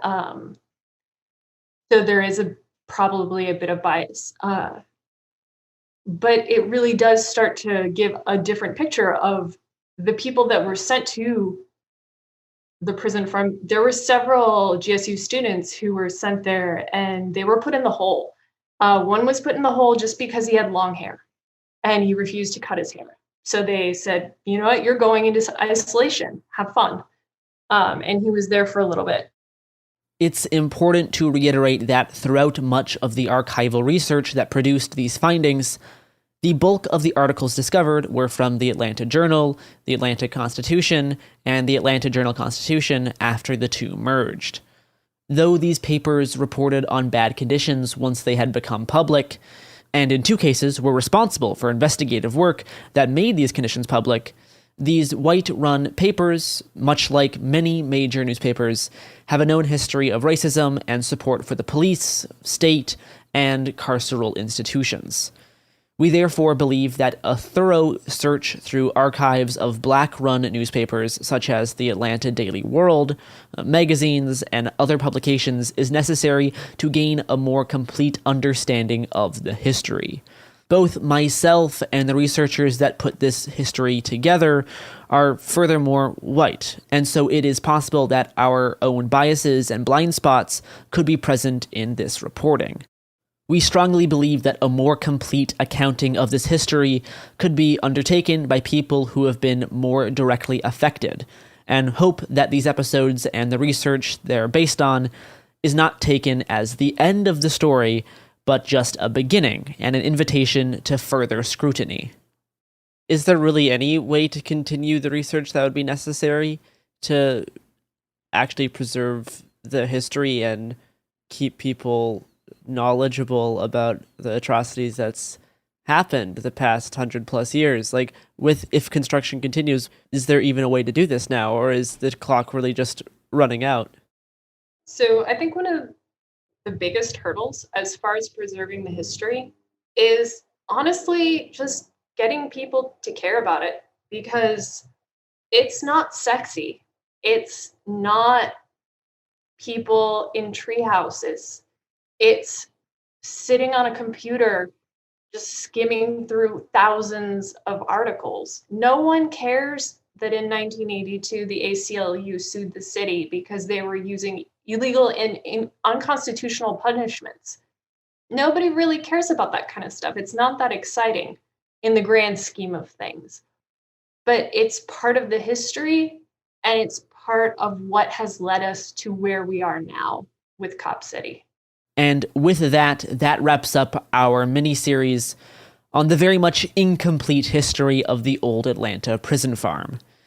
The fact that there's seemingly little to no original official records to learn from because they were either trashed or never kept in the first place is itself a cover-up and denial of history and gross denial of the experiences of trauma and oppression of those who were subjected to the horrors of the prison farm.